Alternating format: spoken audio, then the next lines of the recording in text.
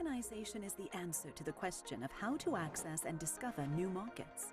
You can turn your illiquid assets into investable opportunities, opening up new capital markets by fractionalizing ownership, making it easier for smaller entrants to play. But you don't want to end up another headline, a victim of this complex, unregulated, and potentially risky process.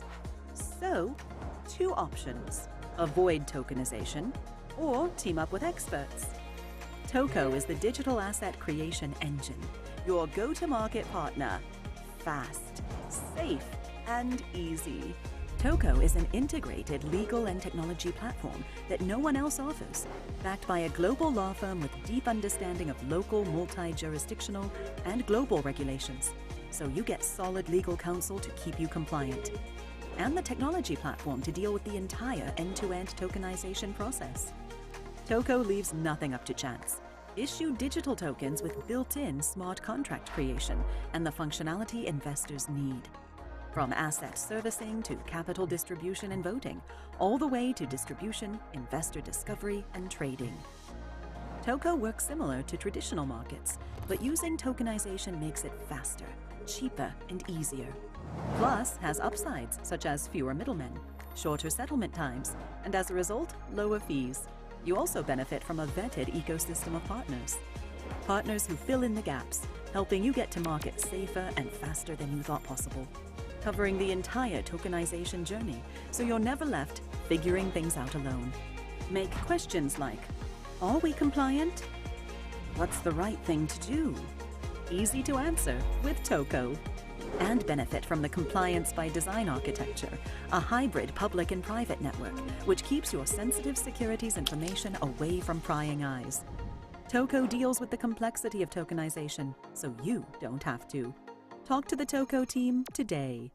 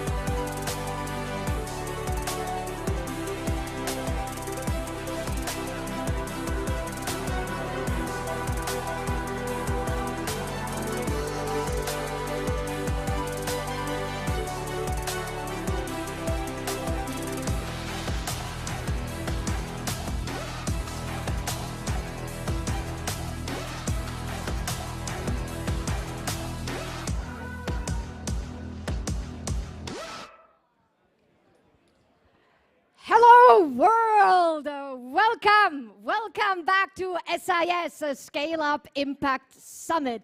I am so thrilled to be here live in Hong Kong, streaming to the world and into the Metaverse. So really a lot of special greetings to all our audience right now in Decentraland, in the headquarters of MetaKey and BNB. Of course, a super warm welcome, good morning to all our fans and good evening from the US, from Europe and the rest of Asia. And thank you to all of you here in Hong Kong to be with us in person. It's so great to be back in person. This year, we decided to put SIS Scaleup Impact Summit under the theme of Universe meets Metaverse. So thank you for being here where truly all worlds collide. We have obviously again a stellar lineup with speakers from around the globe addressing topics in Web3, FinTech, ESG, going to talk about space travel, art and tech, and so much more. Now for those who know us, in everything we do, We have the startups at the center and the core of our heart. So make sure you visit the online booths, the offline booths, and listen and tune in to the pitching of some of the most fabulous scale-ups that you can meet from around the world. We'll also invite you, and particularly our investors here, to our lounge that is sponsored by our sister platform, Angel Hub. Make sure you tune in and learn about the latest investment trends. Now, of course, we could not do that without the great support of our fantastic sponsors. So I do want to call out particularly our platinum sponsors, Toco and DLA Piper. Obviously also our good friends and platinum sponsors this year, again, from Animoca Brands. I would also like to say thank you to our gold sponsors. And just to make sure I don't forget anyone, we do have Jardins, Deal, we do have Google for Startups, and DBS joining us again. Thank you for your loyal support. Our silver sponsors, Magazine Cloud, Newman Capital, Glintz, Gusto, and our friends at Christie's. Thank you very much for joining us again. And as I mentioned, we have some particular Metaverse sponsors, our beautiful portfolio companies, BNV and MetaKey, having some very special experiences for you. I saw some super cool avatars already running around this morning. And Vertex planned some very special escape room in the Metaverse for you as well. And Nifty's. So our venue, Spencer, look at this. The beautiful space we're in here today in Hong Kong live is the Executive Center. And we're really, really thankful. I think we're one of the first events here launching this new, beautiful event. And then thank you to our media sponsors, a huge amount of friends and family from media, and then particularly Agenti and Tadler. Thank you very much for always supporting us. Now, we could not do that without the huge support also from our over 50 community partners who joined in this time from our network of over 500 partners globally. So as we speak, we are streaming truly around the globe and connecting worlds here. Now, I also have the huge pleasure to introduce you my co-host and MC of these 1.5 days at Scaleup Impact Summit, Kenneth Kwok. Kenneth, come on, join me on stage. And a super applause for Kenneth. Go on. Here we go again. I know. Thanks. Hello. Hello. Well, I don't want to be louder than the host here, but hello. Welcome. Fantastic. So you know the drill, SIS. It's not the first time you're joining us, but what are you particularly interested and excited about this year? Wow, where to put my own money this year? I think that's a very common theme. But I want every Hong Kong citizen to be prosperous and healthy this year through the metaverse and the real world. Thank you. Beautiful. So we're going to kick it off today with already 10 fascinating fireside and panels and keynotes. And then again, tomorrow we have a whole day. We start very early at 8 o'clock just to make sure that our friends from Silicon Valley can tune in. It's not going to be too late on their side of the planet, and run the whole day until 8 o'clock in the evening, plus an after party if we still stand at that point. Oh, sorry, getting ahead. Okay, well, without further ado, I have the huge pleasure now to introduce our first speaker, and we are really honored to have with us the Secretary of Commerce and Economic Development of the Hong Kong Special Administrative Region, Mr. Yao.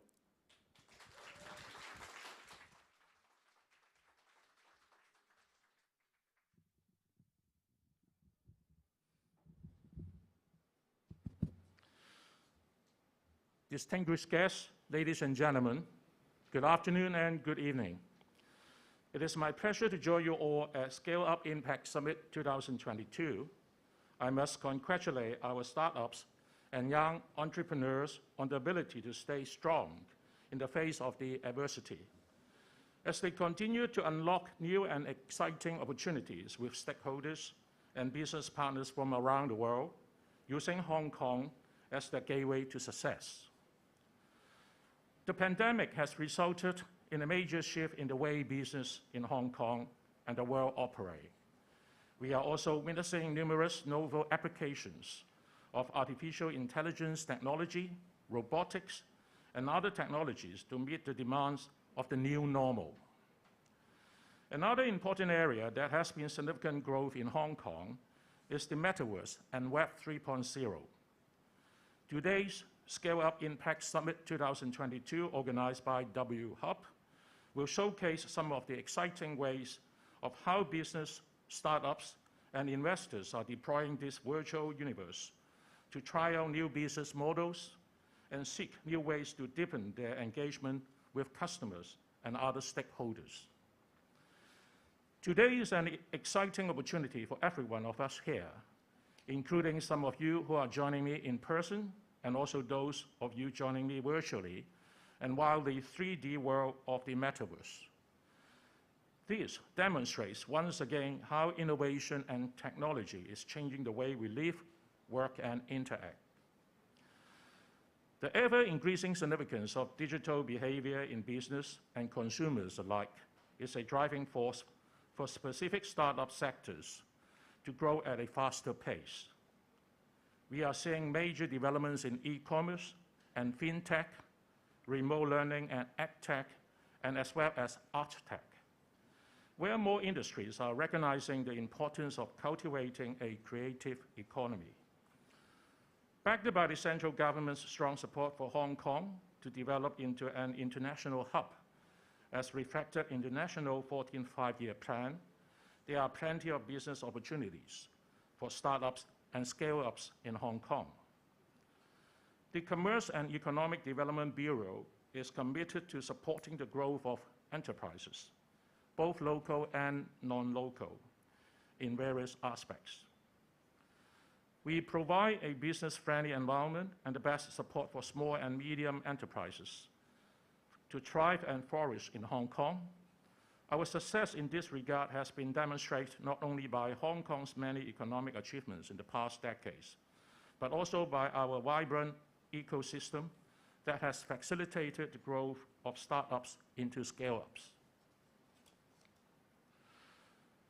Over the years, we have provided multi-pronged support to SMEs, including funding, comprehensive market information, and technical advice.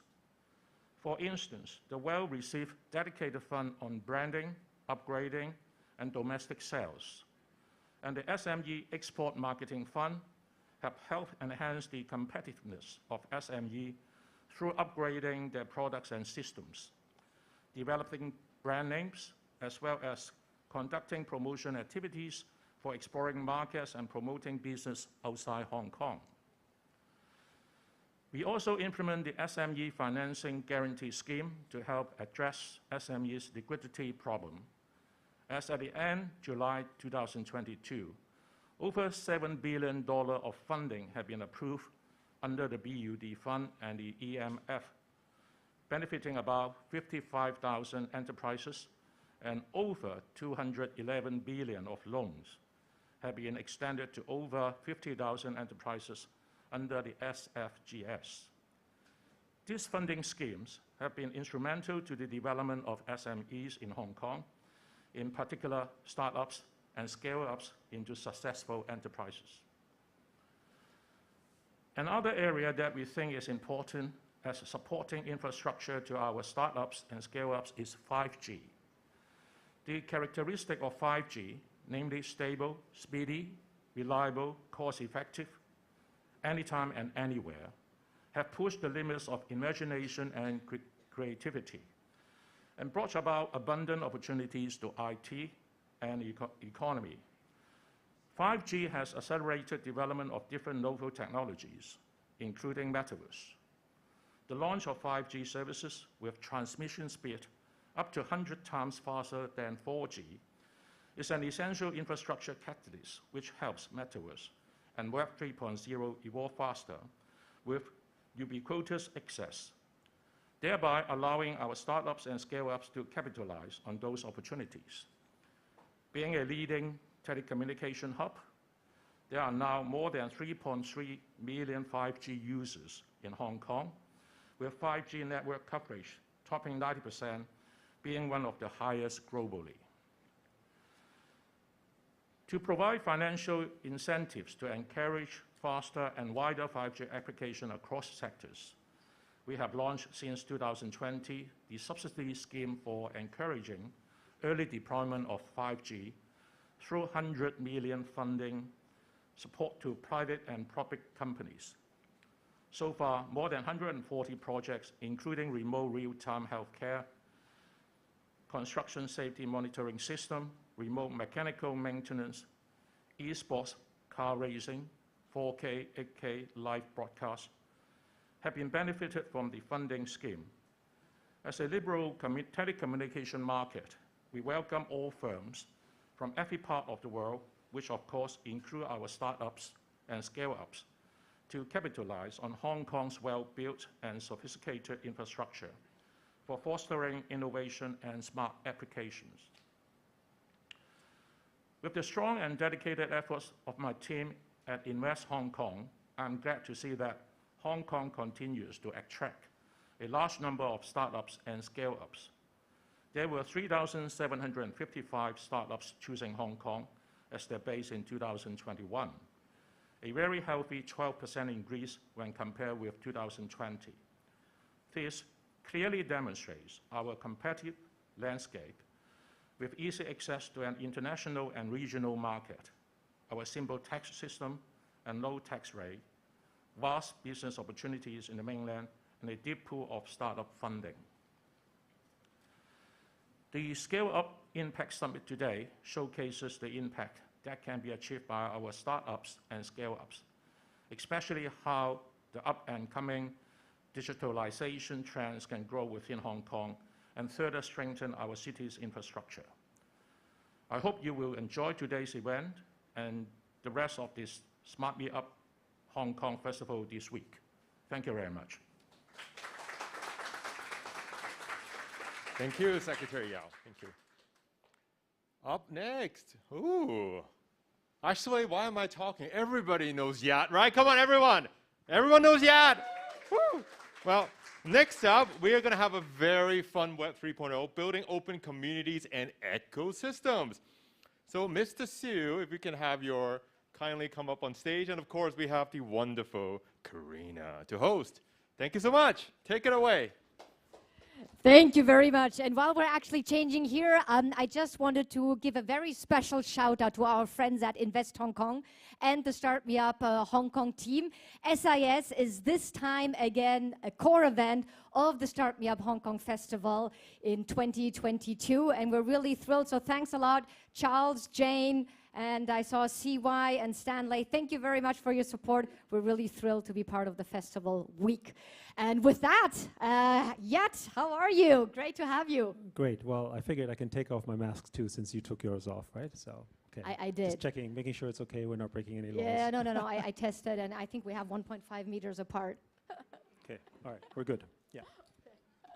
How are you today? Good? I'm good. I'm good. It's great to be here. Indeed, a shout out to Invest Hong Kong. I remember maybe over a decade ago when it all started, right? And the same team. It's good to see the same team that is driving startup culture in Hong Kong forward, including yourself and Karen and the whole team. So wonderful. Well, thank you. You outed us. I was not going to go back and say, like, we have you like from the first days of the Well, you Start Me Up started Hong when you Kong were Festival. teenagers, right? So, yeah. True, absolutely. Okay, well, great. So I think as Kenneth actually said, normally you don't really need any introduction. And I'm not going to go by the way I typically introduce you because I felt that's a little bit, outused and outdated. But I found actually a new theme. By looking at your CV, you are a pioneer in Web 1 and Web 2 and Web 3. Well, I mean, I guess I started early in all of those areas. And maybe the way to explain it is, I wasn't thinking of it, and back then we didn't talk about it as Web 1 or Web 2 or Web 3.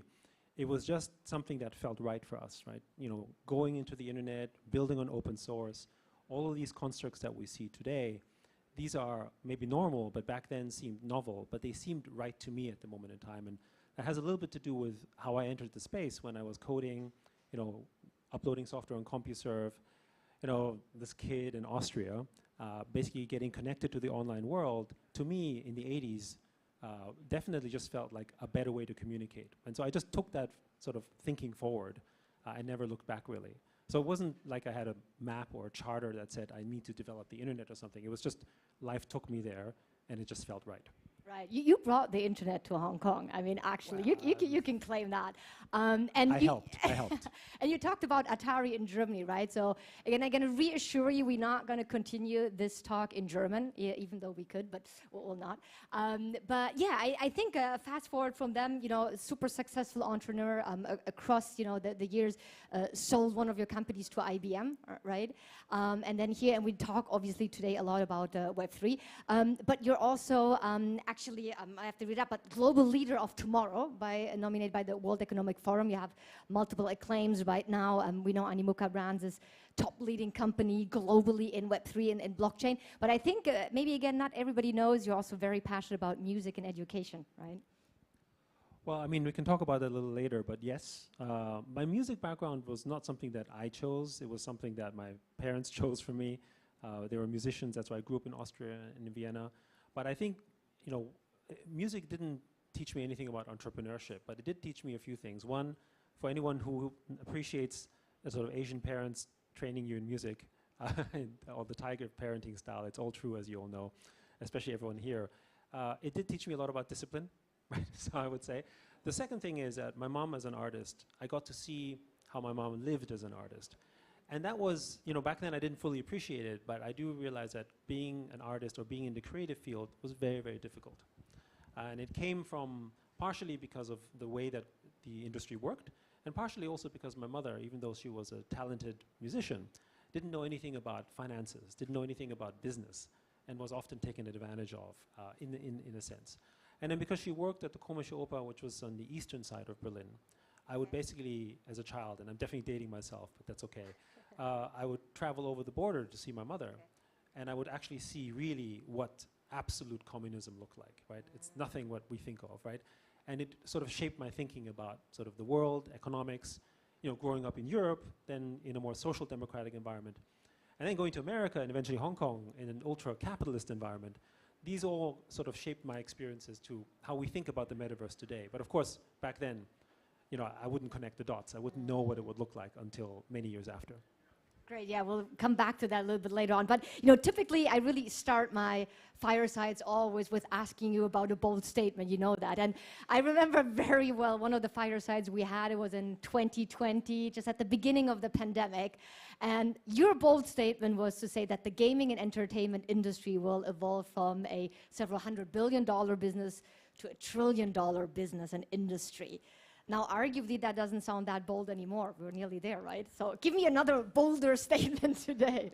Well, I mean, I think when you think about the whole Web3 space, right? I mean, depending where it is, it's between $1 to $3 trillion.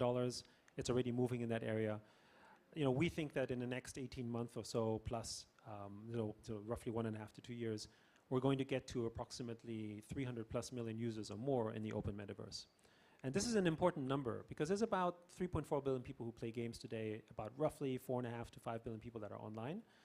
And when you have typically 3, 4, or 5% of whatever community population adopt something, essentially what that means is you basically go into sort of escape velocity.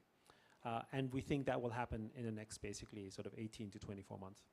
And it will be driven still broadly, we think, by GameFi. And that's also because the only blockchain, or the only game companies that are getting funding in startups right now are actually Web3 game companies around the world.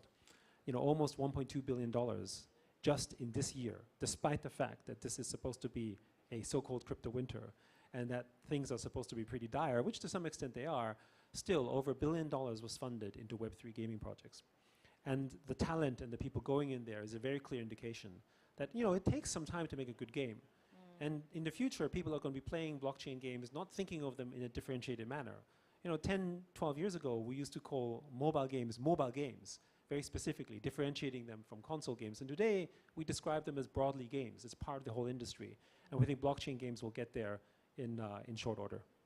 Great. Yeah, that sounds very inspiring. And I think one of the things that I really at the very beginning want to also clarify is that we talk about why Web3 matters, and we talk about Metaverse, and we talk about the open Metaverse. And I think it would be really interesting to hear your perspective on how you define open Metaverse. I mean, is there something such as a closed Metaverse? Well, there's a lot of examples of closed metaverses because everything that Web 2 was effectively a kind of closed metaverse. So the way we think of the metaverse, it's something that has really developed over the last 30 to 40 years from the early days of the internet, because it's actually where we have a social community. So even for those of us who have been online in forums and chat boards in the early days of Web 1 and Web 2, we formed friendships online. Some of us maybe met our partners online, or created great relationships, or conducted businesses. In fact, our value system was already very much online. And now today, I would argue that the majority of our business and social activities actually happen online in one form or the other. So we're already in a kind of pre-metaverse. And a lot of people talk about metaverse as something with VR and AR and virtual experiences. To me, that's only one way to experience it. The actual meaning of the metaverse is essentially where we exist, right, as people. And therefore, when we say open, it means that we must have a part ownership in this, right? In other words, we need to have digital property rights. So Web 1, read. Web 2, read, write. Web 3, typically defined as read, write, and own, right? And the owning part is the same effect that we have in the physical world, which is because we can have physical property rights, we can have, network effects. We can have capital formation, and we can conduct and create businesses in a permissionless manner. Imagine in the physical world, if you owned a house or if you owned a car, and every time you wanted to make a change to the car, or every time you wanted to create a new business or service to what you own, you have to go back to the car manufacturer and say, am I allowed to do this? And then, can I hire a driver? Can I do a Uber or Lyft business? And every time I do that, I have to go to the car company and say, am I allowed? And then they say, sure, you can, but I want 30% cut, or you can do it for half a year or 1 year. Much of the innovation we see today would be completely limited. But because it's permissionless, because we have ownership, we can construct these new businesses. A bank can give you a loan, just with you as the owner of the property, without actually ever having to go to the developer and say, is it okay to give a loan? Are we allowed to do so? Because you truly own it. So that paradigm has been missing in the web, in the internet. And that to us is what it means to build open. And when it's open, that also means that because blockchain, all the transactions become transparent as well. The value system we see in Web 3 is the fact that every transaction, all of our data, which is the valuable resource of the metaverse, actually is something that we can then audit, so we can see the true and fair value. One of the problems we have with Web 2 is that all of the data that we give to Facebook, for instance, we don't know what it's worth, so we give it away for free. We know that Facebook makes billions of dollars, and Tencent makes billions of dollars, and Apple makes billions of dollars. But we don't know how they make it really, because it's always been something intentionally obfuscated. But imagine that you would actually know at the end of the day that your time on Facebook was worth, let's say, $50, $100. Your relationship to the platform will change. You would demand your rights to this. You would say, if you're making 100 from me, shouldn't I get at least half of it, or should I get some percentage? And this is what happened with Web 1. The farmer in China was able to charge the fair price of rice when he knew through the internet what his rice was sold for outside of China. Now, this is a big difference. Many of the middlemen, particularly in places like Hong Kong, were able to arbitrage that knowledge because the farmer didn't know what the fair price was. And so obviously made great profits. When the internet came, it made that transparent. What Web 3 is about is it makes the data transparent. So when you trade an NFT, you know who bought it. You know how much they paid for it. You know what the transaction fees were. That transparency is a market transparency, which, as we know, the more transparency a market has, the more efficient it becomes. So all it really means is that Web3 creates more efficiency in the market, more transparency, and more equity. Right, and actually that's the point where you mentioned about previously in the talk. We thought that the advent of the internet was content is king, everybody can contribute, and I remember you taking on that code about, well, arguably it's distribution who's the queen and wears the pants and makes all the money, right? So you're alluding to big tech, right? And it's interesting, I'm not alluding, I'm saying it's big tech. You're actually clearly naming it. And I just want to make a side note. Tomorrow morning we have Tim Candle, who was running monetization strategy at Facebook, coming and talking to us how we actually also converted into Web3 now. But anyway, what I really wanted to get to is, that there is a risk, right, that these big Web2 players trying to capitalize on the metaverse. And I know obviously in the insider scene, the fact that Mark Zuckerberg stood out there and said he's going to charge 47% plus on a transaction in his metaverse, kind of like, was a little bit laughed at. But are you worried that these big tech will be able to impose their view on Web3? I mean, the biggest threat for the open metaverse is obviously large companies and incumbents who don't want to give up the control of the data that they have. So the way to think of this is that every one of us who uses Facebook or Instagram every day, we are actually working for Facebook. We might not think so because we're thinking that, you know, it's a free service, so we benefit from the free, you know, the fact that it's free. But in reality, you're giving data. You're spending, you know, if you probably count the number of hours you spend on WhatsApp, Instagram, Facebook, and whatever it is that you use, that's probably in many cases maybe more than a part-time job. And when you deliver that data, they create value from this. So this is their business model. And then they can sell us advertising, sell us products and services and so forth.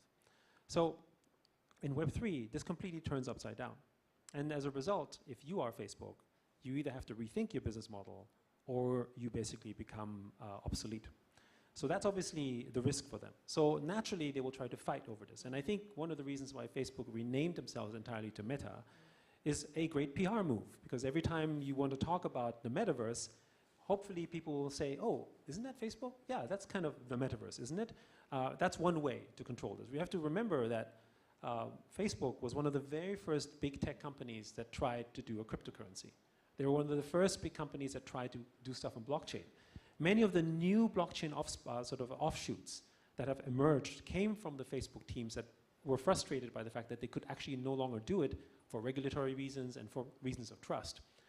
But they had invested heavily in blockchain. So they do understand this, which means they also understand the threat, I believe. So they've been quite forward about this. But I think a closed metaverse will fail. And the reason why I think it will fail is because you can't have the same network effects as you can in an open system. If you think about closed source versus open source, for those of you old enough, like myself, to remember, there was a time when closed source was the predominant form of coding. And big tech companies, including Microsoft and IBM, would not share their code with anyone because it was their intellectual property. They created the code. That was their exclusive benefit. But when open source came along, you know, in the birth of Linux and BSD and all that type of stuff, everyone laughed at this. In fact, this was Web 1. And now everyone uses open source systems. And the reason why is because you can't compete with the network effect of 1 million coders unless you can suddenly hire 1 million people as an organization, which is impossible.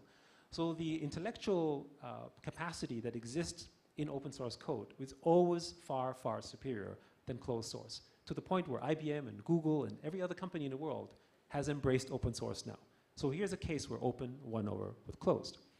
Now, with data, the construct is different, because in Web 1, we generated a lot of data, but we lacked the machines and the technology to make sense of the data. So this is why Web 2 came along, but with one difference. All that data sits inside a private server, controlled by a private corporation that takes value and manipulates it to its effect. So Web 3 changes this. Now this data is in an open framework. And it's not so much about the efficiency. It's about the governance, and it's about the democratization of the access of that data that will change. And given the choice, we as end users would always prefer open versus closed. And we can think of it like an economy. A closed economy that isn't part of global trade will be a certain size, say like North Korea, where its GDP is quite low, it doesn't have property rights. And then you look at a place like Hong Kong or any other place that has actual property rights and a free economy, and you can see the value system is much greater because you can have these capital formations. A bank can only give you a loan or a service or a value if you can actually own it. And that's not possible in a closed ecosystem. So that means that, you know, when you look at non-fungible tokens, maybe a land and sandbox could be worth hundreds of thousands of dollars, maybe even $1 million. That is impossible to imagine in a closed metaverse because you can't have this capital formation in the closed system. So that's one of the reasons we think closed will fail, because they can't compete economically in an open system, just how North Korea can't compete with a global economy. Excellent. And I heard you in other talks say, you know, we actually were living in that Web 2 area, in an area of digital imperialism or colonialism, right? And coming to that open metaverse and mass adoption, I think one of your theories that proved right was to say you don't have to explain actually value of digital content, digital assets to a gamer, right? So if you game, if you play, and that was a little bit the philosophy, right, of Animoca Brands, to say gaming has a role to play in mass adoption for the open metaverse. So there's been 40 years since gaming really evolved into something mainstream with the Atari VCS back in the 80s. And I would call this the training wheels, right? You know, if you had talked about what we talk about today 30 years ago, nobody would have cared, because we didn't have enough of an audience that thinks of digital ownership as something real. It has to evolve. So the last 30 to 40 years, we've evolved from gaming as a niche industry to a primary industry on the internet, not just for our children, but for many adults, where we value not just our online time, but we also think of everything we do online as one that we should own. So for those who play, for instance, Fortnite, the skin that you earned or bought, nobody will say, oh, I rented that. Oh, this is something that I have temporary usage rights. Sure. Although that's what it is, actually, every person thinks that they own it. More importantly, every other gamer in the social network around them that they play with also says you own it. So that all gamers believe that the items that they earn in a game or they buy in a game ought to be theirs. So this is already in the natural thinking. Therefore, translating that from, well, this is actually fake ownership to real ownership, to us seems like a very natural paradigm. And the other thing, of course, is that these digital assets represent the social constructs of value today, because gamers look at virtual goods as a status symbol, as a sort of identity. If I'm a gamer, it's an identity. If I have this skin, this sword, this car, it's an identity, either of my achievement or of who I am. And in the physical world, we do the same thing. Where I live, what car I might want to buy, what clothes I wear, these are assets that represent our actual identity. We don't buy clothes generally just because of utility. Otherwise, we'll all be wearing the same color, right? Or we wouldn't buy cars just for utility. Otherwise, we just buy a car that looks exactly the same and goes from A to B and would be much cheaper. We buy it because it says something about us. It means something to us. It's part of our identity, and it's part of our legacy as well. And it's something we can pass on as a legacy too, right? The way that we pass on, you know, property or wedding rings to our next generations is a legacy we want to pass on, because it identifies what makes us human. In the digital world, we're creating all these human experiences. When you're spending, you know, 40 to 80 hours a month playing a game, that isn't just, you know, which is the average time now, right, for many of those gamers. That isn't actually just sort of, you know, entertainment. Just the same way you form memories, they form a part of you. How can I take a piece of that memory and make it permanent the way that we do in the physical world? That's where property rights become so important. No, absolutely. I think everybody by now follows you on this, but let's go a little bit back in memory lane. I remember, when was that? You dated us already, so was it 2015, the first time when Mick came over from Dapper Labs and Crypto 2017. 2017, okay, not that old, but, and then afterwards, you know, Seb from the Sandbox, so you helped them to move from Web 2 to a Web 3, you know, a business model, Axie Infinity. I mean, was there at any given point in time that turning point where you were like, okay, this is it, and this is going to take off now? Or what have you seen in these companies early on when you came on board? So we entered the space in late 2017 and 2018, which was really, you know, the true crypto winter. Like, we don't think this is a crypto winter because in 2018 it was way, way worse, right? But we didn't enter the space because we thought of necessarily just the commercial impact. We thought of the impact it could have. When we saw CryptoKitties, to us it was the realization that we can actually have true decentralized ownership. And the way that we design games and the way we have ownership on the online world was the key factor that would trigger this. But we also knew in 2018 and 2019 that there were very few players in the space. You know, when we put our first check into OpenSea to support them, it wasn't because, I mean, obviously we hoped OpenSea would be very successful, but we didn't think that OpenSea would be as big as it became. We just thought, well, the ecosystem needs a marketplace. So, you know, what's the best one? Oh, OpenSea. So, you know, let's help you, right? That's how we thought about everything. The same was with Axie, the same was with Sandbox, Dapper Labs, right? Even Decentraland. We didn't go there solely because we thought it'd be great returns. We had a conviction that this space would be important, would have impact, and would be meaningful. And therefore, that's how we invested. And the fact that it moved much faster was probably an acceleration of events, including COVID. The fact that it would happen to us was never in doubt. The fact that it happened this quickly maybe is something that we didn't project. And the fact that it develops a whole new industry called GameFi? Well, I think GameFi, we definitely had a hand in making GameFi a really big industry. And as I mentioned earlier, this year, 90% of all funding went pretty much to GameFi-related projects. Which is, as a trend, basically is a foregone conclusion, will be, I think, a pretty big industry. But we're now also looking at new industries. We want to activate more places because non-fungible tokens as digital property affects every piece of content. It's not just gaming. Gaming is an obvious, let's call it soft underbelly that we can sort of get a lot of adoption.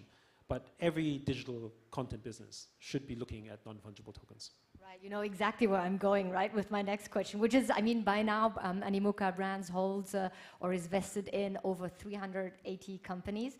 They're not all gaming companies. So explain a little bit more about this truly open ecosystem that you're building, and maybe a little bit your portfolio strategy and your philosophy behind that. So the idea behind us investing the way that we did is not typical investor style. We're also not a VC, so we invest most of our money out of our balance sheet. So it's a slightly different approach. And the way we think of this is that almost like contributing back to the ecosystem, because we think it will, with Web3, there's a shared network effect. So in other words, how do you build a healthy, sustainable ecosystem that is truly decentralized? Well, first of all, it would be hypocritical for us to say we want to control it, right, and just build one metaverse. So in order to make sure that it has the largest network effect, we have to facilitate the growth of many other ones, which is also the reason we support more than one metaverse. We don't just invest in Sandbox or Decentraland, but we've supported the growth of basically over 30 or 40 different type of metaverses, because we think those are all important for diversity and inclusion. The second thing that we believe in very strongly is that not every business needs to be have the highest return potential, because that's not what this is about. What it's about is how do we create the best network effects that can construct. Like in a society, people play a role. We think of the metaverse as a construction of a country or a nation. Not every person in a country can be the highest yielding performer, right? Nor can every person in a country be responsible for all the profits or the biggest returns. You need to have a balanced, healthy ecosystem where everyone plays their part, right? So for instance, gaming guilds is an example. We were prolific supporters of gaming guilds, continue to do so. Gaming guilds themselves are important service elements, but they're not necessarily the type of businesses that arguably provide the best type of yield, but they provide a really critical function to Web3, which is the onboarding and education and adoption into basically the open metaverse. Right? And that's the reason why nations and countries invest in schools. Schools aren't necessarily the most profitable endeavor in terms of making money, unless you live in Hong Kong and you do tutoring. But that's a different story. It's not something we do, right? But as an example. But they're still vital. If you don't have schools and you don't invest in education, you don't have a coherent country. You don't have a nation that thinks together, and you don't share values, and you can't grow a space. So the 380 investments, which we hope to be even bigger, are part of that ethos. The other thing is the inspiration we took as a personal angel investor and seeing how Silicon Valley developed. One of the powerful things about Silicon Valley is the prolific angel investing that happens across all levels, right? So meaning that it doesn't matter whether the investing isn't limited to just professionals. Investing is a culture. And it's not a culture because you're just thinking about how much money you make. It's a culture because you're giving back to the very community that made you who you are. And this is, I think, something that makes the Valley unique, and I think is often not understood. The network effects that the Valley built is not, I spend a lot of time in this year in Menlo Park and in Palo Alto, which is, the heart of Silicon Valley. I can tell you broadband sucks. Mobile phones, for those of you experienced, is pretty choppy. Sometimes I'm on Zoom calls and it chops out. Right? This is supposed to be the tech capital of the world, and it doesn't have, that strong of an infrastructure. So it's not the infrastructure. It's the fact that there's a culture of reinvesting back into an ecosystem, and that's why you have the culture of the colleges and the universities there, and that's what makes it. It's not tall high-rises, right? It's not fancy buildings. It's not flying cars, right? It's basically culture. And what we feel for Web3, it's the same. It's that ethos of, well, we invest in the ecosystem, because even if not all of them succeed, we plant the seeds for more growth. And because we're so broadly exposed in the system, we will broadly benefit as well. And I would say, you could say that in some ways, this would be true for Hong Kong too. If more people in Hong Kong, broadly speaking, who have made money through living in Hong Kong, would invest heavily in startups, which I know has been much of the work that you and Invest Hong Kong have been trying to do and so on, then maybe the investment they themselves might not be directly successful. Who knows, right? However, the ecosystem would become richer. The diversity would be stronger. And the optimism and the hope, and therefore the ability to imagine new ideas would be richer and more powerful. So you build hope and you build dreamers in an environment because you know there's a good chance. Whereas if you don't have access to this, because that's not the culture, then you feel like your options are limited and you won't even try, right? And you become more pessimistic. So that's the ethos just on Web3. And the more distributed the equity is, the more value is shared. And because Web3 is an open network, it is inherently anti-monopolistic. So that means that it's easy to share in the value. Like in the simplest examples, all of you could own, say, Bitcoin. By the way, I'm not a Bitcoin maxi. I'm just giving you an example, right? And even if someone might own a lot of Bitcoin more than you still benefit from the network effect of other people who own it. So you can share in that effect in a manner that is hard to do in other ecosystems, because maybe you can't afford the property, or you can't have or you don't have shares in the business, or you can't get shares in the business because it's not available to you. These things is what basically Web3 and blockchain sort of democratizes. Right, that's brilliant about the philosophy. I think that sentence, that investment is now officially part of culture, I read that somewhere in a company deck of Angel Up. Is it possible? I think, I mean, maybe so, and the investment isn't so much just for returns. Because by investing back in the ecosystem, it comes back to you in other ways. And if you think about Animoca Brands, I think it's not just the fact that we helped spur an ecosystem. It's the fact that the people who have benefited or see it understand what we're trying to push. And so, you know, it's like a little bit if you think about why do people choose to buy organic food? Or why do people go for ESG? It's not because it's cheaper. It's because it stands for something. It's a philosophy or it's a purpose. And so they're willing to fund that purpose. They're not just willing to just buy a product just for utility, because we're past that. They want purpose behind it, right? And I think that's where the world is going. And I think this is where maybe some classic investors struggle, because they're still just looking for the utility. They're still just looking for the raw sort of, actual yield that comes through it. And while that obviously has relevance, that is not how most of the younger generation wants to see the world. Actually, looking again into your portfolio strategy or philosophy a little bit from a different angle, right? So talking a little bit about the creator economy in a larger sense. So yes, gaming should definitely play a role in mass adoption. Now, we joke about the fact that probably the art industry, right, had played a major role. So I think the fact that NFT made it into the Collins Dictionary word of 2021 was the fact that Christie sold off a Beeple for $69 million. And that seemed to be kind of like a breakthrough, right? What do you think in terms of, obviously now art and tech, and we'll have Francis come tomorrow and talk a little bit more about that as well. What other areas do you see are going to be impacted next? The music industry, I think it's already up and running. And how far will the creator economy spread? And where are you kind of like looking and scouting already for the next winners? So let's, one of the things that we managed to do with GameFi and sort of NFTs is to sort of assist in the growth of an industry that basically becomes a force where capital and funding will go to support it. Because one, it's not just the fact that you can make money from it, which is maybe a positive, of course, you want it to be sustainable, but also that it's just a better outcome for the end user. And one of the reasons why NFT and blockchain games is sort of a desired outcome is because it's better for the gamer, right? And so to me, that becomes sort of the way forward. And one of the industries that we think will happen the same one is in education. We recently acquired a company called TinyTap, which is essentially a teacher marketplace. And what's interesting about that marketplace is that it currently already in a Netflix-like model has teachers making content, for other teachers or for other parents with kids that have maybe slightly different needs or want to learn math a different way rather than the conventional method. And they pay them a royalty or basically an income stream from the content they make. Maybe $1,000 a year, $500 a year, in some cases tens of thousands of dollars. Now, when you take that as a non-fungible token, with it you can embed the rights of the content as a publisher.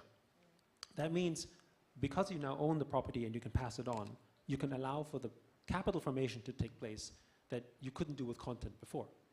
That means that if you're a buyer of this educational content, you might say, well, it's making $1,000 a year. I'm willing to pay for 10% yield 10 times the price.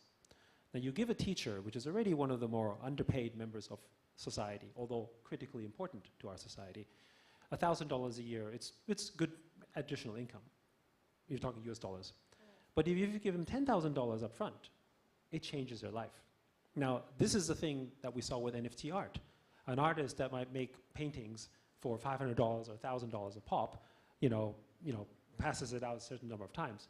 But now that he can have equity in the process and continue to have yield generated from this allows him not just freedom, but it also allows that person to make more money than he did before, and actually creates a better economic outcome for him, but also means he can reinvest in the ecosystem and grow the space and make better content as a result, because he now has the freedom to do so, right? If you make more money, then you have freedom to think. You have freedom of sort of expression in a way, because you don't have to worry about the next week or the next month. You can start planning your future and be a bit more forward thinking. And this goes to the ethos of decentralization as well, whether this is art or educational content or gaming. Because if we all are able to get a share in the space, like for instance artists, the fact that through blockchain you have a transparent way in which you can share royalties across, that means you don't need a central organization that taxes it on your behalf. In music you have ASCAP, maybe in art houses you have gallerists, right? They do the function because it's hard for an artist to reach out to their collector or sort of find a way in which they can collect a fee. In fact, it doesn't make sense to do so. Now, the problem with that is that invariably you are giving control to an entity for your rights, because they have to manage it on your behalf, because you can't do it. And then that means that the larger that organization grows, the more power it accrues, and eventually it becomes a mini monopoly, and then it takes advantage of it. And if you look at the music industry, I think ASCAP and BMI were two entities that were constantly taken for antitrust courts because they always abused their music rights. But you see this in every industry.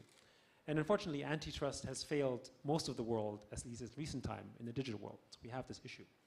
Now, with the decentralization of this ownership, that means if royalties are shared in a distributed manner, in a transparent manner where the middleman is replaced by blockchain through essentially just automatic transactions, not only does value distribute more fairly and distributed, it also means power is decentralized as well, which essentially ensures that there can't be an abuse of the network in the way that we've seen today. If we can't make value from our data, we have to give it to someone like Facebook or Google to make value. But if they don't pay us for it, that's an abuse as well. But if I now know that my data is worth $1,000 or $10,000, someone else will come and say, oh, you're worth $10,000. Well, how about I give you 50% and you come with me? We can actually do this, which you couldn't do before. And you see this effect in Web3 with open marketplaces. OpenSea is still number one, but now there's a very healthy competitive landscape of marketplaces out there because they can leverage the open chain. They can see who the buyers are. They can create competitive services in Web3 that you couldn't do in Web2 because they would close the gates. Yeah, and you have more and more of them coming up, and also companies offering to swap NFTs, etc. By the way, I mean, for everybody who's really interested in art and tech, we'll have a talk tomorrow. We also had last year, I don't know if you remember, you brought Tubadur on a panel, who was actually the co-founder of Metacoven, who bought the Beeple, and we had Beeple. But yeah, going into another area. So again, you mentioned that the open metaverse or metaverses is your vision. You don't want anyone to hold and concentrate all the action. So you invested into Decentraland, obviously the Sandbox, the AAA game Phantom Galaxy also, successfully launched a virtual planet. Obviously you're partner of Yuga Labs, right? And they had for Other Side and Other Deed NFT sale very recently.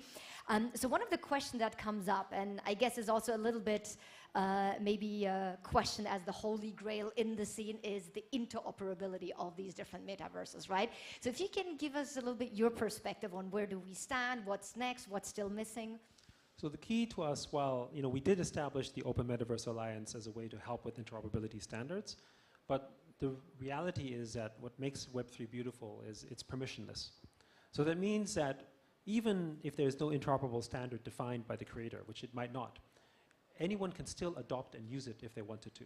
This is important because in the example I gave of the car, for instance, the baby seat, which was designed in the 1930s as a way for children to be transported in a car, wasn't something that a car company designed. It was just someone outside said, well, there's this car and it has a seat like this. We'll design something that fits in it. And it was pretty ugly, of course, but it did the function. And a new business was birthed at that moment in time, entirely permissionless. They didn't go to Ford Motors and say, can I design this? They just designed something that fit the form factor of that car. So they created an adaptation that fit and created a new business. And by the way, we see this in every business. The fact that we own an iPhone is why people make headphones or cases or accessories, right? They didn't go to Apple and have them share their spec. They just used the phone and said, this is a form factor, I'll create a business around that. Now that's the same for the open metaverse. When you own an NFT, the attributes are yours to play with as you like. Of course, it might be great if someone gives you a standard, but in reality, you define the standard for your product. And the imagination in the open metaverse can be wild, because just because it was a virtual car in this game doesn't mean it has to be a car in another game. It could be a horse, it could be a rocket ship, right? It's a representation of an ownership of a kind of customer that you want to adapt or acquire. So the imagination is not limited. Sometimes we take physical world constructs and say, well, it's a virtual car, it must always be a car. Well, maybe in the physical world, but not in the virtual world. So you can take it as far as you want. So the permissionless nature is the true beauty of Web3, not the fact that there's standards. But of course, standards will be developed as they have in cars for safety and so on, right? In Web3, we'll have similar things, maybe not specifically for safety, but maybe for ease of use and so on. That will, of course, happen as well. Right. And one thing, actually, because I think time is unfortunately going to run out again. Next time we really have to plan, I think, for a 1 hour fireside. You talked about crypto winter, right? Now, again, for all those who are, as we, very proud investors into Animoca brands, read that even though we're supposedly in crypto winter, your results have not been impacted with 380 portfolio companies in the space. So what is your secret? Or again, how do you look at this? Is it truly a crypto winter? Is it? Well, I think of it more as like a crypto chill or maybe an autumn, right? If this is a crypto winter, then 2018 was a crypto ice age. Right? This is when Bitcoin was like $3,000 and Ethereum was floating in the hundreds or lower than that sometimes in some cases. That was a really bad time, right? But I think the other thing is you have to look at it from the long-term lens. So let's look at the stats. There's 5 billion some people in the world right now, give or take. If you believe that Web3 and the metaverse is the natural iteration of where the internet is going from Web 1 to Web 2 to Web 3, then we have several more billion people to grow by a long margin. So whatever chops we have in the world, it actually isn't really a problem. You know, Hong Kong itself, if you look as an economy, its GDP over the last 30 years, broadly speaking, you know, let's take COVID aside, right? But broadly speaking, has been on a trend up. Yeah, you can look at the Asia economic crisis, that was a blip. You can take a look at SARS, that was a blip. You can look at Lehman Brothers, that was a blip, right? They're all blips, but they didn't set them back 30 years. They set them back, but the broad chart of growth, and this is true for Korea, Singapore, Malaysia, right? So when we look at the moment in time and we say, oh, wow, you know, 2008, 2009, that was disastrous. It was disastrous from the lens of a 1 year perspective, maybe 2 years. But when you look at it from a lens for 10 or 20 years, it was nothing but a blip in the broader development of the society in which we are in. And so we think of the same way with Web3. So if you take a 3-year lens even for Web3 and blockchain, then this is actually what we're experiencing, just a blip. Sure, Ethereum was at a peak of 4,000 and went to 1,500. Bitcoin was 60,000, went to 20,000. But 3 years ago, it was 3,000. Right? So if you have a long horizon and you're a believer in the space, and this isn't about timing the market. If you're a trader, I have no answer for you, right? You just do what you do, right? And good luck. But if you believe in a long-term vision and you think this is a better future to build, and this is the next iteration of the internet, then I think to us, the answer anyway is obvious. You build in this, and as more people join the space, you're just participating in the early days of one of the fastest growth verticals, growth industries, I think, frankly, the world has ever seen so far. Yeah, absolutely. So that's not the burst of a bubble, right? Again, 100 million probably wallet users versus 5 billion internet users. There's a long way to go. Fantastic. Unfortunately, the time is over, but I know we have so many questions on the internet, and one of the most burning questions I know for all entrepreneurs in the room is, if somebody wants to become part of the Animoca family, what should he or she do? So we have a few ways. We have a ventures team, so I think you can go to the website and you can sort of submit something there. Generally speaking, many of the members at Animoca Brands are easily accessible. We're a very friendly bunch. The only thing we can't guarantee is that we get back very quickly because we're busy. But we do want to respond to everything. We also have an accelerator together with Brink. So if you're looking at something there, you can also apply for the accelerators. And by the way, there's an also accelerator with Sandbox as well. So we have many avenues to enter the space. And also we fund a lot of investors, and including Angel Hub, right? So that means that we have multiple tracks in which you could participate in the animal ecosystem, if not directly with us. But for us, everything that everyone builds in the space is very important for us. We do want to see it develop. We are limited in capacity for time, but we take everything very seriously. So if you have patience, don't wait on us, but do it. Keep us informed, because we may come back and want to support in a way. Basically, it's a classic entrepreneurial story. Just because you don't hear anything or even get a rejection, don't give up. It's not just true for us, it's true for anything in life. So keep going. Fantastic. And just to clarify, Yat saying that you should check out Angel Hub is not an investment advice, but you should check it out anyway. Thank you so much, Yat. Thank you very much. Great having you. Thank you. Thank you. Hey, by the way, according to the information I have, Animica is now number 5, right, on the list of world's top 50 blockchain gaming companies. Hey, Team Hong Kong, how about we make it top 3 very soon? Power of Hong Kong, invest Hong Kong. Thank you again, Yat. Thank you so much. Well, next up, humans and machines. Ooh, I kind of like this trend. So what is the difference, right, between a human and machine in 10 years? Well, today we have 3 amazing guests. Rahul Nambiar from BotSync, Jian Lim from Being AI, and finally Mr. Walter Jennings from Asia Impact Circle. So everyone, please come on up and take it away. Thank you so much. Great, and thank you very much for that introduction. Hi, I'm Walter Jennings, and I'll be the moderator of today's event. Hey, Jean, nice to see you. Hey, hello, hello, Walter. This is a real example of the universe meets the metaverse when we have the moderator online and one of the guests on stage. So here we are. Today we're going to talk about the disappearing divide between physical and digital. And we're joined on stage by Jean Lim, and she's the co-founder and CEO of Being AI.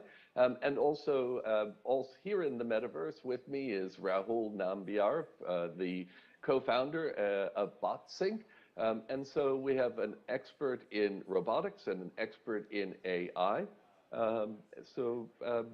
As a start, Jean, as you're there in person, why don't you introduce Being AI and tell us a bit about ZB? Okay. So I created Being AI after spending 4 years in the robotics industry, taking Sophia around, Sophia the robot. And what I find fascinating was the way people connected very deeply and emotionally with her.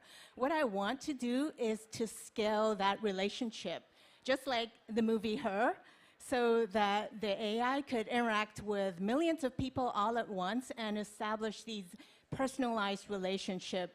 And that's why I started Being AI, creating artificially intelligent characters that cuts across different media platforms and devices to interact with people. Well, then if you've developed the AI in Her, that might make Rahul walk in Phoenix. So please be careful around ZB. Rahul, could you introduce us to BotSync and a brief introduction to your technology? Absolutely. Thank you, Walter. Patrick. Pleasure to be here today. So my name is Rahul, one of the founders here at BotSync. And what we do is essentially kind of automate the final leg of what happens inside a production facility. So take factories anywhere in the world, you have lines which are automated.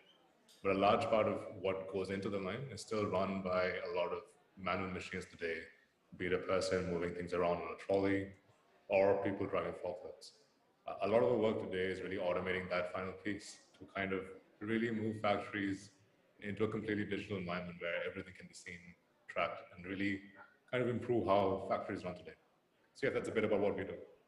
Yeah, and the combination of an expert in robotics and an expert in AI is a great combination. And so Look, can we talk a little bit, Raul, while you're speaking, I'll talk to you first. What are some of the areas where you're really seeing the most dynamic growth of robotics? And then I'll ask Gene the same in AI. Absolutely. I think a lot of the work which has been, I can speak from a Southeast Asia perspective and what we see in this part of the world. I think a lot of work has been going into kind of optimizing what people do, especially in the field of collaborative robotics. So we have people inside a factory or warehouse running a lot of heavy-duty work. And robotics has really come into play in these facilities to really optimize, complement what people do. So the staff that they have can really focus on something a lot more critical, a lot more value adding than just moving materials around. So a great amount of work has gone into really optimizing and collaborating with people to improve efficiency in these facilities. And that has been amazing to see, both from the perspective of how advanced robotics has become, but equally importantly, how people interact with these machines as part of their work. And it's really exciting for us to see, especially when we see factories in Malaysia, Thailand, really running in a very high digital environment where people are basically in sync with machines, running a highly efficient production line. So yeah, it's some exciting work there. Fantastic, Raul. And Gene, same question. What are some of the factors that are driving the growth in AI and underpinning Being AI's growth? Sure. So because we're creating artificially intelligent beings, of course, I'm interested in this space, both in terms of robots and in terms of the virtual avatars. So I was just talking to Raul. Basically, when we talk about robots in the physical world, we're talking about now cobots, right? Human and AI working and living together, it's going to be a real thing. It's already starting to be a real thing. In the virtual world, normally people call it the non-player characters, which is the NPC, which I'm going to argue that it's not going to be non-player very soon. It's going to be like player, because AI would be autonomous and real-time interactive and intelligent. So this is an area where I think there's going to be a lot of excitement, especially with the onset of the metaverse, because people are forecasting that in the metaverse there'll be more autonomous beings wandering around than actually the human personal avatar in the future. Well, there are two trends that I feel are fueling the growth of both of your businesses. One, obviously, has been the uptake of technology during COVID and the challenges in work. And then also the great resignation, or the need to focus talent and tools where they're most effective. Raul, how are these and other trends impacting your industry? Yeah, absolutely. So I think kind of what is interesting is when we click an icon on an e-commerce website, materials get delivered to our doorstep the next day. I've been spending a lot of time kind of tracing back and seeing what happens along the entire value chain, kind of getting the material to your doorstep. So it needs to be produced inside a factory. Materials need to be sourced, sent to the factory, and moving all the way across. So apart from just, I think, the uptick of technology and I think lack of labor resources to work in these facilities, I think the demand for better visibility. People want to see where their items are. Companies want to see where the raw materials are coming from. I think a lot of push has been going into just improving visibility across the supply chain. And automation, robotics, and integrating AI into a lot of these lines kind of fits into that idea of moving more and more elements online. Being able to better track and give that information back to customers to bring a better customer experience overall. So that has been something which when we work with a lot of these companies, they really focus around improving that customer experience across the entire chain. So apart from the labor issues, as well as the requirement of technology in general, I think that has been a big driving factor in this part of the world, especially, where that kind of attitude is really pushing automation, AI into every part of the supply chain, both factories and warehouses. Very good. Gene? So I wanted to address this great resignation term because I think it's actually an effect with a cause. So the cause is when people stayed at home, they realized that they have other priorities rather than just work all day. So I think some people are calling it the Great Awakening after the Great Resignation.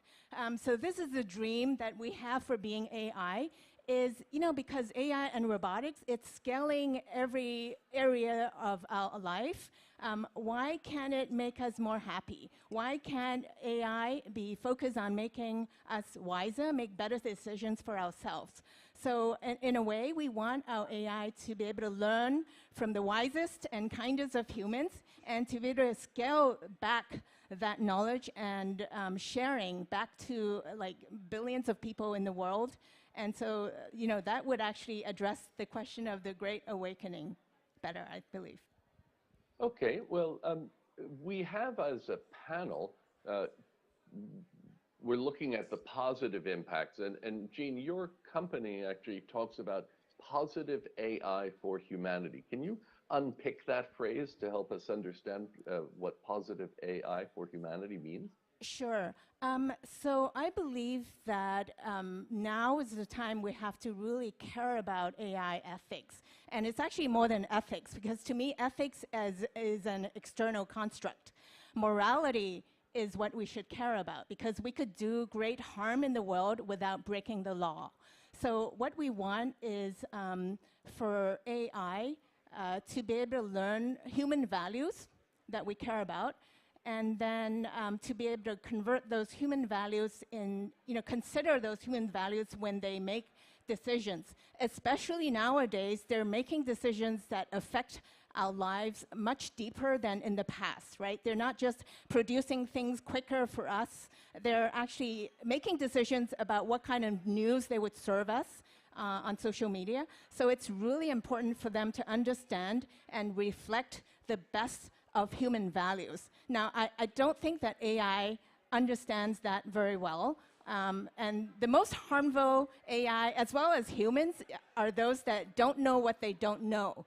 So what I'd like is for AI to be lacking in self-confidence in this area. And they should always check back to the human to check their values, because also values are contextual, right? It's not so simple as good or bad.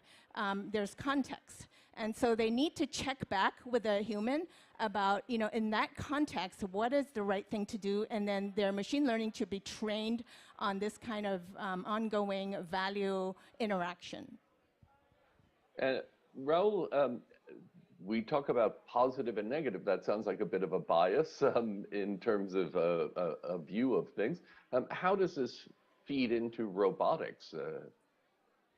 Yeah, I mean, I think the way we look at it is kind of what we need to do with robotics, what I guess the general agenda behind robotics is to make people's lives easier or to help them do more with the same amount of time.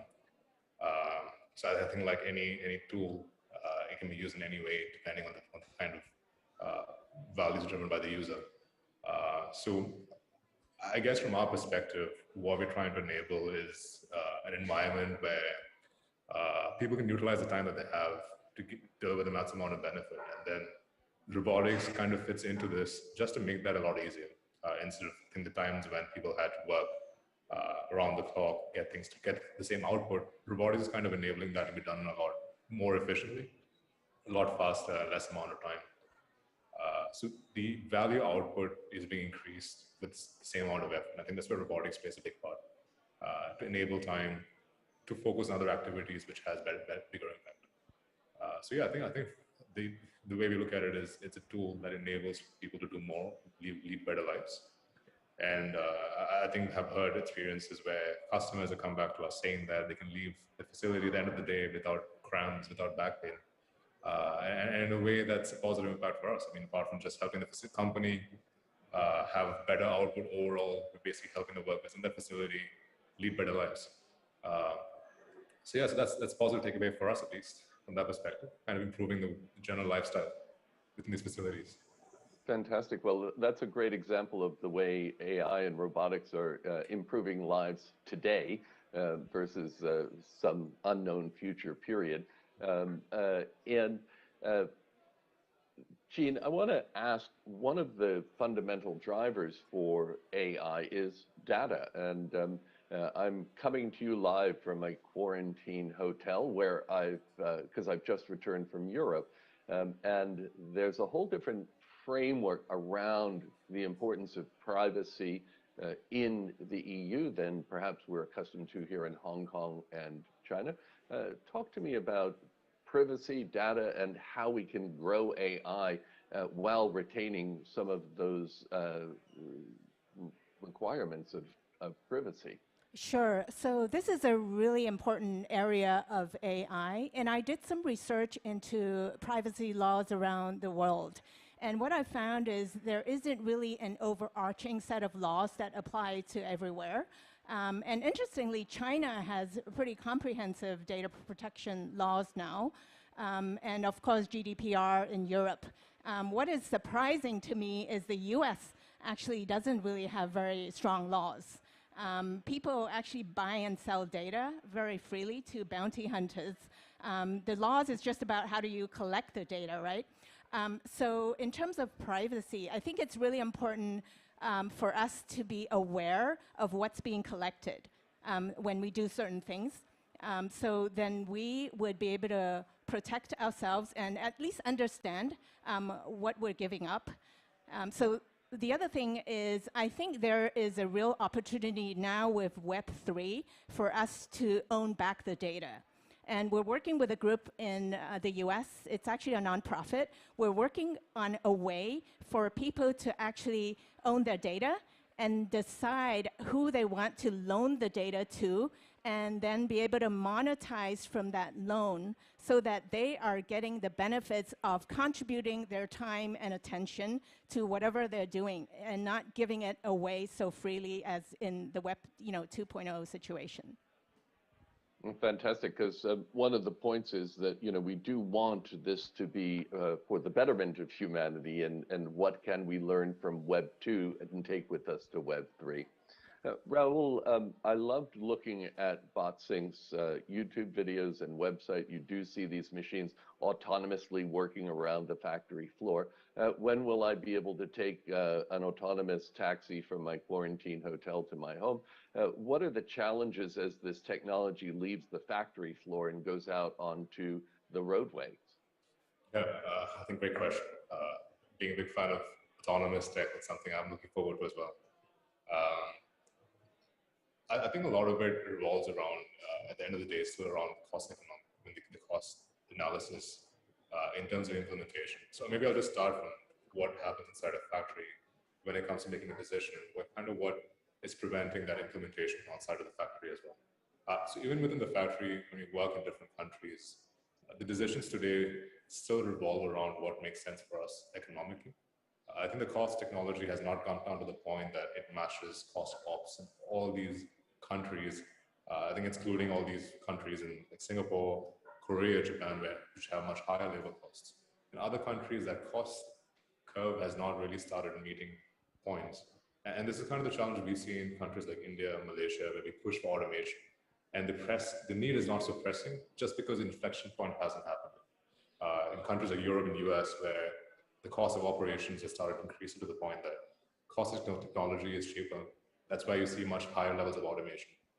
I think very simple metrics, the average robot density is like 2%, 3% in Korea, up to 7, 8, 9% in Singapore, and it's 0.05%, 0.06% in countries like India, Indonesia. And a lot of it can be traced back to the relation between GDP per capita and where the density is. So this still drives a lot of decisions on the ground today. It's very hard to get past this. I think the same extends for conditions outside of the factory. Absolutely, everyone is allowed to have that part of it completely automated. And I think what is happening today is that considering automation is still a bit behind in terms of meeting that cost requirement, what we see more and more is a lot of digitization in this. So even though trucks are still driven by people, a lot of the routing is now automated. So there's a partial level of autonomy being implemented across the segment to improve everything from what happens in the port, what happens while the items are being delivered from port to the facility, and really improving that visibility on the first level.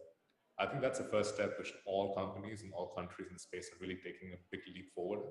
And I think the autonomous part of it would be the second step, where once a lot more is digitized, you have that incentive, you have better adoption within companies, and then you would start seeing better push towards autonomous, more fully autonomous. So I think it's a stage of digitizing it. Second stage would be partial automation, and then I think you would see a lot more fully autonomous systems outside of the factory as well. Fantastic. Well, I hope when I take my ride in my autonomous vehicle, I'm accompanied by ZB, or the next generation coming out of being AI. Gene, your objective with being AI is to create a being who can help us connect for more meaningful experiences. Tell me about the drivers of your business plan and how ZB has grown up in the years since you've started being AI. Sure. So we have a two-step process. The first is we are building our own characters like ZB, autonomous characters, and building the underlying technology platform that allows them to interact in real time with people with empathy, and also to show up across different devices and media platforms. Our next step is actually, so this is to showcase the power of the platform. What we want to do is to make that platform available to third-party character IP owners and content creators and service providers to be able to convert their static content into real-time interactive content so that they could better engage and build trust with people. And then the final goal, as I mentioned, is actually to create wise AI beings that could scale wisdom and kindness around the world. Fantastic. Well, that's extremely interesting. And Raul, where are you seeing the growth in your industry? Yeah, I think in robotics itself, what we see is, I mean, factory floor was one of the first sectors to really push automation. I guess first generation robotics, PLC-driven robotics. Now we have collaborative systems inside the same facilities. This is kind of translating into different sectors today. I think if you go into McDonald's today, you can start seeing delivery robots delivering food to you, and especially some of these chains in Singapore, I see this quite often. Same thing has been happening in the hospitality sector, apart from restaurants. So I feel like robotics is entering a stage where, from being a production-focused tool, a lot more of it is extending to different parts of life. I think you have companies like Neuro in the US, which deliver grocery items from different layers, I guess, not a fully autonomous vehicle, but still delivering items. A company like Starship Technologies delivering smaller parcels. So what is really exciting is, from being in enclosed spaces, you're starting to see robotics entering a larger level of collaboration with people. It used to be controlled environments inside a factory. Now we see it in much more public environments. And that's very exciting for us as well, to see that level of engagement increasing. And consequently, the fear of, I think, robotics replacing jobs coming down, because it's becoming more part of everyday life. So yeah, I think that's the kind of evolution we see. I think just moving away from the sphere of controlled environments to a much larger environment where the general public are interacting with it on a daily basis. Okay, and Gene, where are we interacting with AI today? Where do we see it come to life in today's economy, in today's modern world? Sure. So we've actually launched our first real-time interactive solution on like a ZB as a life-size real-time interactive character on a hologram in Palm Springs last year. So that was the first showcase. We're finishing up the web version, which we're going to open up to beta users. And in October, we're going to launch ZB into a white-labeled excursion engine that's connected to over 100 hotels, so that she could actually help bring people to all these different sites and excursions and be a travel influencer. So that would be starting in Mallorca. Oh, that sounds like quite an exciting opportunity and a nice application. Gene, I just want to stay with you for a minute. When we talk about, positive, and sorry, Raul, robotics have some really bad PR. I've seen the Terminator movies. You know, why do we immediately assume that there's a malevolence in this? And is it the data, the constructor? But Jean, where are we seeing what are the challenges that AI faces in terms of making that positive impact? So one of the challenges is that we are now looking at a lot of foundational AI models, including the big language models like GPT-3. I think a lot of people know that. So they are pre-trained models, which means they are trained on trillions of data from Reddit, from all kinds of stuff, right? So you could imagine, and they're taken out of context. So you could imagine all kinds of stuff in these large AI models that are already biased. So this is the biggest challenge, I think, as the models become bigger and bigger. How do we actually extract those kind of bias out of it? I actually think that we're sort of at the borderline of being too late. You know, we have to start creating more diversity in the data and actually training the developers about AI ethics, because most people who attend AI ethics conferences, I notice, are the managers, you know, the people who actually don't do the programming.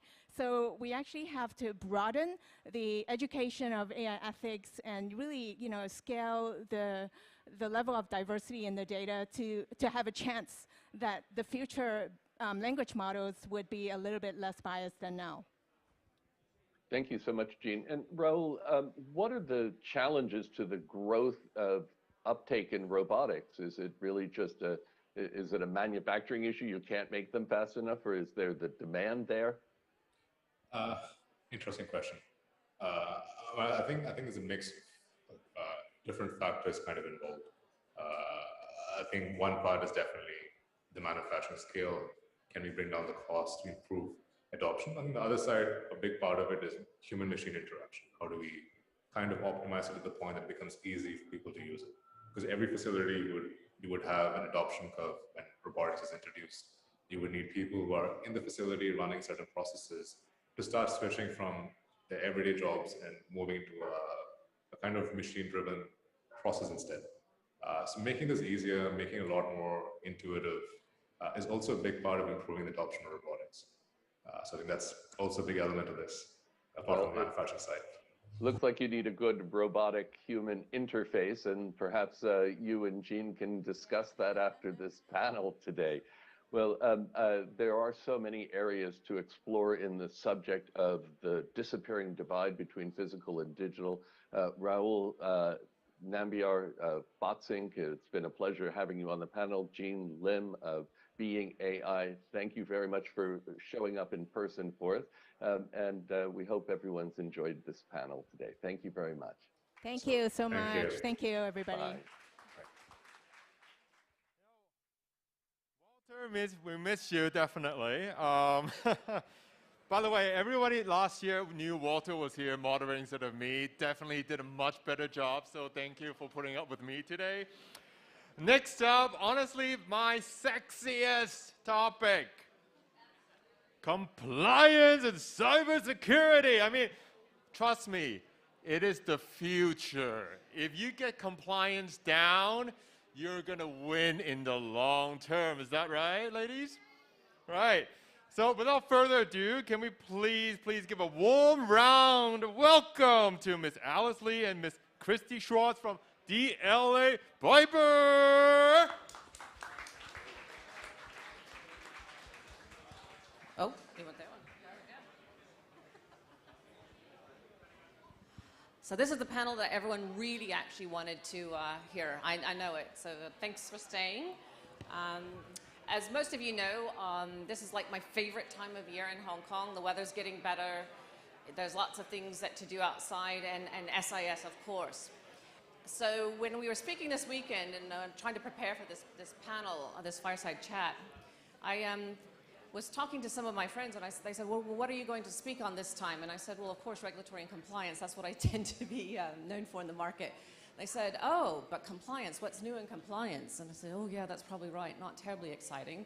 But I said, compliance in the Web3 era, in the Metaverse, and I got perplexed looks to deer in headlight looks to like, well, that's going to be perhaps the fastest and easiest fireside chat ever because there's nothing really to talk about. What do you mean that you're going to have compliance in the metaverse or in Web3? That actually tends to indicate that there's actually regulation in place. So I think some of the things that Alice and I want to talk about today, happy to speak about, after the panel as well, is there really a need to regulate? Is there a desire to basically have the metaverse regulated? I may ask for audience participation, so forewarning, if everyone wants to get coffee now, they'll probably get up and leave. I'm Christy Swartz. I'm a partner at DLA Piper. This is my colleague, Alice Lee. And before we get started, maybe I'll just do a general poll. I don't have the fancy apps and stuff. Does everyone think that there should be regulation in the Web3 or in the metaverse? Let's go for that. Yes, no? Any show of hands? Should it be regulated? Should it not be regulated? Don't know? So I think some of the things I wanted to ask Alice, and this is based on some of the things we're seeing in the firm and some of the things that we're experiencing and trying to figure out. Alice, basically, let's start out by how do you see the current state of compliance in Web3 from a legal perspective? I mean, where is that lens? What do you see? What do you think the trends are going to be? Yeah, from the reaction, we understand that everyone wanted to be regulated, right? But unfortunately, right now, there seems to be not much going on in this space, in Hong Kong at least. We have the current VATP regime and the upcoming FAST regime. But apart from that, there's not much Web3 or e-commerce specific legislation and regulation right now. Right, so moving on with that, do you think that basically some of the things I've read about over the weekend, they were saying that some of the regulation needs to be thought about more clearly, we need to have strategic thinking, but others suggested that this is trying to kind of push a square peg into a round hole. Do you think that Web3 requires a new regulatory thinking? Do we think that there needs to be more regulation, less regulation? Where are we standing on this? I think I agree with the sentence. We do need a new thinking because like right now, a lot of our clients, when they want to launch an innovative product, because their product does not fit into the current framework squarely, they have to spend a lot of time and money in advance to do the thorough analysis. Sometimes they may end up having to do jurisdiction shopping. They have to find a jurisdiction that allows them to do what they want to do. Set up a complete new legal structure for it, or even to redesign their product. So there's a lot of frustration and time and money wasted in this area. But although it's very clear that we understand why the regulators are hesitant to change, because the current framework works perfectly for traditional trade, but we are migrating to Web3 era. Not simply putting traditional trades online, it's way more than that. So we need regulations that will address a new business model, new organization structures such as a DAO, which is really popular right now. And we need regulations to tell businesses that what they can do and what they cannot do, and provide consumer confidence to take part in the Web3. Speaking of DAOs, let's talk about DAOs. I'm sure everyone in the room knows about DAOs. We've started to see actually litigation in the space of DAOs. We've been looking at this. Very curious organization structures, as we would say, because if they're not completed completely, as in you don't set it up properly, it doesn't quite work how it's supposed to. And there's a lot of thought around the fact that, should it be regulated? It's part of this kind of Web3 metaverse extension now. But the question is, do we think it should be regulated? Because technically speaking, it was supposed to be a self-governed entity. And most people are opposed to the fact that if you set up something to be self-regulating, kind of decentralized as a whole, why in the world would we now start to say we want it to be regulated? I guess, Alice, based on some of the things that we've seen in this case, what do you think? Well, the case has actually been really interesting. I think it might be one of the first in Hong Kong, actually. So how the case all started is because DAO is not a legal structure that's recognized in Hong Kong. People just don't know who are actually the owners, who are the beneficiaries, and the DAO asset belongs to who. So there's so much confusion, and sometimes because the founders are so distracted from the fundraising, token issuance, they just forgot about completing the setup or putting it in place properly. Sometimes they might not even realize that they're doing that for not their own benefits. There might be other beneficiaries involved. So in this case, we can see a lot of loophole and gray area that people don't understand, that can get trapped into disputes. So I think regulations in this sense will provide some protections and benefit. That's right. So let's do a quick vote. Do we think DAO's regulated? Not regulated. Let's go regulated. Anybody think DAO? Yeah, let's regulate. Anybody? Don't know? Oh, we've got a very interesting opinion here. Nobody wants to regulate DAOs. So let's move on to NFTs, because NFTs actually are the other one that are quite controversial, because as lawyers, and in doing some work that we've looked at, 6 months ago, if you asked me, do I think do NFTs need to be regulated, or is it a space that we think ought to be regulated? Most people say, oh, NFTs are harmless. What in the world are you doing regulating an NFT? That's nonsense. However, I think they're a little bit more, I'd say, devilish and dubious in some of the assets in which they hold, or some of the activities in which they basically look into. So I think there's a lot of debate around this. Do you regulate, do you not regulate NFTs? Alice, what do you think on that? I don't think it's a black and white answer. It really depends on what the NFT are for, what are the underlying assets. For example, like with Toco, we do a lot of tokenization projects. There could be art tokenization or real estate tokenization.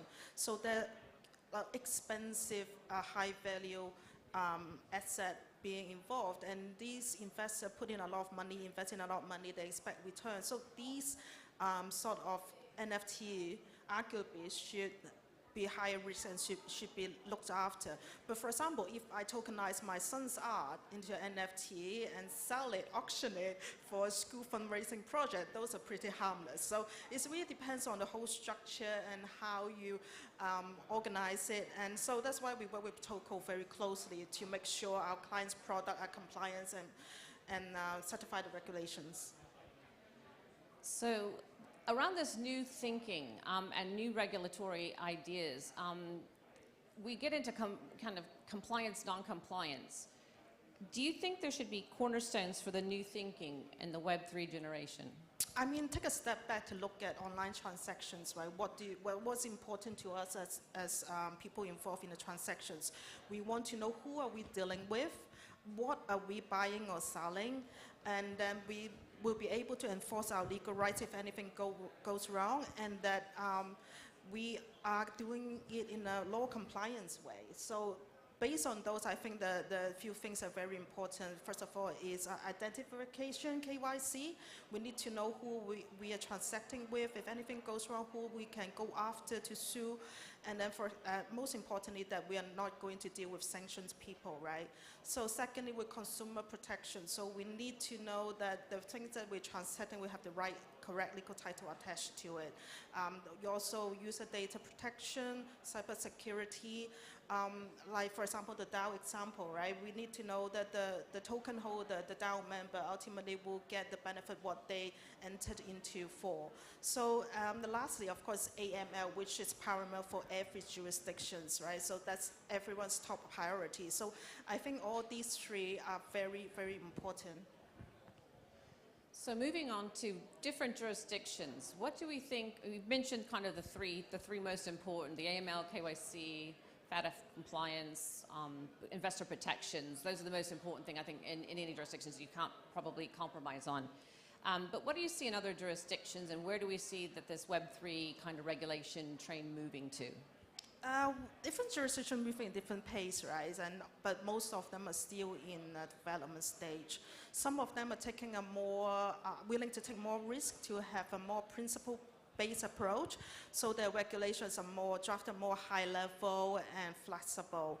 But some are taking a more traditional rule-based approach. But although this provides less flexibility, but they might provide more clarity. So there are pros and cons in either model, but at the same time, when we look at them holistically, all of them are surrounding the cornerstone we just talked about, right? KYC, AML, and consumer protection. So on that note, I'm just going to add 2 cents worth is that, you know, I think in Hong Kong we haven't seen much movement, and I'm just going to add my 2 cents aside. We haven't seen much movement. As Alice said, there's not much new law, new regulation. And I think one of the things we have to always bear in mind is when you have regulatory framework from a TradFi position, it's super hard to move into this new virtual asset Web3 Metaverse space, because you're dealing with regulators who have a lot of legacy work, a lot of legacy law, a lot of different regulators. So I think one of the things you have to think about is that it's not an easy task.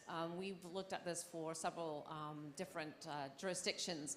What can I do better? What do we need to do? How can we use, for instance, DAO structures in a better way? So I can't say that I basically fall a favor and sometimes in the path of the regulator, but I do have to say they have a fairly complicated task in front of them when they try to basically figure out how to navigate this space. As I always say, the law is reactionary. We don't sit there, and most of the time you won't find most governments just creating law and passing law for the sake of it. So it's going to be something that basically is a needed aspect of it, rather than having the law just there, just in case we need it. But do you think Web3, moving on, will be completely decentralized with regulators addressing cornerstones you've mentioned before? Or do you think we're going to be kind of stuck in this space for a long time? This is a difficult one. Shall we ask audience for what they think? Sure. Yeah. Okay, so do we think that in the next year or two that Hong Kong will actually find a... Scott, you can't answer this one, actually. Do we think that actually there's going to be any movement in this space? Do we have a positive vote for Hong Kong? Yes, no? No? Yes, okay, yay, we've got a few. I think it's a very difficult one, because the regulation, as I say, is playing catch up, and I'm not particularly sure. But we have seen, at least from a Hong Kong perspective, we have seen several kind of closed door meetings happening, some questions saying what do we need to be doing better. I do think there's going to be some jurisdictions that are doing it a lot better already, but maybe perhaps it's because they don't have some of the legacy issues, as we mentioned before. So but back to the question whether it would be completely decentralized, I think it will be tough, because at least for the short to mid-term, probably will be a hybrid situation, I think. So just for take KYC, for example, right? So if you want to comply the KYC regulation, but at the same time protect, not to disclose too much personal sensitive data, probably you will need some government authority to issue a token for you to use a virtual ID to transact on Web3, or you will have to use some third-party KYC service provider to do some off-chain verification. So it will be tough under the current framework to completely decentralize. I tend to agree, actually. I'd like to move on to a very positive space, and shout out to the Toko team here. Toko is a wholly owned subsidiary of DLA Piper, so of course we work very closely with them. And we want to talk about Toko, actually. They have just received a MVP license from Dubai to do some of the things that we're trying to accomplish in Hong Kong, but haven't quite been able to do so. So let's talk about Toko, and maybe Alice, you can talk about some of the things that we do with Toko and some of the very exciting, more interesting, positive sides of what we are doing and what we're seeing in the space in virtual assets in Hong Kong. Yeah, well, we do a lot of interesting projects in Hong Kong. I think a lot of them are one of its kind in Hong Kong, right? So we do tokenization project with Toko with concern artwork, real estate, for example. So Toko will look after the technical aspect of the project and work with the client on the tokenomics, while we will look after the legal side. We will do the legal analysis, regulatory compliance advice, and also advice on legal structure and to help the client to set up the legal structures. So with that, when we look at the Toko side of things, where do we find that there's some, I guess, bottlenecks, hiccups, or things, as maybe some like to say, were issues around where we don't think it's going to take off in Hong Kong, we're going to have to go someplace else to do this?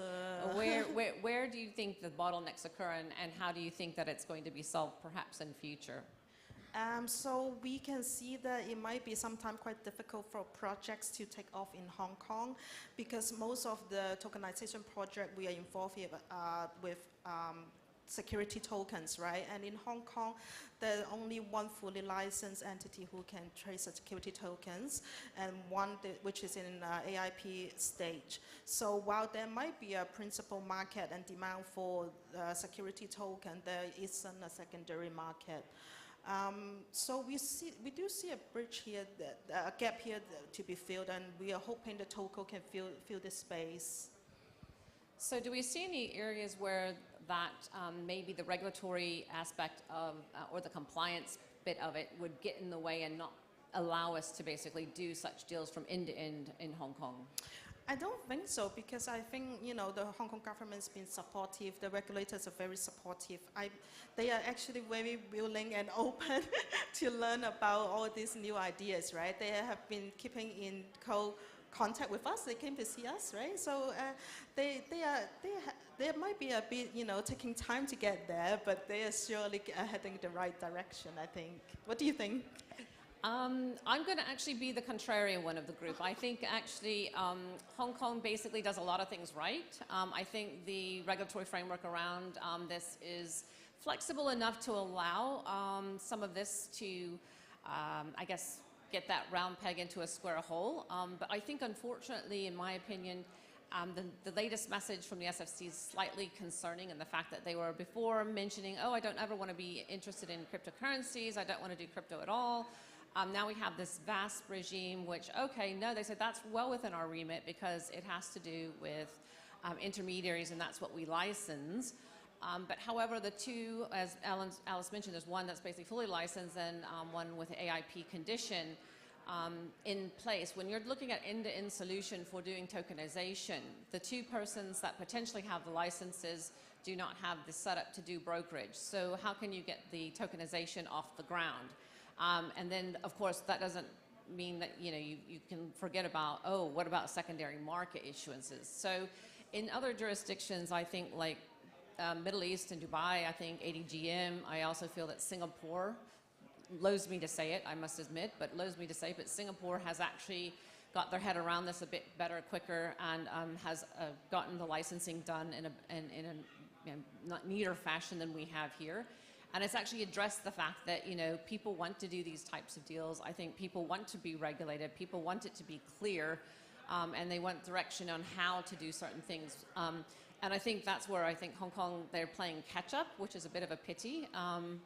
But I do think that it's not impossible, but there does need to be some pretty, I think, reactionary methods taken quickly, or else not only I think you're going to lose the business, I think the people will follow the licensing regimes, if you will, and the regulatory compliance other places. So a little bit of a contrarian view perhaps on that. Haven't given up on Hong Kong, but I do think as we see it and as we do advise on it, there are a lot of people doing it a lot better than I think we, even in Asia, I think are doing it. I think people are being a little bit too herd mentality here to figure out what should be the next steps. But Hong Kong have all the right people and infrastructure and the push from the government and the industry to do it. I'm really positive about it. And what I think is, as you're right, we are paying a bit of catch up. So if the regulators can keep an open mind and the industry keep building, innovating, and educating, I'm sure we will head to the right direction. I'm going to ask the last question, and if there's any questions from the audience, but what do you think then, having had this discussion about, what do you think Hong Kong regulators can do? We're being asked this actually quite often. What do you think Hong Kong needs to do? My personal view is you need to have a legislative overhaul. You need to have a lot of legal reform, quite frankly. We haven't had any new laws passed in quite some time in Hong Kong, especially the SFC, and SFO hasn't been amended for quite some time. So. What do you think, where do you think we could do better? What could we, if we were giving advice to the regulators, I don't know if there's any here, but if we were giving advice to regulators, what would that be, and how long do we think it would take to implement it? Yeah, I think keep an open mind, retrain yourself, retrain your people. We are definitely going to a Web3 or at least a defined situation, right? That's unstoppable. So we have to do something about it. And as I said, right, the industry wants to be regulated. They want to know what they can or cannot do. And consumer like myself, I need to know that my interests are protected when I'm doing this Web3 and DeFi and using all this new product, right? So I think clear regulations with very much needed, but these regulations need to be tailored to the new product and business model. Would you take what we have, or would you develop something new? I think we need something new, yeah. And who do you think should be the regulator? You, Christy. Not my place. No, thank you. As I said, thankless task being a regulator, I think. Tell everyone no and then be happy with that decision. But do you think it should be, some people actually say, well, the HKMA's got a more vibrant sandbox, they've got a better fintech regulatory. Some people say, no, it's clearly within the SFC because of the fact we want to do security token offerings. I don't know, or do we need to set up something completely new? Yeah, I think we might probably need to, we look at other jurisdictions, right? You can see in the US, there's so many departments involved with in the business. I don't know who to go to, and nobody can give me a definite answer. And some other jurisdictions have a one-stop shop, which is a lot easier. So I don't know what is the correct answer. I think in Hong Kong, HKM plus SFC as a hybrid could work, but I do want some guidance and clarity on this space. I agree we need that.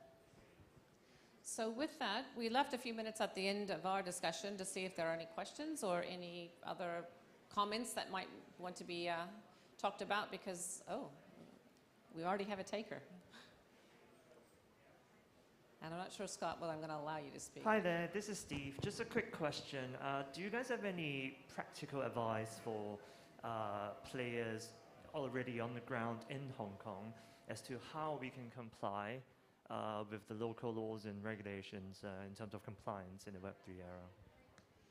Yes, I think that's a great question. I'll go ahead and take it, and then Alice can add on if there's anything. No, I was going to say she wants to add on to it. I think in Hong Kong, you've got to basically, and I would say that because I am a lawyer, but I think you've got to basically get with somebody who knows this space pretty inside and out. There's lots of different compliance professionals, there's law firms, there's lots of different people that basically can assist you on that.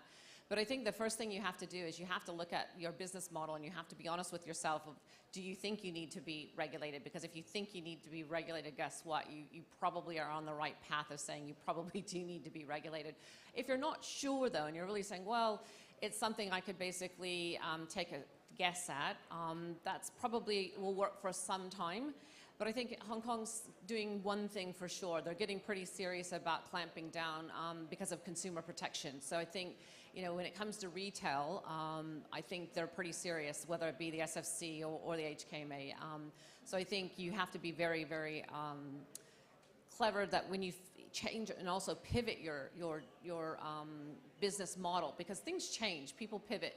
You need to then go for another health check, so to speak, and you need to go make sure that what you've done on the pivot doesn't trigger anything, because a lot of people say, well, I only did X or Y, but by doing X or Y, you've actually really triggered some sort of regulatory compliance issue. The one big one is just, and I'm sure everyone in the room's heard this very fantastic legal word called a collective investment scheme. The fact is that you can trip into that pretty easily, which becomes a security, which takes you down that rabbit hole. And the SFC is very, very, as we all know, very prolific in prosecuting people in the crypto space and people that are out there doing things that are regulated activities without being licensed. So I think the fact is you just have to kind of surround yourself around people that are in the know, and make sure that you basically, I think, hold your hand up when you don't know something and you say, I don't know this, can I please, come have a chat. This industry, I have to say, and these people in this room, you learn a heck of a lot from people when you attend these things too, and say, well, have you thought of that, or can you think of this, or maybe come up with solutions rather than more problems. That's what we like to think we do at DLA Piper, but sometimes we don't know the answers ourselves. Maybe Alice, you can add to that. I totally agree. I think this is particularly more important for startups, because startups at the beginning, they think, oh, let's launch the product first, and then we deal with the compliance and those issues later, because that's not immediate, it's not a risk to start with. But then actually it will cost you so much more time and issue later, because you might have to redo your structure. A lot of people, go together and launch a product and open a company without a shareholders agreement. So that sort of thing, those are things that people always miss and think that they can deal with it later on, or they have a structure that without thinking through, but then they have to reorganize everything, and then there's so much more cost involved. Yeah, I think for startup, if cost is an issue, we can always have government support, right? So this is Start Me Up Hong Kong Festival. So in fact, Hong Kong are here to help, I think. I see Jane here, Hi. So yeah, so Hong Kong have a lot of resources for you, so for startup or mature business. Great. Any other questions I was going to say before the next panel? Happy to take them afterwards as well, but there being none. Thank you very much. Thank you for your time, and thank you for your attendance today. Thank you so much, Alice and Christy. Trust me, I learned a lot. I've been taking notes on my phone, but one thing I do have to say, right, of course, you know, Miss Jane Chan from Head of Start Me Up Hong Kong is here in the house, right? We love doing business in Hong Kong because honestly, every one of us genuinely wants to help each other. Sounds crazy, but that's part of our culture. Next up, from compliance to, well, ESG, another one of my favorite topics. I wear my SDG pin with pride. But I'm not the expert here. We have three amazing panelists joining us today. Miss Dorothy Lam, my dream girl from Dream Impact. Mr. Mark Blake from Diginex, and of course, last but not least, Miss Belinda Poole from Locomotion. Come on up. Thank you so much. I feel like I'm hosting a game show today, right? But hey, that's what keeps it fun. All right. Thank you so much, panelists.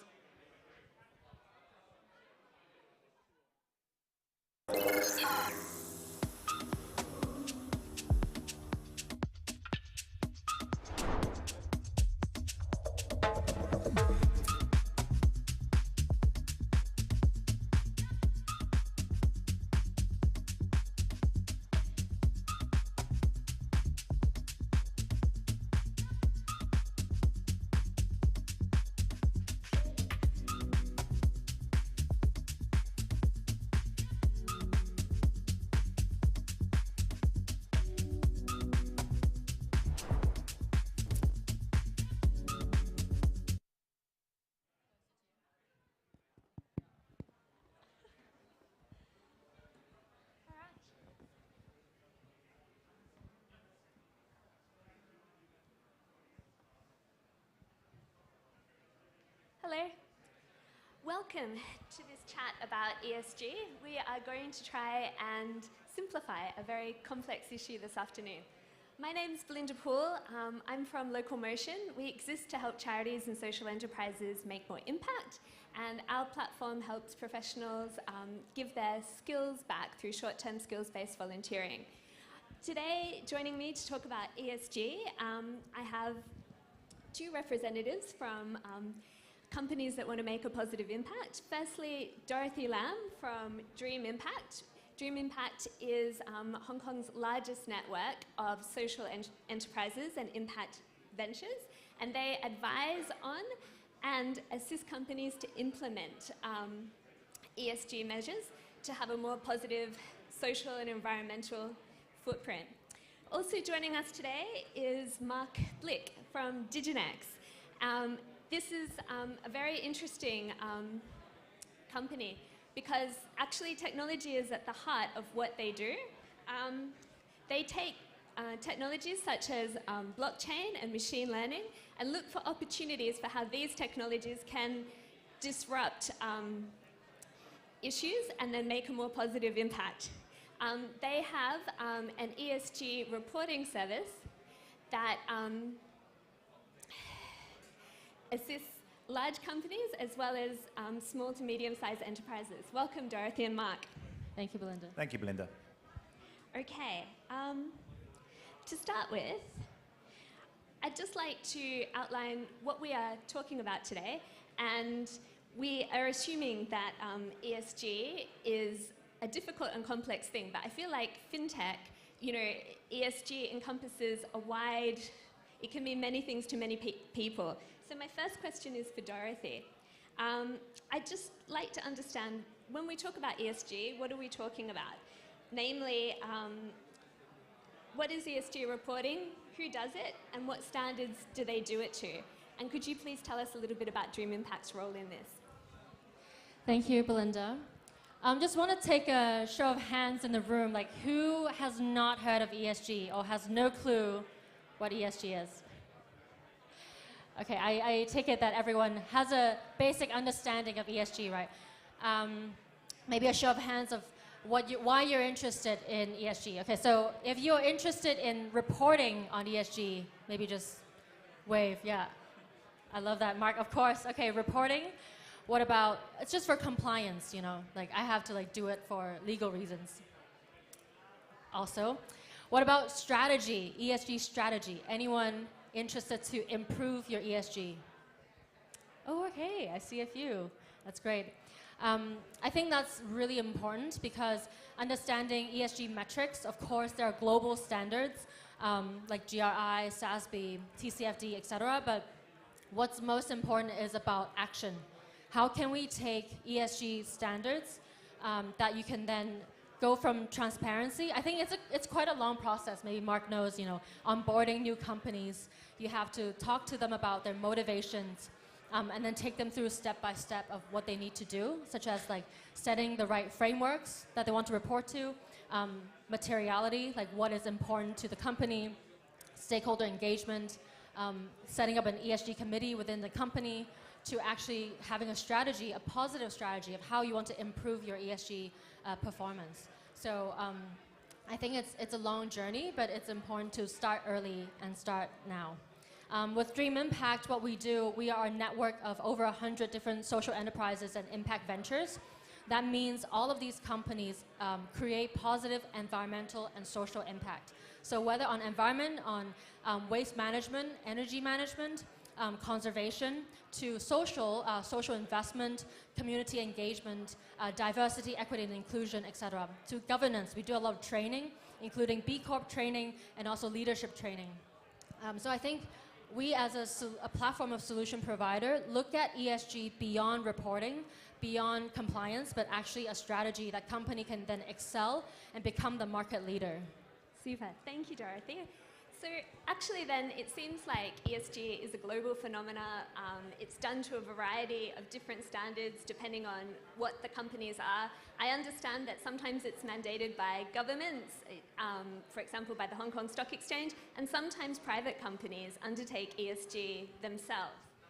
So actually, it seems like, from what you've said, that it can be quite a time-consuming and very complex exercise. So my next question then is for Mark. Mark, why do people do this? For those of us who are not regulated, why would you undertake ESG reporting and measurement? Thanks, Belinda. So just a little bit about Diginex. We're a Hong Kong born and bred company. We were founded in 2018. We really cut our teeth building complex software platforms for governmental bodies, US State Department, US Department of Labor, governments throughout Asia, Thai, Philippines, Malaysia, United Nations, and major corporates. Back then, when I was growing up as an entrepreneur, I wanted to be like Palantir was my original aspiration. And we built complex supply chain platforms looking at transparency, but not around product. Everybody else did diamonds and wine bottles and tuna and stuff like that. We looked at the flow of people through complex supply chains and how can we build software that enables people to identify risk in those supply chains. And we continue to do some of that work. It's great for our brand. We've been on the stage at Davos and the UN General Assembly talking about the work that we do. In around 2019, we also started developing a core hypothesis around 2 points. One, that up until around 2018-19, ESG and climate had really just been for a small club of large caps that cared about this. So people who had large budgets, they had in-house teams of sustainability consultants, they had those nice billboards at airports with green shoots and watering cans and smiling people and so on and so forth. But from 2018 onwards, that pressure for ESG and climate-related disclosure was really rolling downhill from multiple different stakeholder groups. So you had stock exchanges, you've mentioned, most listed companies are small and mid-cap. You have consumers, investors, your commercial bank, your board, all looking, or some part looking for companies to start improving on this. And that was rolling downhill very quickly towards small and mid-cap enterprises. But when these small and mid-cap enterprises, I call them the grumpy CFO demographic. So imagine a CFO with a $100 million a year cement company, runs a very profitable company, is thinking, why on earth do I have to do yet another thing that this annoying board member is asking me to do? When they go in the market, they find a whole bunch of solutions providers who are really geared towards servicing the large caps. So it's typically a long RFP process. It's a 3-month implementation process. It requires you to have experience internally to be able to execute on this. And then we began looking at what are best-in-class practices we can bring from B2B platforms and other industries. For those of you who have had the unfortunate experience of tax reporting in the US, I'll say TurboTax for ESG reporting, and that should land immediately. How do I take an inefficient, unpleasant process, which most people don't want to do, and enable your grandmother to turn up the day before, having not done her homework and still submit on time? So we're very much focused on those people who, A, don't have the budget to do this, B, are doing this for the very first time, C, are dragging their heels a little bit, and then D, want to get started quickly and are not looking for the best report out of the gate. They're looking to be able to meet these requirements. And we launched that in 2020. That scaled to 25 countries. We now have almost 200 clients. Fitch Ratings took an investment in us last year, and we're rolling out to 6,000 entities and $43 trillion worth of debt instruments through Fitch Ratings and the ESG ratings product that they have called Sustainable Fitch. Underpinning all of this, for those who are interested, is a blockchain audit trail, and that grew out of what we grew out of as a blockchain company and how do you audit data. As do white companies do this. We've touched on some of it. Certainly, we work with a number of banks. Nearly every bank in the world, their CEO or chairman has got on the stage at Davos or COP26 or COP27 this year and has made a commitment to net zero or carbon neutral. This doesn't apply to not only their own organization, but to the people that they bank and finance. I use a motive example. In 5 years, most leading banks in the world need to be able to demonstrate they're not lending money to people who are using children to burn tires in their backyard. With large caps, that's no problem. The bankers can work with the in-house sustainability teams of large companies and get this information. But 95% of all companies are small and mid-cap enterprises. 45% to 55% of every economy is small and mid-cap. So we focus on how do we help companies, particularly large financial institutions at scale, collect information from small and mid-cap enterprises. So you have the pressure from the financial system requiring you collect this information. You also have board pressure, consumer pressure, employee pressure, stakeholder pressure. And if you're looking to list in next year and you start having these pre-IPO processes, that's an additional lever in. The last one that we've seen, which is very powerful, is I call it legacy pressure. So you have founders or CEOs who have built a great company. It's profitable. They want to leave it in the right state for the next generation. They realize that if they're a cement company or a buildings material company or a coal company or somewhere that's under scrutiny, in order to differentiate themselves in the marketplace as they're going for a large bid or looking to get a large investment or looking to raise debt financing, people will be asking questions of them. And unless they can demonstrate that they're not heavily polluting the environment or have the right social governance or governance checks in place, they're less likely to raise that capital, they're less likely to win projects, and this is becoming a competitive advantage for private companies to start doing. Thank you.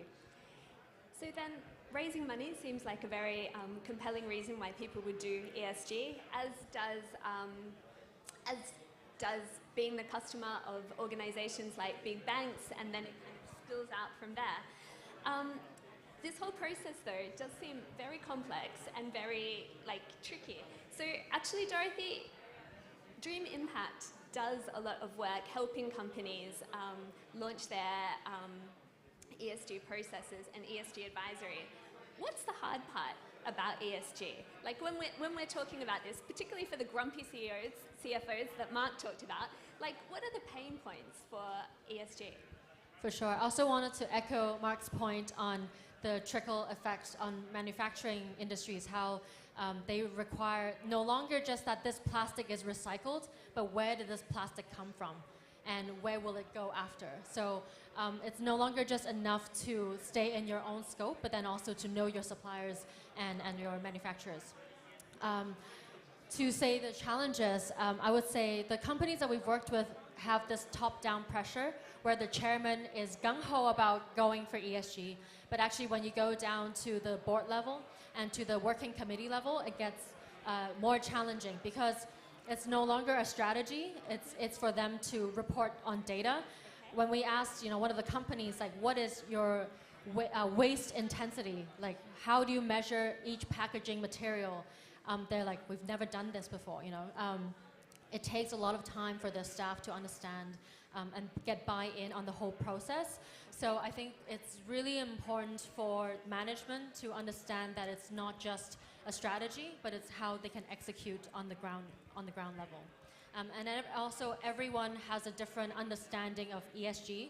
So to talk to them not with these three letters, but actually to show them how ESG will impact their daily work, their daily lives, and also the environment. Okay, thank you. So it seems like data gathering is a really, big pain point, and it also sounds like people's cultures within their companies is a big pain point. Are you all talking about exactly the same thing when you're talking about ESG within a company? Okay, so then I think our discussion gets exciting. I'm quite interested. We promised today that we would eliminate the complexity of ESG and make it simple. So our next question then is for Mark. I'd like to know, what are the opportunities to use technology like blockchain and machine learning to streamline the complexities with ESG? And particularly in the case of Diginex, I imagine if large companies really have difficulty persuading their employees to put in data, for small companies that might be even harder. So how do SMEs validate the data that's in your platform? Okay, so there are various questions in there, and remind me if I forget one. So we look at why companies don't want to do this in the first place. Or they don't want to do it because it's too expensive, they don't want to do it because they don't have the in-house skill set, and they don't want to do it because the initial step to get going requires a heavy lift. And you spoke about the different steps. So in our platform, we take you from materiality assessment to stakeholder engagement to report building to approvals to assurance and ultimately publishing. We'll look at the first step around materiality assessment as an example of where technology can help. So materiality assessment, and apologies if you guys know this already, is about a company understanding what are the topics that are relevant to it, given its industry and what it does. So if you're an Australian mining company, you're based in Perth, you're listed on ASX, you've got 20,000 employees, your materiality assessment will look different than if you're a Hong Kong-based financial services company which has got 100 people and is private. One thing that we did right at the beginning was use machine learning to help us generate a recommendation engine that enables companies to complete their materiality assessment in seconds. We took every variation of material topic and industry, 77 different industries. We uploaded hundreds of thousands of historical materiality assessments to generate a recommendation engine. We then worked with the major frameworks, GRI and SASB, to make sure our recommendations are accurate. And now every single time a company onboards onto our platform, we take the results of their materiality assessment and use that to re-inform their recommendation engine. So at the outset, we removed cost as an obstacle because our platform is $99 per user per month. We've removed that first step as an obstacle because you can do your materiality assessment in seconds. You just tell us who you are and we'll tell you what you should care about. Another issue that you have with ESG reporting for small and mid caps is, let's say you're my investor, I want to get a sustainability linked loan from you, you're offering preferential interest rates. I go, great, well, Belinda, here's my ESG report. And you say, well, this looks great, it looks very professional. But how do I know this wasn't put together by Bob the intern in the 6 hours before you sent it to me? How do I know the right people were involved at the right time? And there are various different answers to this. And we look at why is it that a company wants to do their ESG report. And we look at year one, day one. Year one, day one, frankly, they're just happy to identify a few topics, build a report, and put it on their website. And it's about familiarizing themselves with that cadence. But if by year 2 and year 3, companies begin to realize that they have an asset. Their asset is their sustainability data that they can use to access cheaper capital through their local bank. And there they are going to require greater verification. So in the platform, we have simple things like evidentiary document upload, multi-party verification, external verification from assurance partners, but also we have a blockchain audit trail where we have event logged every action that took place during the creation of the report, wrapped it in an audit file, and we store that on a blockchain. So that when I, as a company, want to share that report with multiple people, I can also share the event log that people can dig in and say, okay, well, Mark from HR was involved in calculating Scope 3 emissions. That's a bit odd. Why was that person there? Or Dorothy was in there deleting lots of information at 3 a.m. on a Saturday. Why was she doing that? We found that 75% of all of our companies enable this transparency because the more transparency you have in your data collection, the more accountable the consumer of that data can hold you, and the more robust that data is, and the more likely it is that they're then going to offer you that preferential interest rate. Also, the cheaper your assurance becomes, because you can give complete transparency as to how your report was generated, and so external assurance parties will then reduce their cost in assuring the data that you're presenting to them. So can I ask a follow-up, Mark? Yeah. And I think this is probably just about the adoption of technology. Given what Dorothy has just said about, people who are reluctant to input data, how does Diginex kind of get around that? Certainly there's some education. We were working with a private equity fund last week. They have 20 portfolio companies. They're going to roll out our platform to their 20 portfolio companies. As expected, the 20 portfolio companies all went, heck no, we don't want to do this. This is yet another burden on us. Why are you asking us to do this? And we had to work with them through it. As probably you've seen, honestly, 70% of the things we were asking them to capture, they were doing already. They already had a diversity policy. They already had practices around anti-corruption. They were already looking at some point. They already have water consumption. There's electricity bill. They already have utilities. So it's, to some part, it's about enabling them to look at the data that we're asking them to capture through the lens of an ESG report, and much of it they're going to have already. Certainly, there will be some complex things which they're going to need some help on. And again, we look at why are you generating the report? For that company, day one, year one, put it on their website to start understanding what is this. Then we require little data verification and its manual input. For a company that's year 2, year 3, year 4, a bit more sophisticated, then we do API integrations into their Sage accountancy software, into their QuickBooks, into their Bamboo HR, into whichever CRM systems they're using to collect that data and put it into the platform. So it's a combination of guided self-entry like you would have with TurboTax, then going out to external parties through multi-party verification on the platform, and then API integration when you're a little bit more sophisticated and want to make that connection to your existing software. Super, thank you, thank you. That is a really good description of how technology could actually make the data gathering process a lot more streamlined. So then, I've also tried the free trial, actually. I would encourage everyone to, if you are serious about doing it, because we've done our own ESG reports, and just looking at the platform, I think it's so easy. Just like click the ones that you think it's material to the company, and the report is generated like super fast. So I think it has all the metrics already, all the reporting frameworks, saves you a lot of reading reports on PDFs. Yes. Thank you very much. Yeah. And I should have mentioned, there's a 7-day free trial on our website.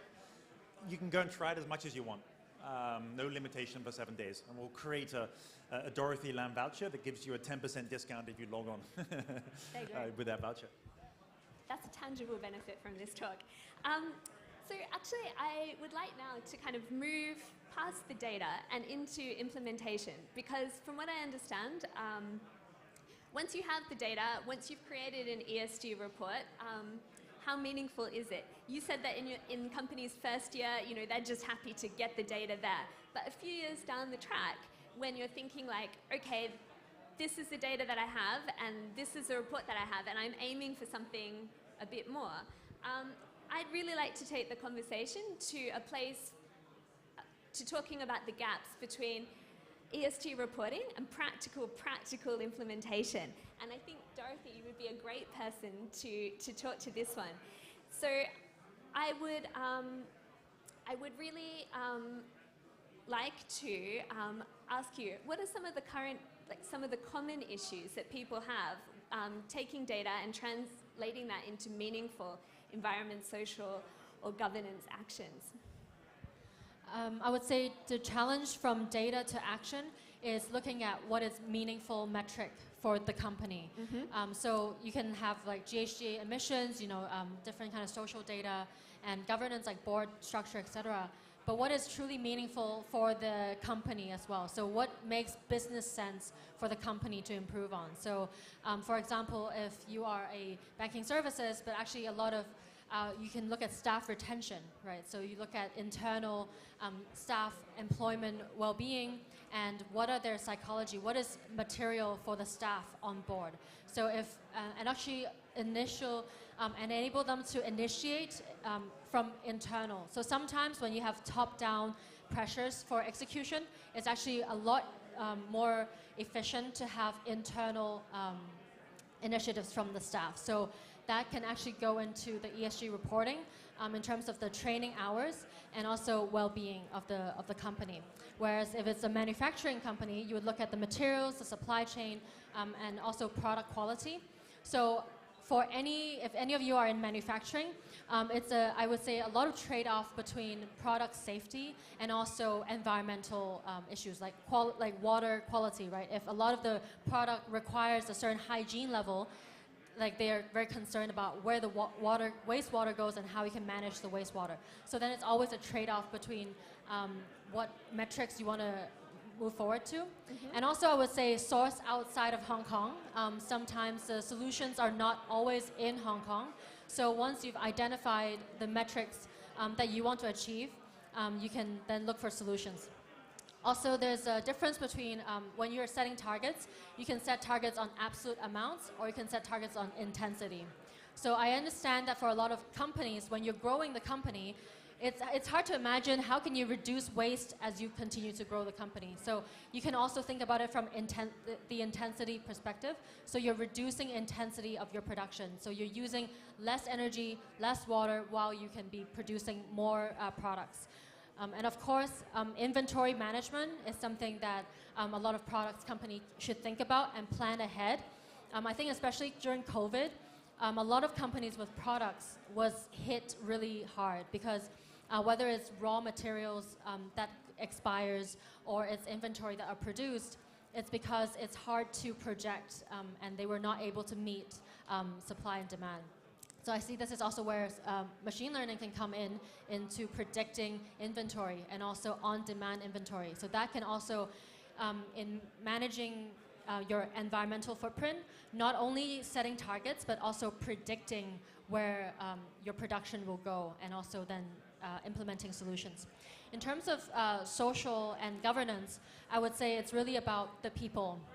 Right, I said it's the mindset of the staff, it's their engagement. So how much education and information dissemination are you doing internally?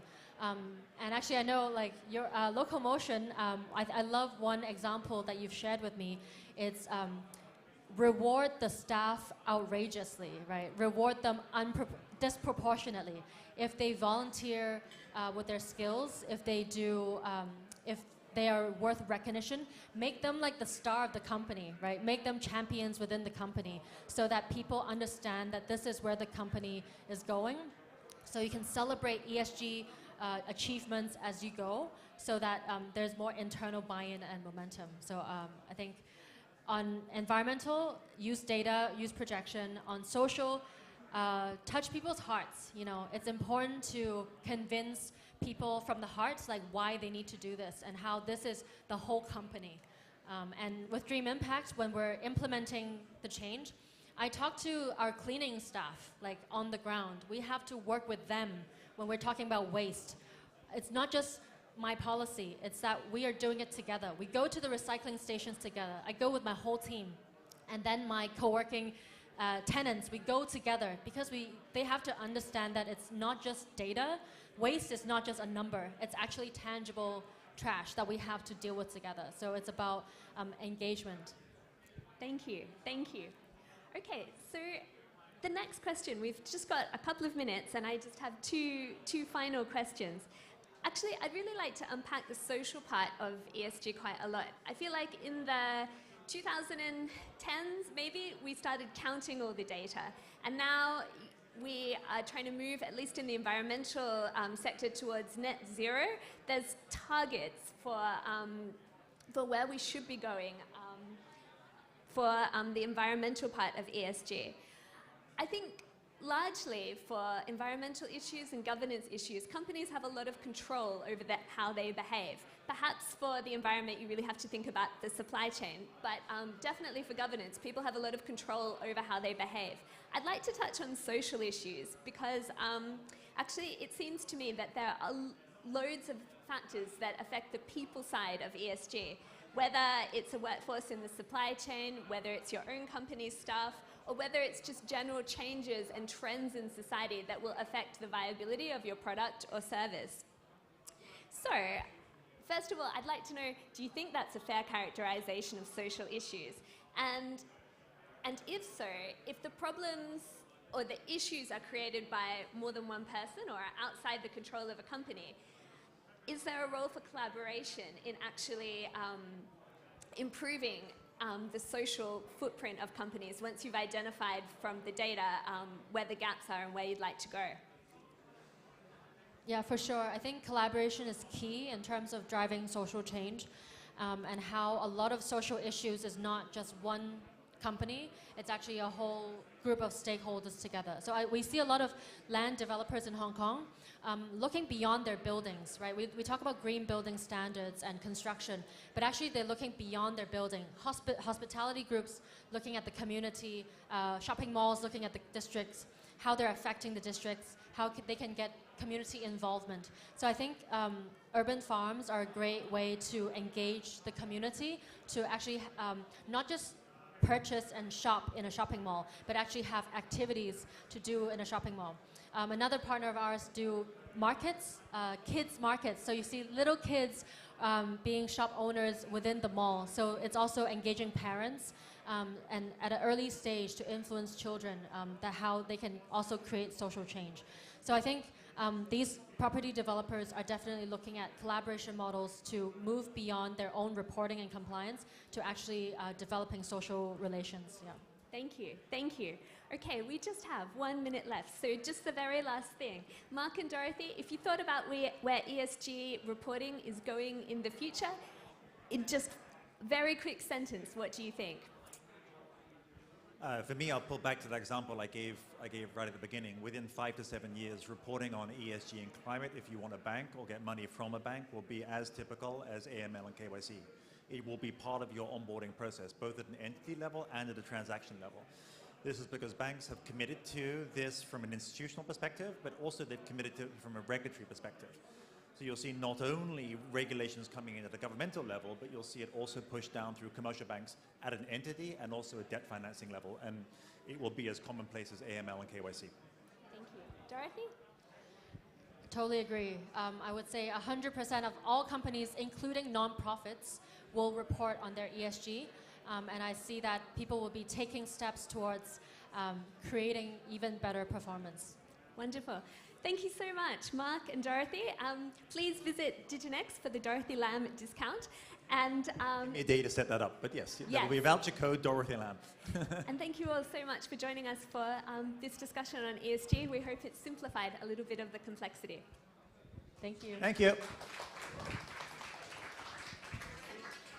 Thank you so much. Well, we're halfway through our first day, and thank you for everyone, sticking around. Just want to quickly remind everyone, this is a new space. If you're in the back, because of the acoustics, please do try your best to lower your voice a little bit in the back because it does carry through all the way to the front to where I'm speaking right now. So really appreciate your understanding and cooperation. Well, back to the exciting thing. Are you here excited more about Metaverse and Universe ideas? Well, we have two amazing panelists joining our one and only Karina on stage. We have Sebastian from the Sandbox as well as Michael from Gusto Collective. They are going to talk about how Metaverse not only being a complete game changer, but also influencing every part of your life, from gaming to service to human interactions. Come on up, Ms. Karina, for this wonderful panel. Thank you. This is the community at Ryan's old office. What a day so far, huh? You going to client drinks tomorrow?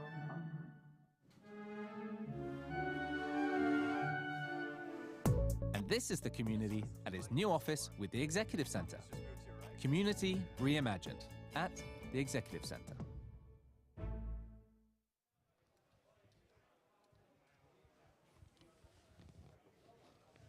Okay, great to be back on stage for another exciting talk about Web3. And I am super glad to be joined here online and from the Metaverse, right? Sebastian Bourdier, COO and co-founder of the one and only Sandbox.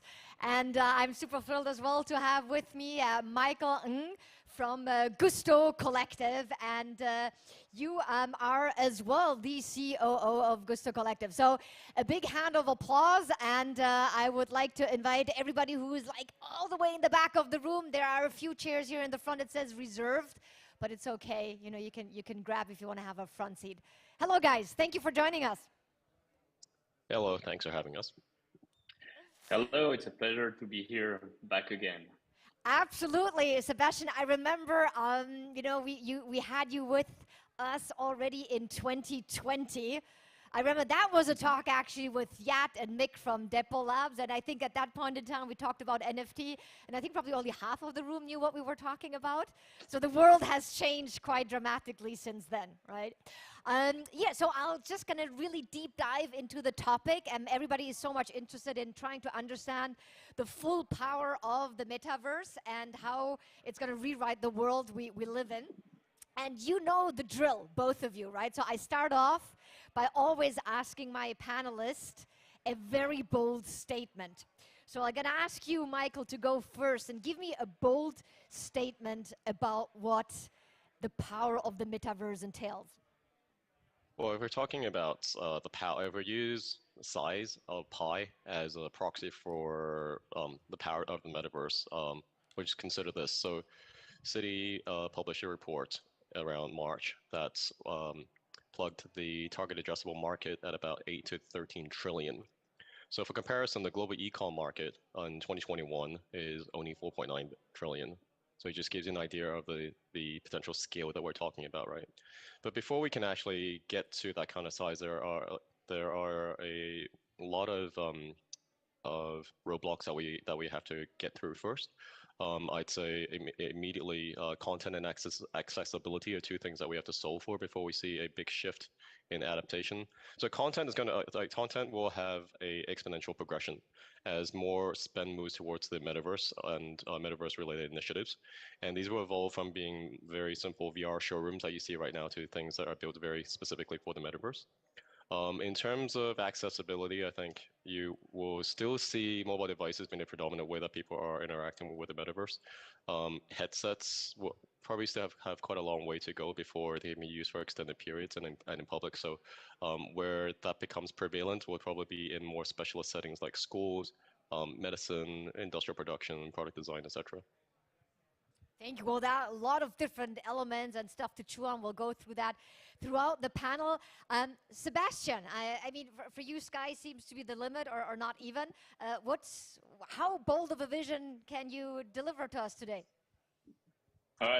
Bold statement about, I believe the metaverse will truly empower anyone, players and creators, to be more creative and to live from their creativity. It will create millions of new jobs that maybe don't exist yet, but players, creators can become more creative and earn a revenue stream from it.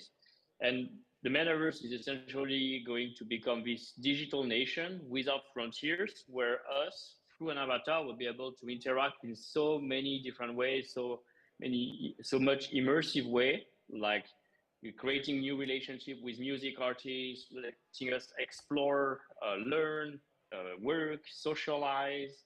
And it's here, it's not hype, it's really a profound disruption that starts with technology and that will end with more content, creativity, and the people who contribute to build it and make it alive. That's beautiful. I noted down a digital nation without borders. Well, that is the vision, and we're kind of like full on track there. Let's go back to the beginnings. I think what is really interesting, you know, be it the Sandbox or be it Gusto Collective, you both started in the Web 2 era, right? And then you developed and discovered, you know, the power of this new technology and the doors it could open. Tell us a little bit about, you know, why, or more even before that, the turning points. What were kind of like these aha moments where like, okay, wow, there's something in it and we gonna capture it and really build something powerful on it. Maybe Sebastian, I'll ask you. Of course. So our vision has always been like how to enable people to be more creative, like turning players into creators. And we did that in 2012, first on mobile, on iOS and Android. using smartphone and the new technology by them, like touchscreen, to let that bring to life just by a touch of their finger their creation. Using 2D pixel art as a representation, they could make any sort of world and games. It became a large success. We had over 40 million installs over 8 years, 70 million per year creation. So really excited to like push so much user-generated content, but also a big frustration. That frustration was that we couldn't actually reward all those creators for the content they brought, and ultimately that contributed to generating the revenue of our company, of our game, due to the limitation of the platform. On the Apple Store, on the Google Play Store, you cannot share revenue, you cannot make payment to your users in any easy or scalable way. So somehow we were losing our best creator over time. Like, yes, there was social recognition, social fame, we were featuring them and so on, but that wasn't enough. At some point, monetization was needed as a driver to keep them engaged. Towards 2017, we discovered, always exploring as entrepreneur new technology, we found about blockchain, and we found the first blockchain game, CryptoKitties. And that's really at that moment of time, like, we found about like, oh, NFTs, those digital assets, those virtual cats that people can own, sell to each other, even outside of the game. It's very powerful. Why don't we apply that instead of virtual cat, virtual dog, virtual dragon, whatever? Anyone could make their own NFTs, use them with a game maker, and then have this total freedom of ownership and being able to sell it and monetize it the way they want, even on marketplaces outside of the game. And that, we've been working now for 4 years on building the Sandbox platform with content creation tool, with a marketplace, with a map, with a no-code game maker, with a game client, and you can play the alpha season. And also a great strategy where we brought in both the user-generated content on one side and over 400 major brands, global brands from entertainment and beyond, to bring to life that world that now counts over 22,000 landowners, hundreds of thousands of users playing actively and more. Yeah, and you actually just want to dig a little bit deeper. You really set it up as a kind of like whole mini ecosystem, right? So some people may know the sand token, so people just follow the sales of land. But in reality, right, you have at the same time this gamer studio, so you help others develop games, right? On top of them, go a little bit deeper into that whole philosophy behind that business model. Of course. I like to think it's no longer a mini ecosystem, like starts to be something, and hopefully will scale up. We have more than 4 million users with a registered wallet. So the Sandbox is a major contributor to bring users in Web3, with behind real utility of the metaverse, of the land, of game creation. We have tens of thousands of voxel artists who make the 3D content that populate all those experiences. And now we have over 100 studios around the world, 3 in Korea, 8 in Korea, 3 in Hong Kong, 5 in France, 5 in US, and so on, very global, that works and with top brands to bring them into the metaverse, build their experience or build their own game and publish their content. And some of those experiences can already be playable. So within 2 to 6 months of major brand being announced, you can already try out, get a sneak peek and see for yourself the possibilities that the metaverse has to offer. With a great diversity of experiences that some of those partner and builder into our ecosystem have built. Fantastic. And you actually mentioned the word brand, which is a nice bridge over to Michael. So Michael, also Gusto, a collective already existed before on helping brands to bring what they're looking forward to, right? Superior consumer experiences. And you did that mostly also with VR and AR technology. And then tell us a little bit about when did you stumble over the power of blockchain? Sure. So as a brand tech, our specialty has always been in tech-powered immersive storytelling. So storytelling itself is a tradition that dates back tens of thousands of years. And it's a way that people have always gone around creating these sticky, engaging narratives to communicate a message. So our secret sauce has been using different kinds of immersive technology like AR, VR, metahumans, and bits and pieces from the Web3 stack to help our clients tell their story. So for us, the evolution of immersive tech from a Web 2 environment to Web 2.5 to now progressively to Web 3 has been a very natural evolution. We've seen increasing interest from clients on understanding what is a feasible Web 3 strategy. So like the internet and mobile apps back in the day, at this point, what you're seeing is still relatively peripheral initiatives. A lot of this is still very much focused on campaigns, on peripheral engagements, rather than trying to reimagine the core business itself. Our approach and creative concept links reality and virtuality.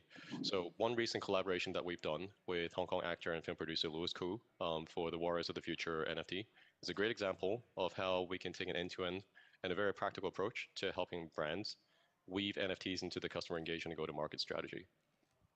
Yeah, fantastic. And I think that that's actually, you know, having both of you here on a panel is a great opportunity, again, to further demystify a little bit. You know, there are a lot of people who are trying to define metaverse, right? And also we can see metaverse, Web3, NFT, blockchain, all is used in the same sentence, kind of like mixed up. So how would you define metaverse? And Michael, I'll just, you know, continue building on a little bit your definition. Give us a little bit, you know, your own definition of the metaverse. Sure.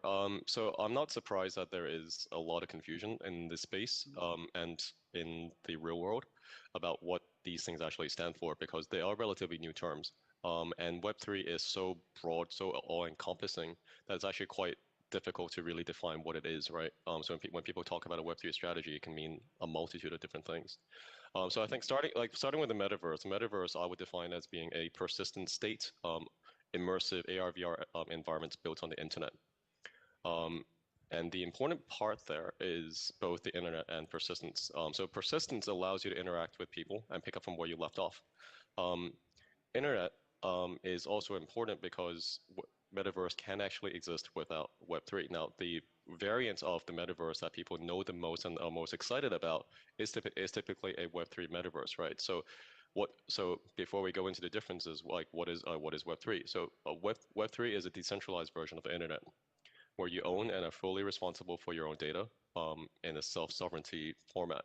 So blockchain is a very core part of Web3, and NFTs are the tokens that represent identity or value that are written on blockchain, and this itself is also a critical element within Web3. So a Web3 metaverse will most likely use NFTs in some way or form.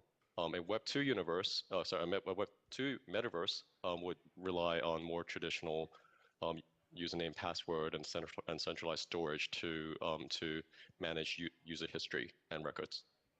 Right. And so again, if it's fair to say that, you know, it's a digital world, obviously some of the things that are happening in the offline world, such as, you know, owning things and property rights need to be mimicked. I'll just throw it back over to you, Sebastian. How do you define, under which definition do you go? All right. So I believe that the metaverse is this myriad of virtual worlds where users can truly own their digital identity as an avatar, and can access all sorts of experiences, games and beyond, like virtual shows, virtual concerts, art galleries, museums, social clubs, etc. And those experiences will be more immersive, more interactive, more social, thanks to technology. I don't think like the metaverse can actually be centralized. I don't think the metaverse can be Web2, because essentially that definition means like users are actually locked on platform where there is a centralized walled garden economy in place. One authority, usually the platform developer or the company behind, is going to decide on behalf of their user what they can do and restrict most of the possibilities around like the free flowing of goods, digital asset, or currency, here crypto money. So I don't think like right now what we've seen virtual, like all those virtual worlds we've seen for 25 years, whether it's Second Life, Roblox, Minecraft, Fortnite, or even Meta, are actual metaverse. They are great virtual worlds with ton of content and experiences, but you are locked into one of those, and there's nothing you can do to move from one to another, which isn't the true concept of really open metaverse. The thing also like important that metaverse should be like open. Users should own their identity, should own all their digital assets and the cryptocurrencies have the freedom of choice of how they can use it. So it's interoperable. You can use it. You can use the content that was made on one platform onto another platform, and maybe in a different way than it was originally created for. And also, like Metaverse should be really multi-device, multi-platform. It can be web, it can be with a PC or Mac client, it can be on mobile, it can be VR or AR. So it's not only VR like some other companies like Meta try to make you think, but because of we all have the Ready Player One movie in mind, like we only feel like we can only be in VR in the Metaverse. That is a wrong conception. And I believe that Metaverse will take multiple forms in terms of like it can be very simple aesthetics like Decentraland, more advanced voxel based like Sandbox, and there's reason why for like the accessibility and the scalability of content creation to anyone, or it might be more high resolution, high definition graphic, almost cinematographic quality for the much more immersive experience, with different flavor of like who can create, who can be a creator. But ultimately, anyone should become a creator in the Metaverse. The Metaverse will be made by users themselves. It's also something quite important to keep in mind. Yeah, absolutely. And I guess just going to zoom in a little bit there. So you already mentioned some of the metaverses that we see seem to have developed the Web3 component much more, like, for example, yourself, right? And then we have others that have developed the VR or AR element much more. So where it really sometimes now starts getting difficult to understand, is that now a video game or a real video? I remember a friend watching the game of Matrix Reloaded and thinking, well, was that the trailer for the movie, or was that the trailer actually for the game, right? Are there technical issues? I mean, are at the end of the day, everybody's going to merge and it's going to be a super authentic Web3 enabled metaverse, or are we still far away from that?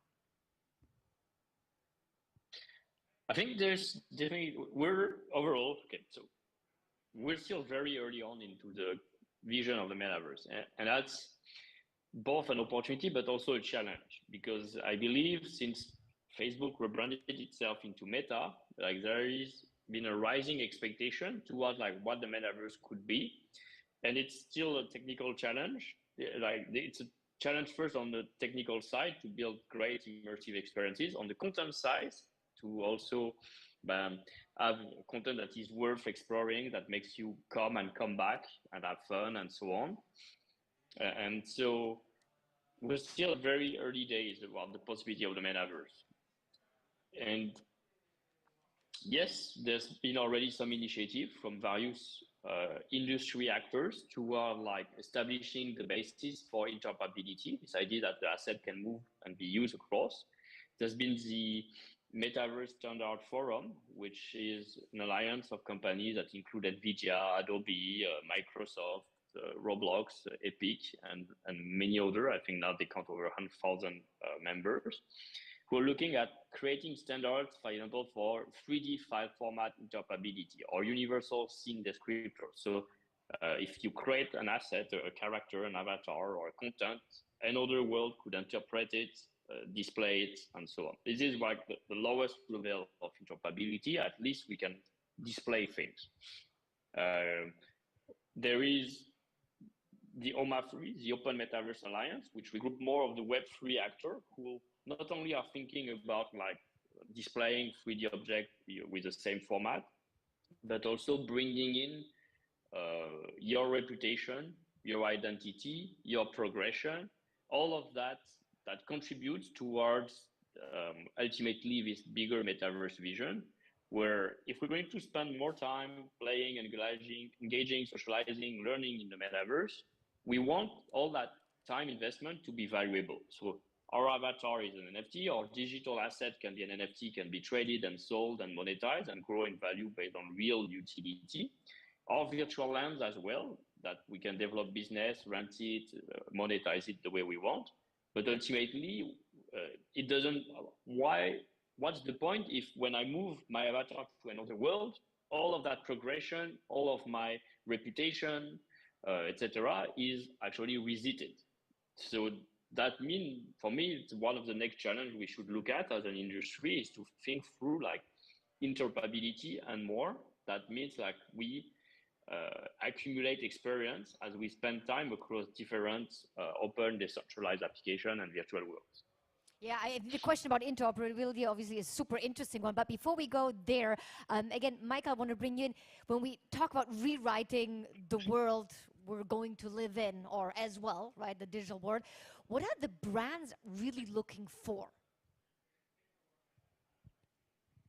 I think the metaverse and Web3 is interesting for brands in many ways. Like firstly, there's the aspect of being where the fish are, right? So brands recognize that the younger future, if not actually the current consumers, are gravitating to this. So there is a need for them to be present and to participate in the metaverse.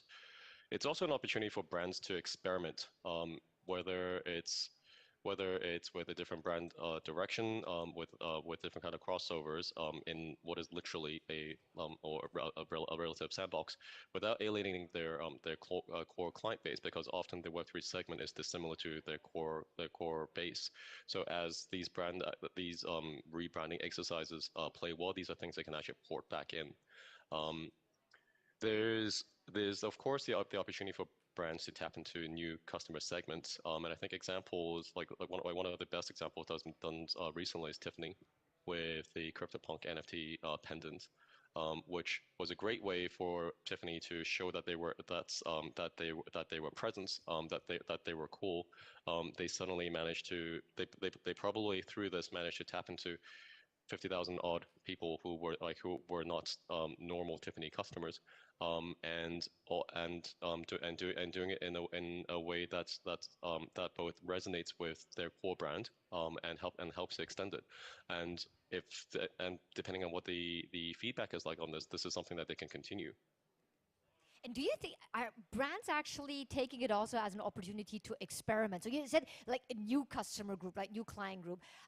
Is it that brands are thinking about why don't we try something totally different from what we used to be? Or is it for them looking into how can they bring their given brand identities into that new digital world? I think it's more the former, because so now you see consumer and even luxury brands become a lot more progressive and experimental in how they position themselves. So I would say 5-10 years ago, it would have been very difficult to imagine a brand like LV or Gucci would look to take its branding and create in-game assets, right? So this is a sign of brands becoming a lot more comfortable experimenting, of them being willing to try something new with a new target segment, and also potentially getting a early foot into the idea of digital twinning. Very interesting. I think, Seb, to your point, again, knowing your customer base, what are they primarily looking for? Maybe several things. But if I just look at the sandbox, right, it seems to be a lot of brands are flocking into the sandbox, recreating mini Hong Kong. We already have Ocean Park, we have Victoria Harbour, we have our beautiful taxis over there as well. I mean, what is it exactly what brands are looking for, but as well as, again, your players?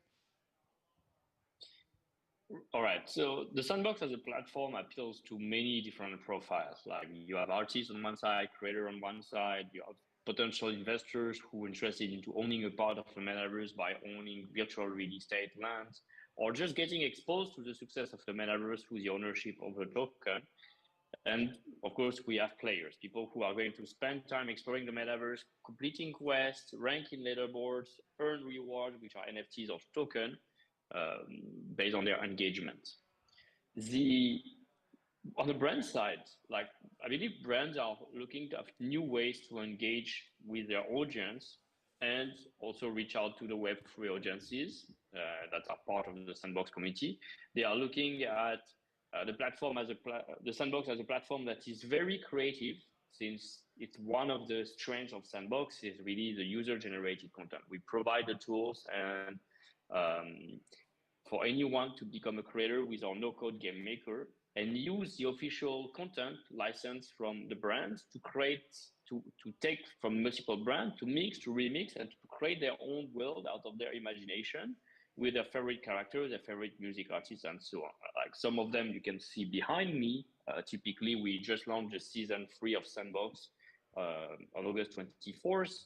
This is the largest season we've launched to date, with more than 98 experiences, including 22 experiences made in collaboration with brands. So everyone can start to get a first sneak peek, a first taste of the possibilities in, like Michael was saying, like no longer trying to protect their brand identity and being very close on each other, but finally embracing user-generated content and even like embracing collaboration with both creator and Web3 communities like Bored Ape and Tiffany you mentioned previously, or CryptoPunk and Tiffany you mentioned previously. Here we see Adidas, Gucci, and few other like partnering, showing NFTs of their collection, showing content from other brands as well into this whole remix world that's part of like creating a new culture and creating a new format of entertainment that is not just gaming. Actually, it's quite important. It's different. Like it uses quests, it uses game mechanics to engage, but it does more things. It like make you wonder, it educates, it shows and makes you discover new talent and artists. And we're planning for much more, like having virtual concerts, virtual shows by the end of the year with certain music artists. Yes, and at the end of the day, it's really about creating these communities, right? And I think what is really interesting, as much as, you know, bigger brands and people needed to get used to the era of social media, now it seems that the way that you engage communities, again, has totally different tools available. So not only the metaverse is the sandbox itself, but there is Discord and Twitch, and you know use Twitter again. And but how are you going about managing communities, bringing people into your worlds? We work as a platform, of course, to attract new users and to provide them a way to enjoy in a safe environment, like meeting with other people, socializing. I believe like self-expression is also really important. So with your avatar, that's your new digital identity, that the fact that you can have over 70 animation to express your emotion. We call them emotes, but also like dance. Like I think we have more than 15 different type of dance already, and we keep adding more and more to reinforce the way we express ourselves. And we're going to push forward to with technology to have even motion capture and other ways to keep expressing yourself and making yourself look unique. We also been pushing with interoperability. So one of the first actual showcase of interoperability in the metaverse, there's over 13 NFT collection from most popular Web3 communities: Bored Ape, Cool Cats, CloneX by Artifact, CyberCons, Gojo Gat Gang, and etc., which are like 10K collection of 2D characters, usually just images, taking life in Sandbox as 3D character that now becomes playable, can dance, can express themselves for their community. And this is just the beginning to showcase the possibilities, as we'll be bringing more and more of those.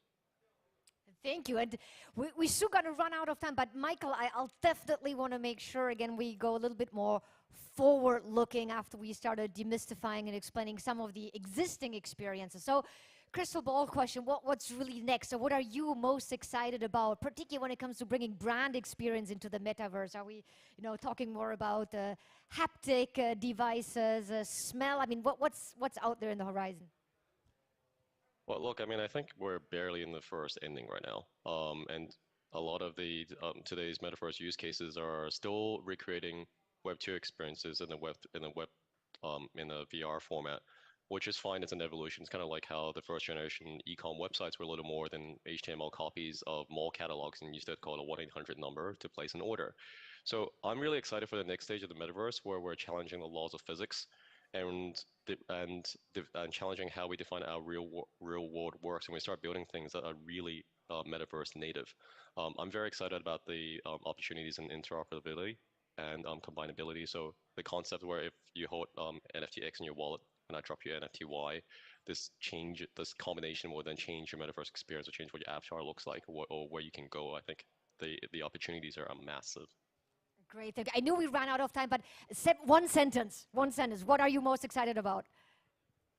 Yeah, I'm excited about the possibility that like creating this world and owning it by the community itself, combining user-generated content, the brands, and providing more and more ways to empower that creativity through our no-code tools. What comes up with it, and we're just getting started.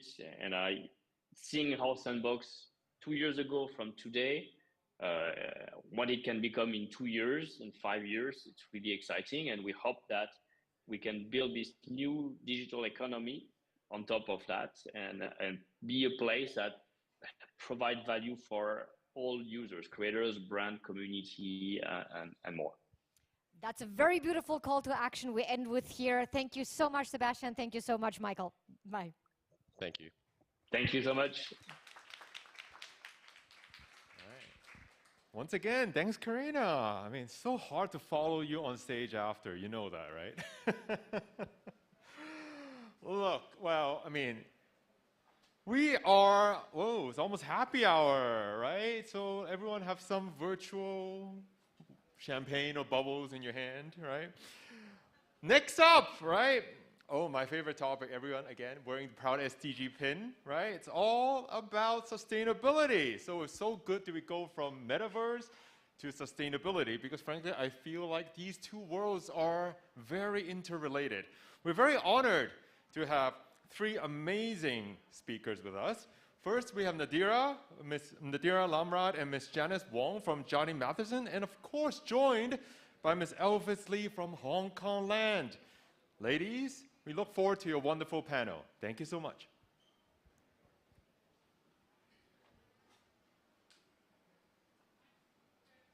Thank you. You're right, it's very hard to follow her on stage, so we'll try our best to be as engaging and as interesting. Okay, we are here to talk a little bit about how sustainability and innovation interact with each other, and in this case, for the Jardine Matheson Group in particular, and we've brought an example thanks to Elvis from Hong Kong Land. So how are we innovating to a sustainable future? From my perspective, I'm the head of sustainability, so my job is to provide you with a high level view of what we're doing and where we're headed. So let me see if this works. Not working. Coming, okay.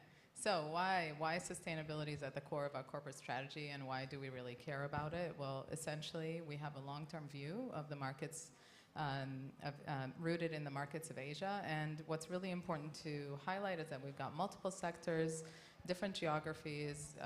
We're focused in all different kinds of industries, and this scale is really a major advantage when it comes to the impact that we can have when it comes to sustainable development in the region. But even more interesting is that it actually makes us a more resilient business if we were to consider our sustainability challenges and the objectives that we put in place to address those challenges, but also to take advantage of the opportunities as we start to identify them.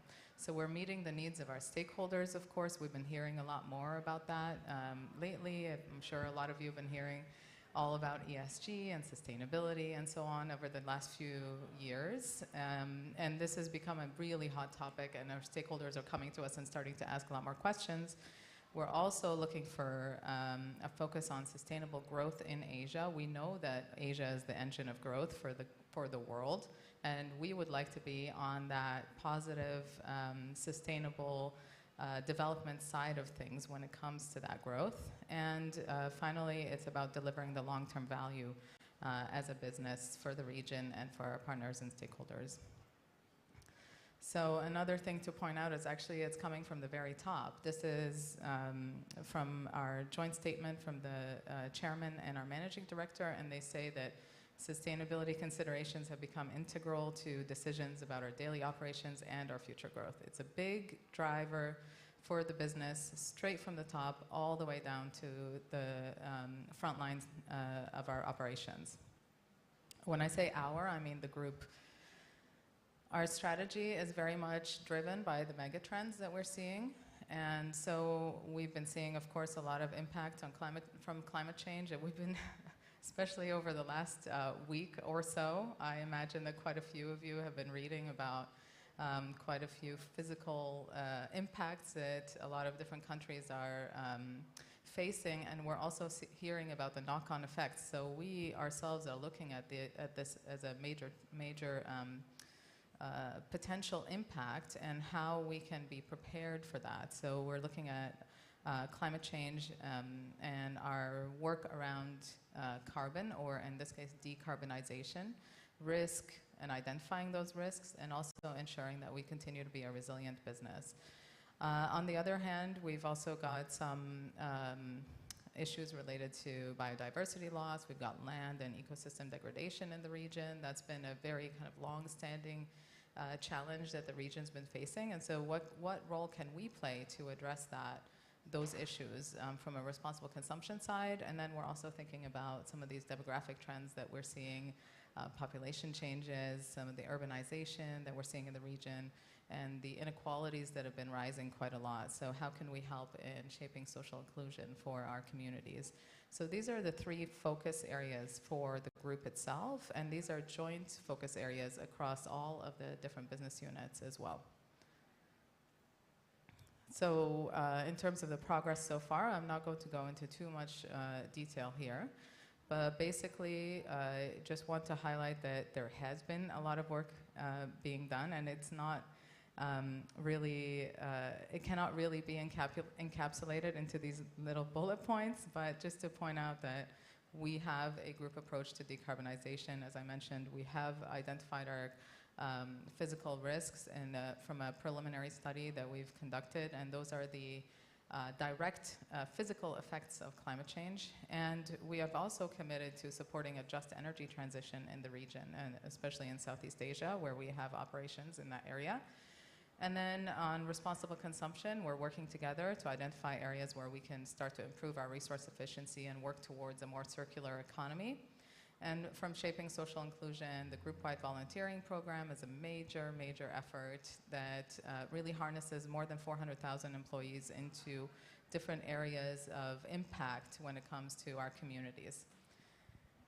For climate action, I'm not going to go through all this. This is just a really more detailed analysis, but just to highlight that, yes, we're looking into how we can achieve net zero by 2050.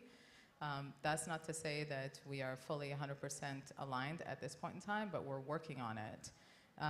The next thing to highlight here is that Hong Kong Land has actually committed to a 2030 carbon reduction target, and that's been validated by what's called the Science-Based Targets Initiative, which is the foremost initiative when it comes to decarbonization and net zero pathways in line with the 1.5 degree scenarios. So this is a pretty big deal, really, and we continue to work with our different business units to align everyone on the same approach and the same credible pathways towards net zero. As I mentioned before, supporting a just energy transition. So here we've worked with our two businesses in Southeast Asia that are in this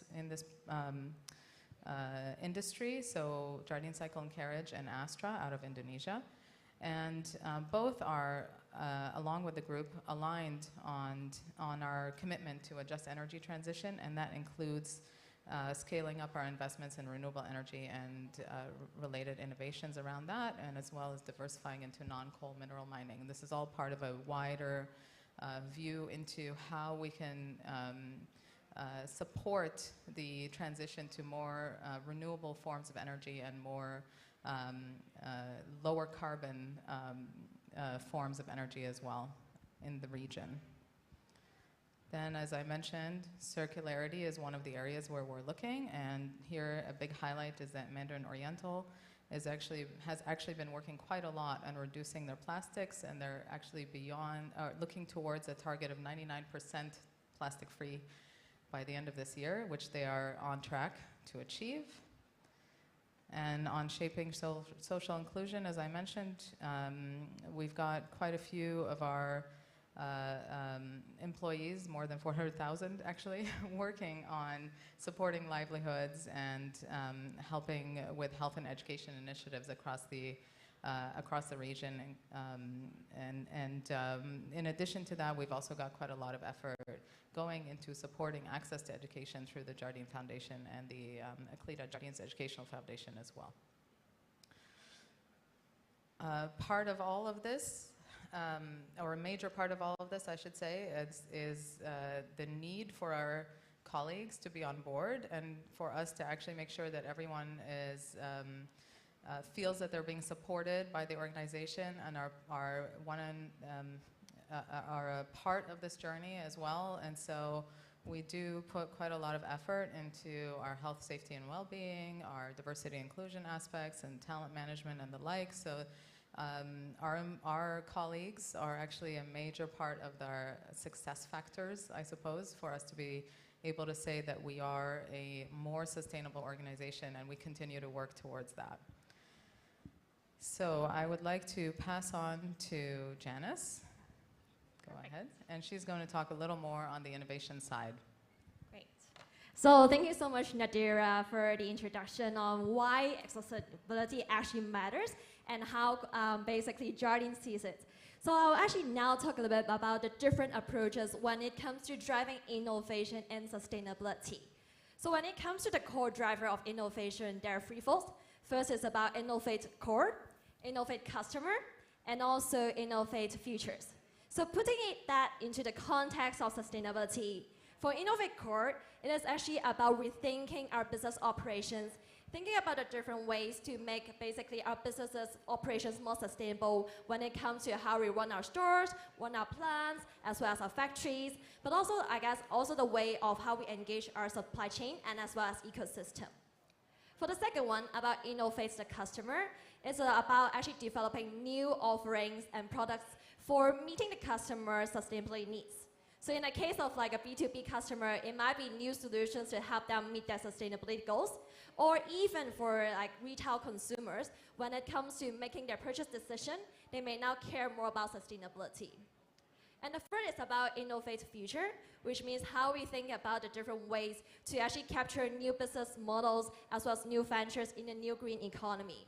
So we can either do it by building a new venture, partnering with others, or actually investing.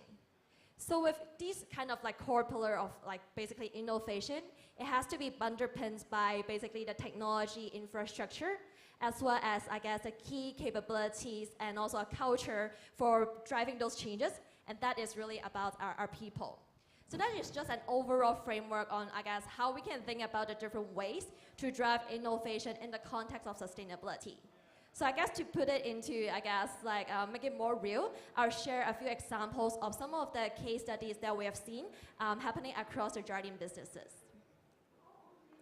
So the first is actually a case about how a company is leveraging digital technologies for environment management as well as smallholder partnership. So Astra Argo Luxury actually understand that it's very important to actually think about responsible production of palm oil, and they have been actually encouraging sustainable practices for a number of years, and the policies include no deforestation, preservation of basically the peatland, as well as, I guess, respecting human rights across the operations. So I guess amongst the many different topics, they have been thinking about how they can use technology for that. And it's not like kind of something new. They have been using technology in their operations for a number of years, and they have also received some recognitions when it comes to being innovative, including an award by, I guess, the Indonesia Digital Innovation Award. So one specific case study that we're going to share here is about how they basically think about prevention of land and forest fire. So for them, they actually understand the importance of taking anticipatory steps in order to prevent that. So in order to improve the efficiency of monitoring the plantations that they have and in the surrounding areas, they actually decided to use unmanned aerial vehicles for doing that. And that actually allows the team dedicated to preventing and responding to land and forest fire to actually move faster to the location based on the coordinates that you can see through the drone camera. And apart from, I guess, just using a technology, they also take an approach of actively involving the stakeholders. So one of the ways for them to do that is to broadcast SMS to basically their communities in order to kind of mobilize them when it comes to the prevention on the different kinds of fires. So up till now, they actually have more than 100 community care for forest fire. So, and that has been implemented across 28 subsidiaries. So we can definitely see them actually like taking a lot of effort in that space. And actually beyond just, I guess, the environment side, they also understand the importance of engaging the smallholder community. So they have been actually developing different digital solutions to engage the smallholder community, partner with them, and that also improves the supply chain transparency as well. So these are just a few examples of what basically Astra Agroluxury has been doing in the past years, and there are more to come. So you can see that's how a business actually try to leverage innovation and digital in actually improving their operation, making it more sustainable. The next example is actually a collaboration with a startup to turn surplus bread into beer. So Maxim's has been trying very hard to reduce food waste at its bakery, and for the unavoidable waste, they're trying to find different ways to come up with circular solutions to make good use of the food waste. So one of the questions they have been thinking is, how can we create value from the surplus bread that they have? So what they are doing is they are, through a collaboration with a startup funded by students from the University of Science and Technology, they actually come up with the idea of maybe they can make use of their surplus bread to turn into something interesting. So basically, the startup can turn surplus bread into beer. And the product they are actually producing is called BOB, which stands for Bottle of Bread. So that's actually a very interesting example on circularity in action, where they decide to turn surplus food into something of economic value and for enjoyment, and at the same time putting those waste back into the supply chain instead of the landfill. So that's, even though it's small in scale, it's a very interesting example, and looking forward to seeing that scale. So the next example is also a partnership with startup about researching and developing energy storage to replace diesel generators. So it is actually for Gammon. Gammon is a construction company that has the mission to decarbonize construction operations, and they are actually driving electrification of construction sites in Hong Kong. So as they are kind of thinking about this kind of challenge, one of the specific interest area that they have a few years ago is about replacing the diesel generators on site for constructions, which actually has a lot of issue when it comes to fume, fire risk, pollution, noise, etc. So Gammon worked together with a Hong Kong-based startup called AMP Energy, and together they have a R&D project to develop a kind of a replacement for diesel generator. So the product is called Entertainer, which is an energy storage solution that can actually power the different construction equipments on site to replace diesel generator. So this kind of very quiet entertainer can actually emit less fume as well as less carbon dioxide as well. So this is an example on basically a collaboration on making your kind of like operations also more efficient as well through a collaboration with startup. So I guess the last example is a new venture, actually for improving energy efficiency through AI analytics. So Jardine Engineering Corporation has been focusing on finding new opportunities when it comes to sustainability, and they are really keen to offer sustainability as a service, but at the same time kind of thinking about how does data and analytics can play a role in that. So with this kind of challenge statement of thinking, how can we reduce climate impact of commercial buildings, they decide to start a project which is called JEDI. So JEDI stands for Jardine Engineering Digital Insights. So it's basically an AI-powered analytics platform focusing on optimizing efficiency. So actually when the project first rolled is actually with Hong Kong Land. In 2020, they managed to improve 10% efficiency gain for the cooling system for Hong Kong Land Central portfolio. Apart from Hong Kong Land, they're also working with Hecto, Astra, and also other Asia businesses. So I guess one of the achievements is that last year, they managed to save 4 million kilowatt hours of energy, which is the equivalent of 3,000 tons of carbon dioxide emission. So it's very interesting how a traditional businesses decide to kind of launch new ventures to capture opportunities related to sustainability, but at the same time thinking about how to leverage data analytics to actually deliver that. So that's another example. So I hope these examples actually shows you maybe what some of the initiatives or what our businesses have done in the past. However, I think you might be thinking, oh, like there are actually more and more sustainability challenges, a lot of things might become more urgent, and at the same time, we are also seeing there are actually new technologies emerging. So the question is, how can we make sure that we are continuously innovating to make sure we are on top of different trends, but at the same time driving sustainable impact at scale? So there are, of course, many things that the businesses can be doing, and I'll just share maybe one initiative that has happened in the past, which is Hack Asia. So Hack Asia is a program where we want to engage the startup and student and innovator community to solve the different challenges facing different big companies here in Asia. And I guess in the spirit of this program, it's really about creation, collaboration, as well as innovation. So we have been running Hack Asia in the past 3 years, started in 2019, which is a program focusing on students, to 2020, a hybrid program engaging both students and startups, to Hack Asia 2021 that happened earlier this year in a fully virtual format. So for Hack Asia, I will talk a little bit more about what is so special about the past edition of Hack Asia.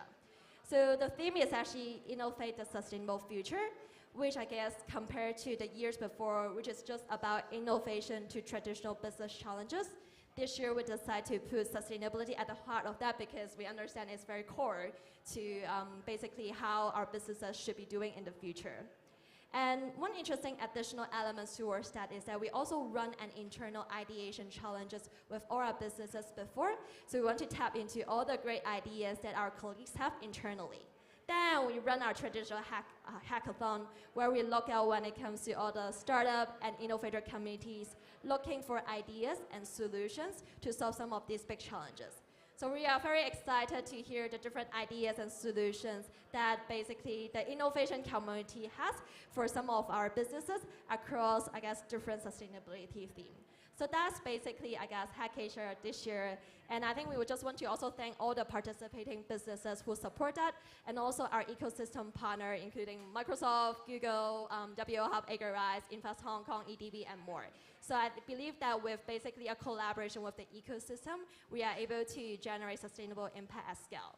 So that's a lot of kind of case study. I think it would be very useful for us to hear directly from some of the practitioners on the ground. So today we actually have Alphys Lee from Hong Kong Land coming here to maybe share to us some of your experience as well in the space. So maybe Alphys, I will start with our first question. What is actually the strategic intent behind, I guess, your work in terms of engaging with the ecosystem, and what are some of the challenge statements that you have? Hello, everyone. Just for the interest of our audience, I would like to quickly introduce the background of Hong Kong Land before going into Janice's question.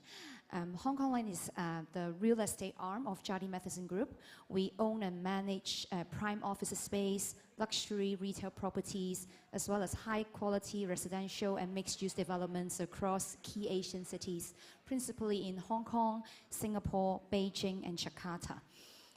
To go back to Janice's question, as I am part of the digital transformation, innovation, and ecosystem development team of Hong Kong Land, my team's mandate is to bring innovation and technologies into our business agenda that creates a long-term value to our stakeholders and to make our businesses and our communities more sustainable. So if you ask me what is the most critical sustainability goal for Hong Kong Land, or for generally all the real estate players, we would have to say it is no doubt to be cutting down carbon emissions right now. Building sector is one of the major contributors of carbon emissions, so decarbonization in construction of buildings, operations, and utilization of the built environment are becoming very critical to our business. As such, as Nadira has mentioned, Hong Kong Land has already committed and got our SBTi targets validated. We set quite ambitious targets so that we can have our net zero and carbon reductions target by 2030.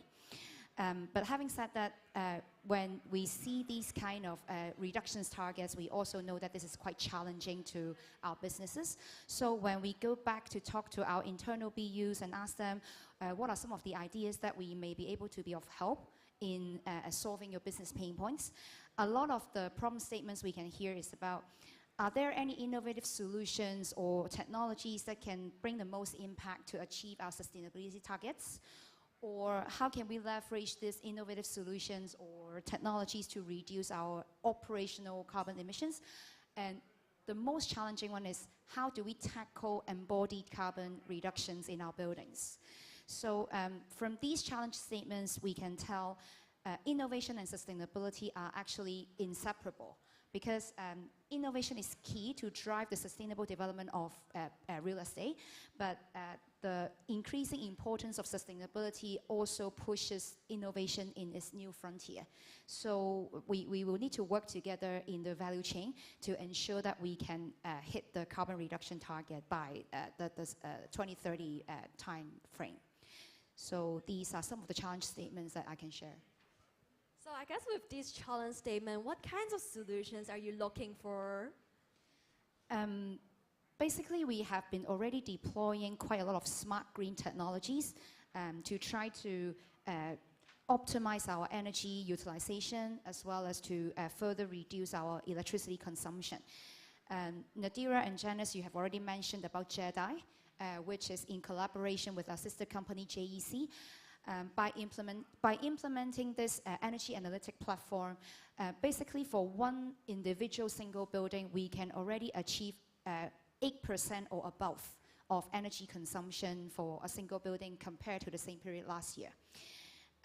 Besides JEDI, we have also launched a cloud-based service called Comfy via our office community app Centricity, rolled out by Hong Kong Land. Basically, it allows our building occupants to adjust the indoor space temperature.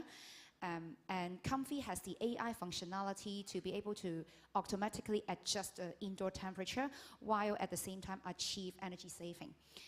From our statistics, we can save 2.5% of AC electricity consumption, and we can also, very importantly, reduce the service costs provided by the tenants about 60%. So this is quite a good innovation that we have already applied. And we have also installed a lot of solar PV panels in the rooftops of our central portfolio.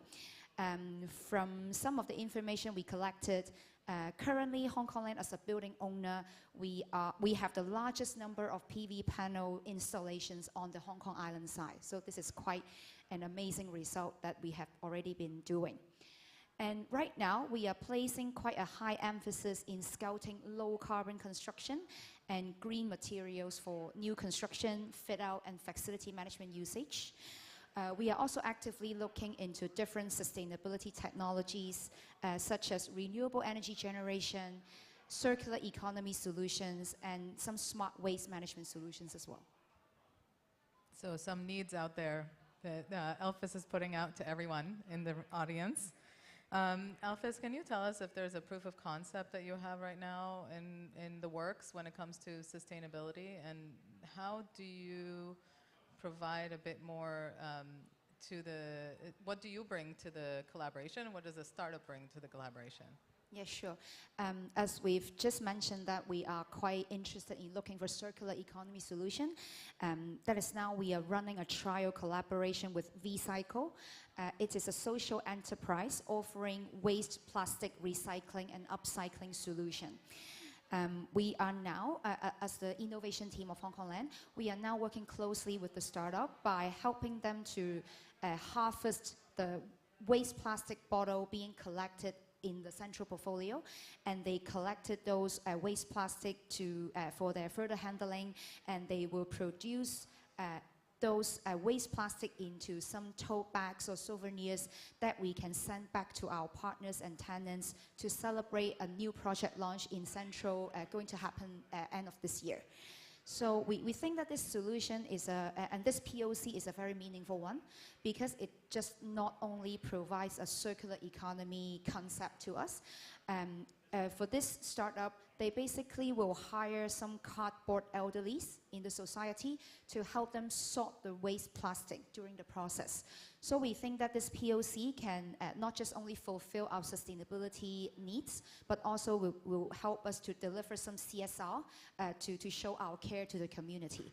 So we think that, I think for the innovation team, we have to take up the responsibility by bridging the gap between our internal BUs as well as the startups, helping to understand the situations of both parties so that we can make this POC successful. And the success of this POC is very important to Hong Kong Land because we are able to utilize this example to tell our tenants, to engage our tenants or customers to do more together in terms of our sustainability journey. We think that this is very important to have the joint collaboration effort in order to achieve the sustainability result together. That sounds very exciting, like about this collaboration. But I'm sure that there might be also challenges when it comes to technology scouting in general. So can you also maybe talk a little bit about what are the challenges you face in the process as well? Yep, this is a very good question because we definitely are facing some challenges in scouting solutions, particularly in low carbon technologies or the green building materials that we are looking for in terms of our decarbonization journey.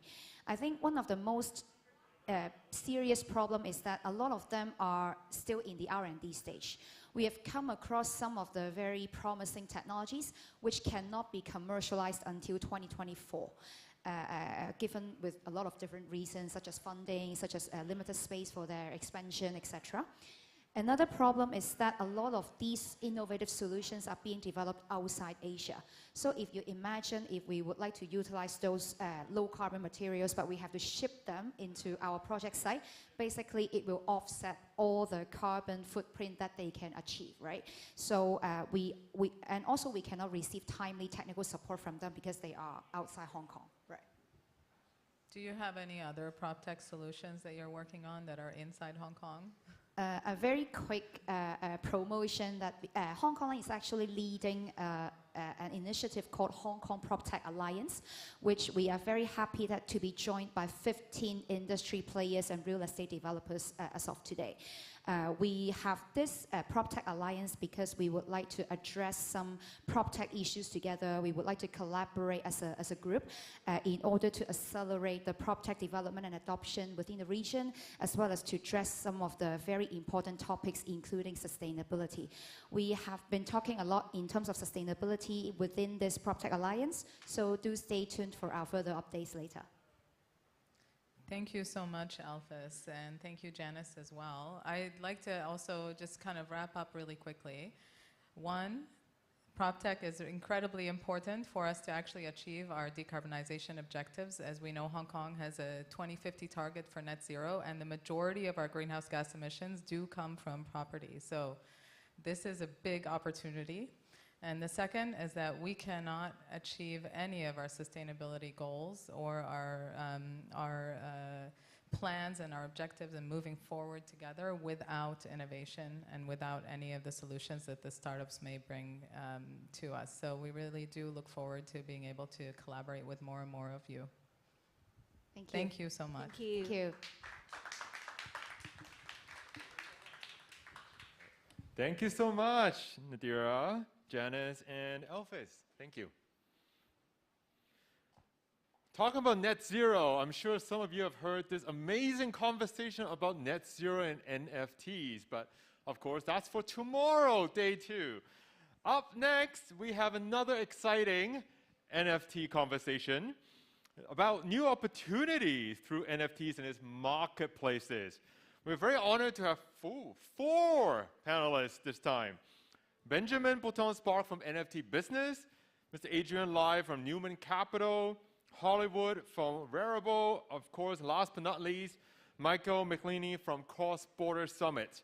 So onwards and upwards, take it away.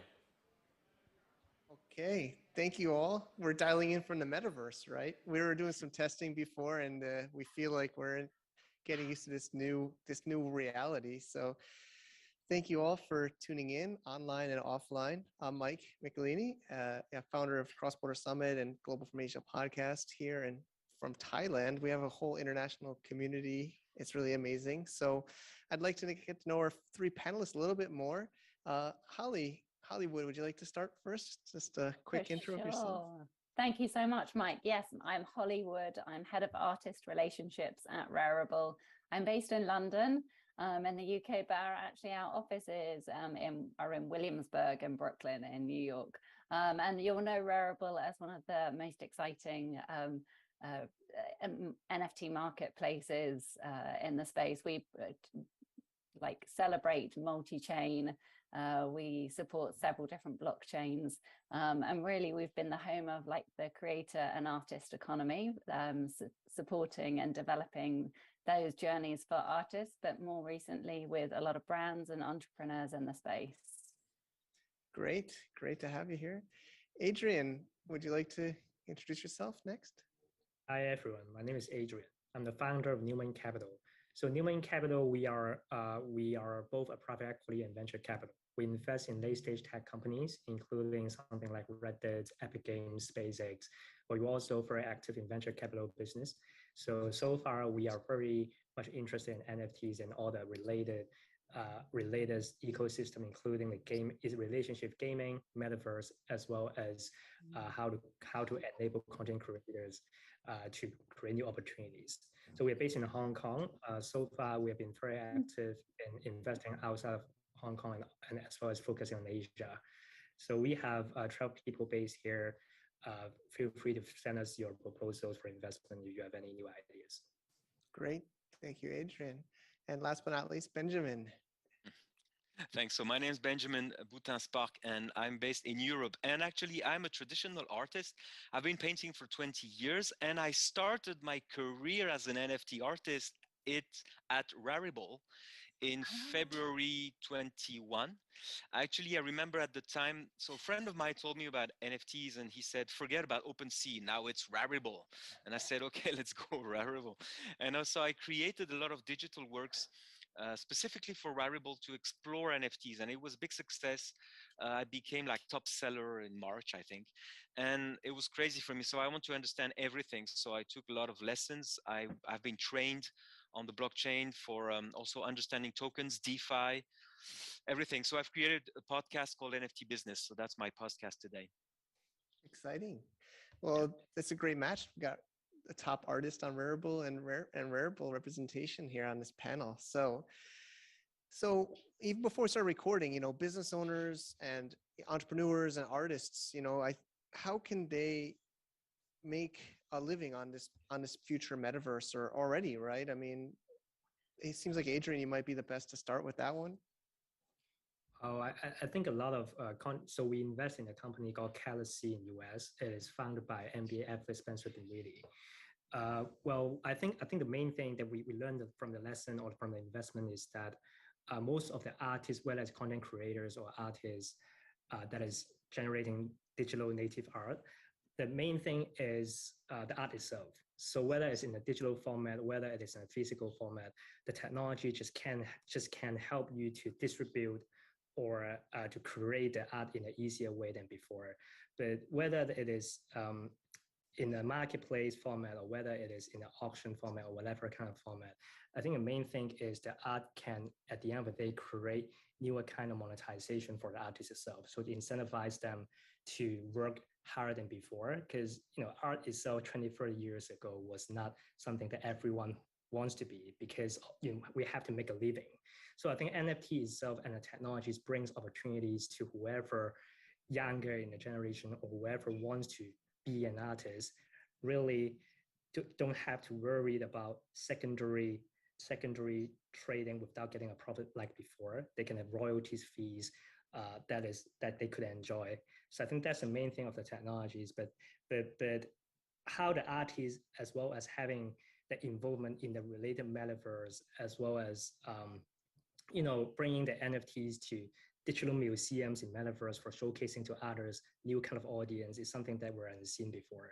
But that was just my 2 cents. It's pretty amazing. And Holly, at Rarible and what you're doing, how are you seeing these artists come on and business owners come onto the platform? Yeah, well, to follow on really from what you were saying, Adrian, the space it does move very quickly. Even in the last, 6 months, we've seen such big changes in the way that communities are growing and developing. So one of the things that I often talk to artists or creators about is about developing and growing their community. We just launched a couple of weeks ago a really exciting new project or product on the Rarible protocol, which is the community marketplace. And really the community marketplace is amazing because it enables all individuals, brands, companies to create their own NFT marketplaces. So essentially Rarible.com is built on the Rarible protocol. So with the community marketplaces, as an artist, you can create your very own NFT marketplace. We recently worked with some very cool like Web3 native projects like MFers, Wrecked Guy, Tiny Dinos, all have created their own marketplaces. And it just means that they get to keep their community in one place. So rather than directing them to different marketplaces, you get to actually hold your audience in one spot. And where this gets really interesting for brands, for instance, is we have been working with like fashion brands like G-Star and Diesel recently have created like really awesome, very cool drops. The G-Star one with the rhinos was very cool and generated so much impact and interest for them, and actually was highly profitable for the collectors as well. So in terms of investment, it was actually brilliant. But yeah, going back to these community marketplaces, if you're a fashion brand, for instance, and you want to have everything native to your own website, to your own ecosystem, you can now create your gstar.nft.com, and it can literally be a separate tab that sits on your very own website. So it has all of the productivity of Rarible.com, but actually sits on your own website, which I think is really very cool. Yeah, it makes me think of like a shopping cart, right? Where you have your own domain and your own like own section of your brand. Yeah, it's exactly that. It's for exactly that. And actually another feature that we just released was a shopping cart, so that you can go across Rarible.com and add in a ton of things. So for investors, for instance, that's a really cool new tool to use and like explore and play with, because you get to kind of actually sort of think about what's in your cart, add 5 things, take out 1, add another 5. You get to actually see what your portfolio might look like. Great. Thanks for those insights. And then Benjamin, you were, I'd say, very early, and you said February of last year, which was very early. And I know, like Holly mentioned, it's much different now, but what it's still huge. Obviously, it's still blue sea, early stage. What have you seen change over the time you've been involved? Yeah, I'm already a dinosaur, you're right. And it's only been a year and a half. I remember on Rarible, actually beginning of last year, was the first marketplace where you could follow people and you could start building a community. I think Holly said it, everything is there. The key word of Web3, of this new digital world, is community. So that's what I tell to both artists and companies that come to see me and ask me for a piece of advice. I say, build a community. I think for artists, now you can on marketplaces directly. If you're not good at Instagram, if you don't have like 100,000 followers on Instagram or TikTok or Twitter, most importantly Twitter, then you start building a community on marketplace. For example, Rarible, but then you have new marketplaces. Rarible, so what is great right now, it's not because you're there, Holly, but really the cross-chain. The fact that you can mint on Tezos, on Flow, on Ethereum, of course, that's really nice feature. I think Solana right now or soon, but build a community. And what I've seen changing is, of course, the NFT now, people understand that it's not only collectibles and not only Bored Apes. Now companies start to understand that they can build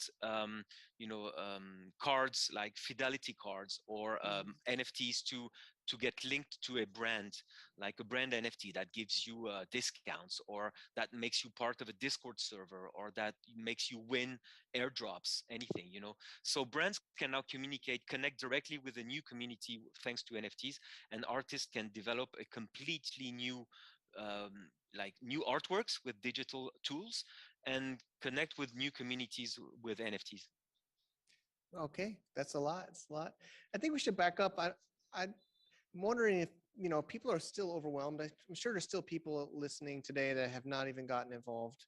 Maybe they're still, actually, I'm still pretty active on an Amazon seller, you know, e-commerce sellers. We mentioned shopping carts. What do we see for traditional businesses? I mean, I think some, like you mentioned, Bored Apes and these others, I mean, maybe they're not artists themselves, or they're business owners. I mean, what do you see for them? How can they position themselves to not be left behind? I don't know if somebody wants to jump at that one first. Yeah, for sure. I'd love to chat, because actually I was going to ask Adrian a little bit about gaming as well, because a lot of brands, for instance, they have their existing audiences, and we refer to them as Web2 audiences. So, you know, for a lot of luxury fashion houses, they have incredible brand loyalty. But what we're kind of finding is that actually it's that crossover between like Web3 native audiences and Web2. So how do you kind of like introduce the concept of even what NFTs are, what Web3 is, to your existing audience? And that's where I think companies like Gucci and Balenciaga have been really interesting. But one thing they all have in common is they've all taken a gaming route. So they've all gone to the gaming audience. And I think that's super interesting, because actually the gaming community is not that into the idea of NFTs right now. But the success of like Animal Crossing, you know, the Gucci world in Animal Crossing, and Balenciaga worked with Fortnite. Like these are kind of like the big grail kind of games. So I'd love to hear a bit about Adrian's experience of working in gaming and how he sees like the NFT space growing in gaming in particular. Well, I think the NFT's role is quite different in gaming versus other verticals like e-commerce and even social. So NFT itself is a word is a tool that span across different industries, and in particular in gaming, as you have already mentioned, Balenciaga or some of the brands, or even Travis Scott, he's trying to do a concert in Fortnite with NFT component, which is a way for weapon tokenizations, or kind of loyalty points tokenizations, or a way to engage with the gamers as airdrop.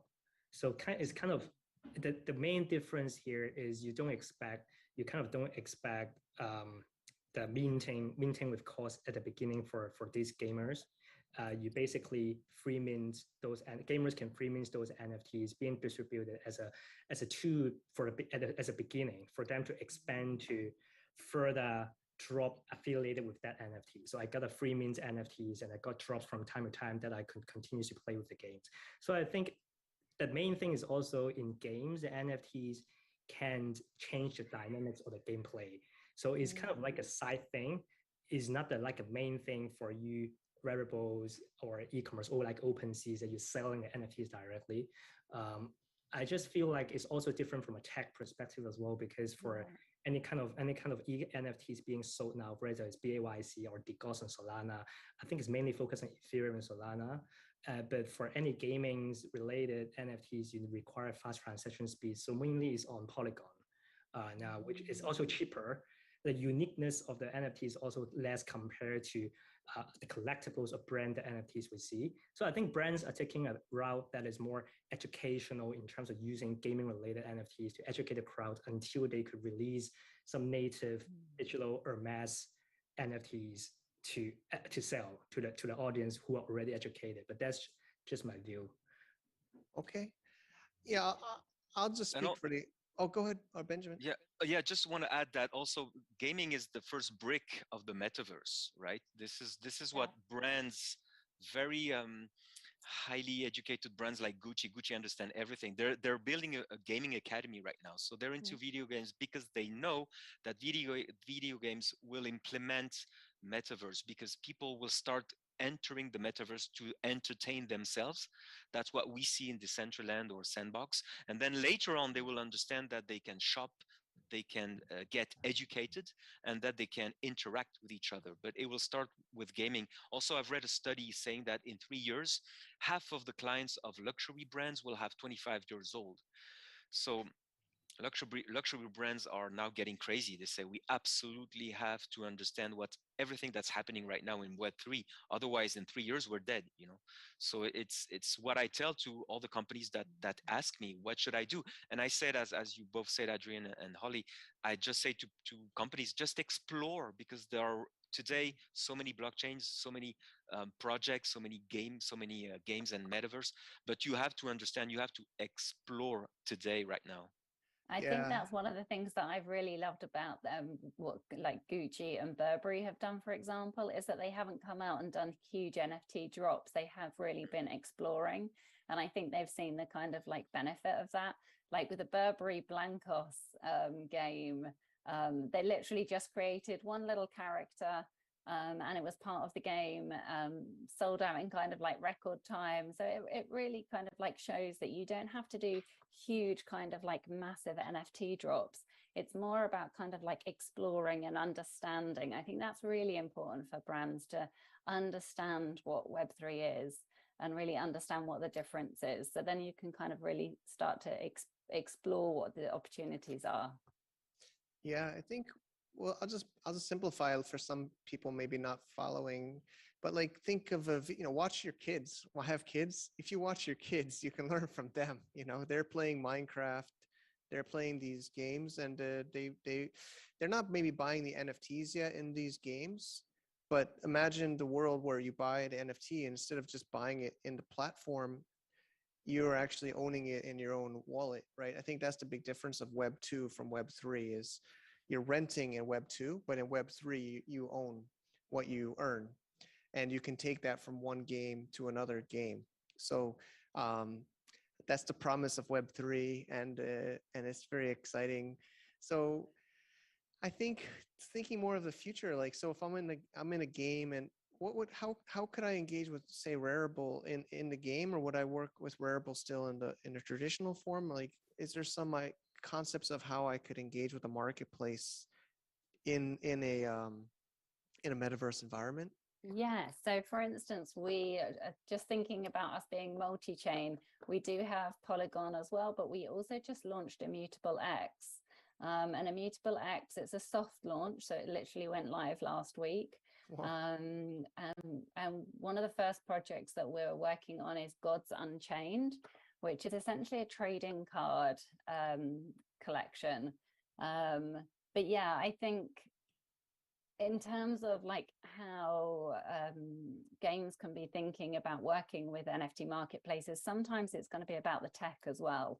It might be, for instance, that Rarible Protocol is the tech that you actually want to build your NFT marketplace within your gaming structure, your gaming ecosystem.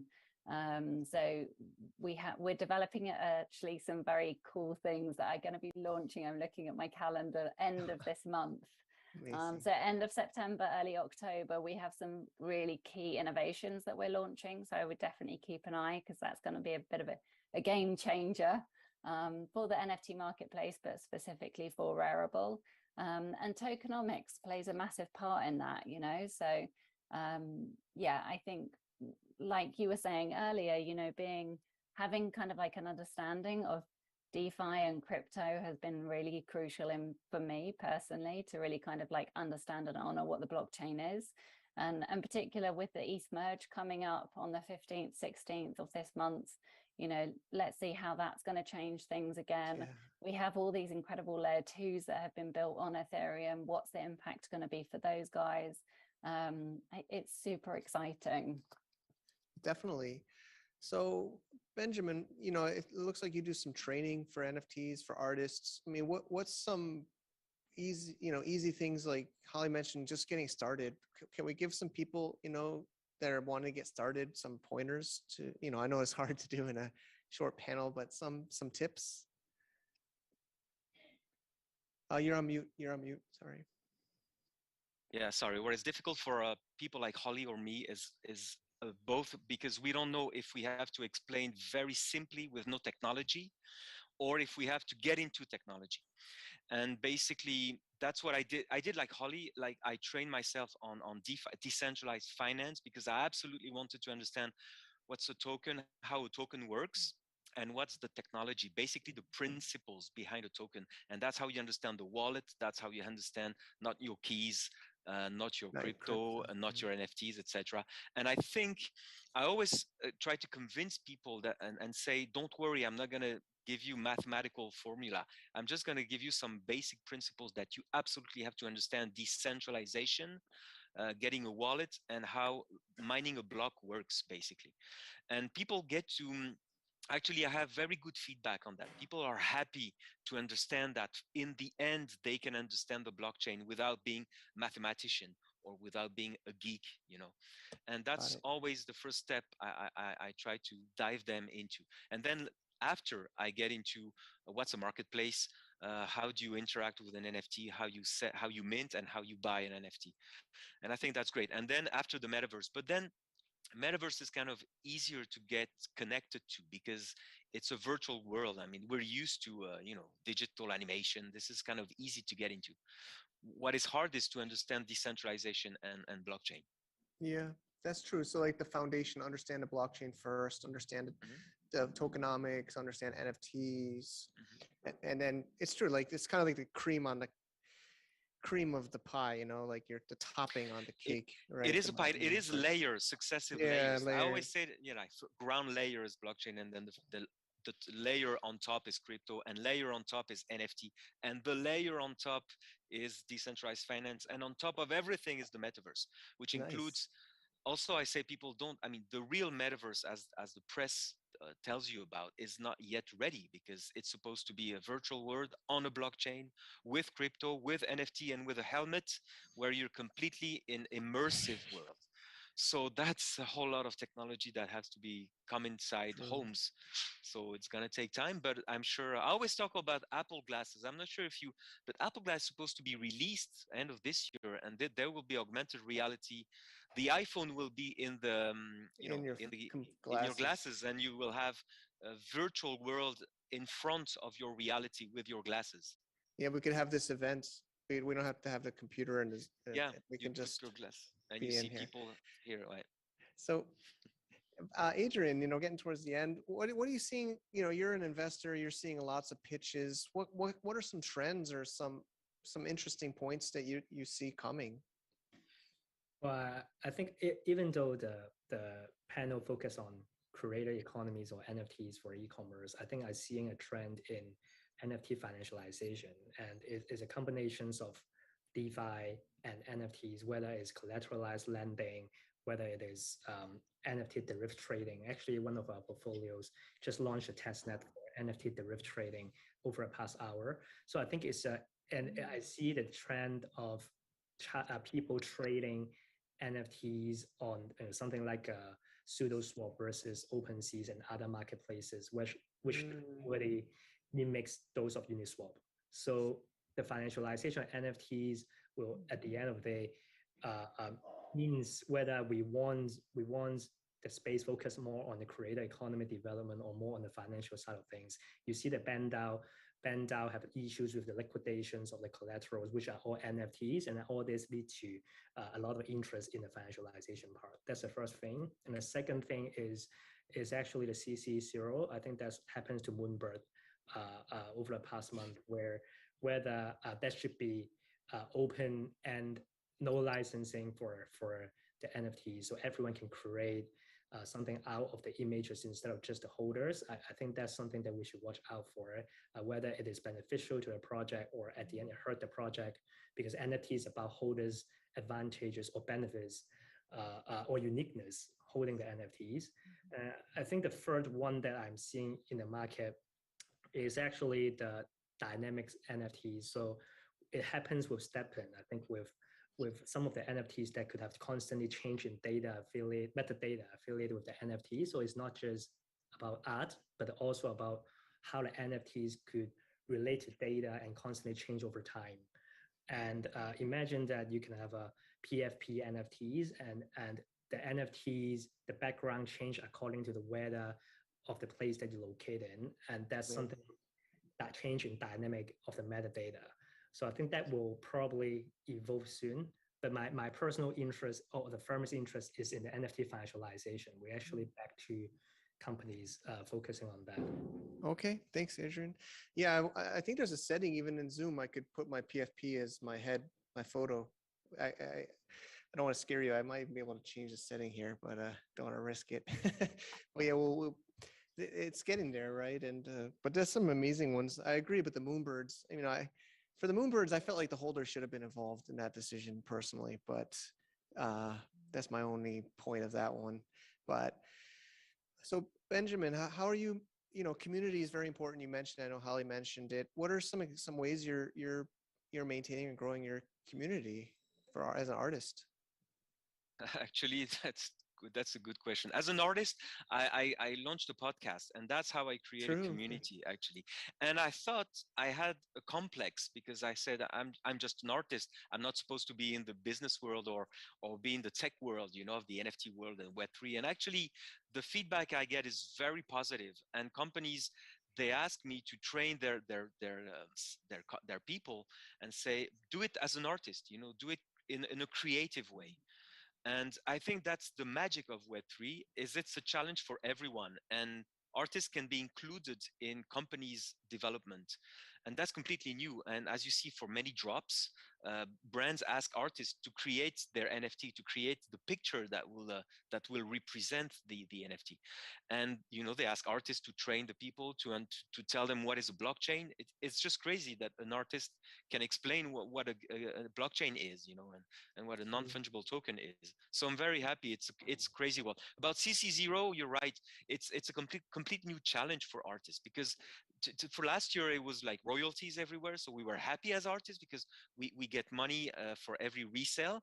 But now we talk about Creative Commons Zero, which means we give away free art, and that's it.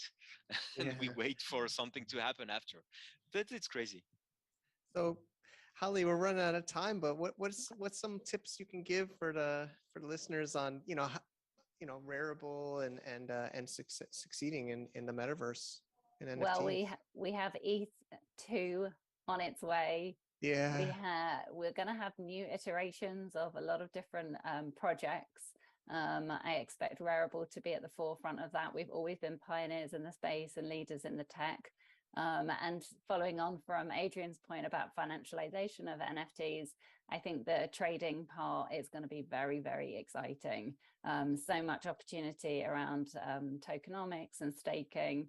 But yeah, providing opportunities for professional traders and for VCs to really kind of to look at their portfolios, I think, and create more kind of like dynamic structure to their portfolios, which keeps artists actually at the core of this pioneering new phase that we're in. It's very exciting times for sure, and thank you all for sharing. I think we're at time, and this is a fascinating conversation. I was scribbling some notes myself, so thank you all for sharing your insights with us today. Amazing. Thank you so much, Mike. Great to chat with you all. Yeah, thanks you all. Thank you very much. It was great. Yep. Thank you all. I don't know. I think.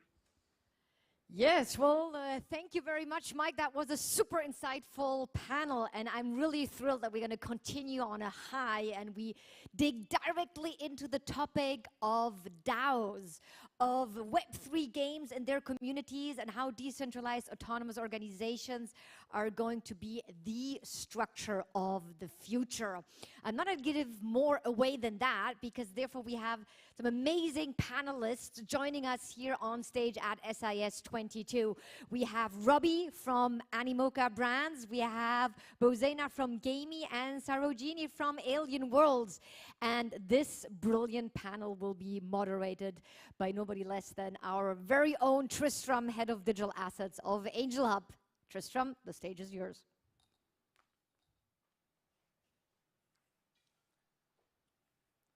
Hi guys, pleasure to be here. I'd like to welcome Robbie, Bozena and Saro here with me today. Thank you for joining. I think everybody would be super interested if you introduce yourselves and how you ended up in Web3 gaming. Saro, Alien Worlds is the largest NFT metaverse in history. How did you end up here?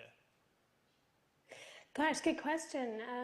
We started life building DAOs, and we sort of had the insight at a certain point that was years ago, and we had the insight at that point that the technology was a bit too early for adoption kind of by businesses. And so we sort of decided that the best way to get widespread adoption quickly for DAO technology was within gaming. And so the combination of DAOs and NFTs, both of which are tokenizations of concepts, right? So NFTs tokenize objects and DAOs tokenize groups of people.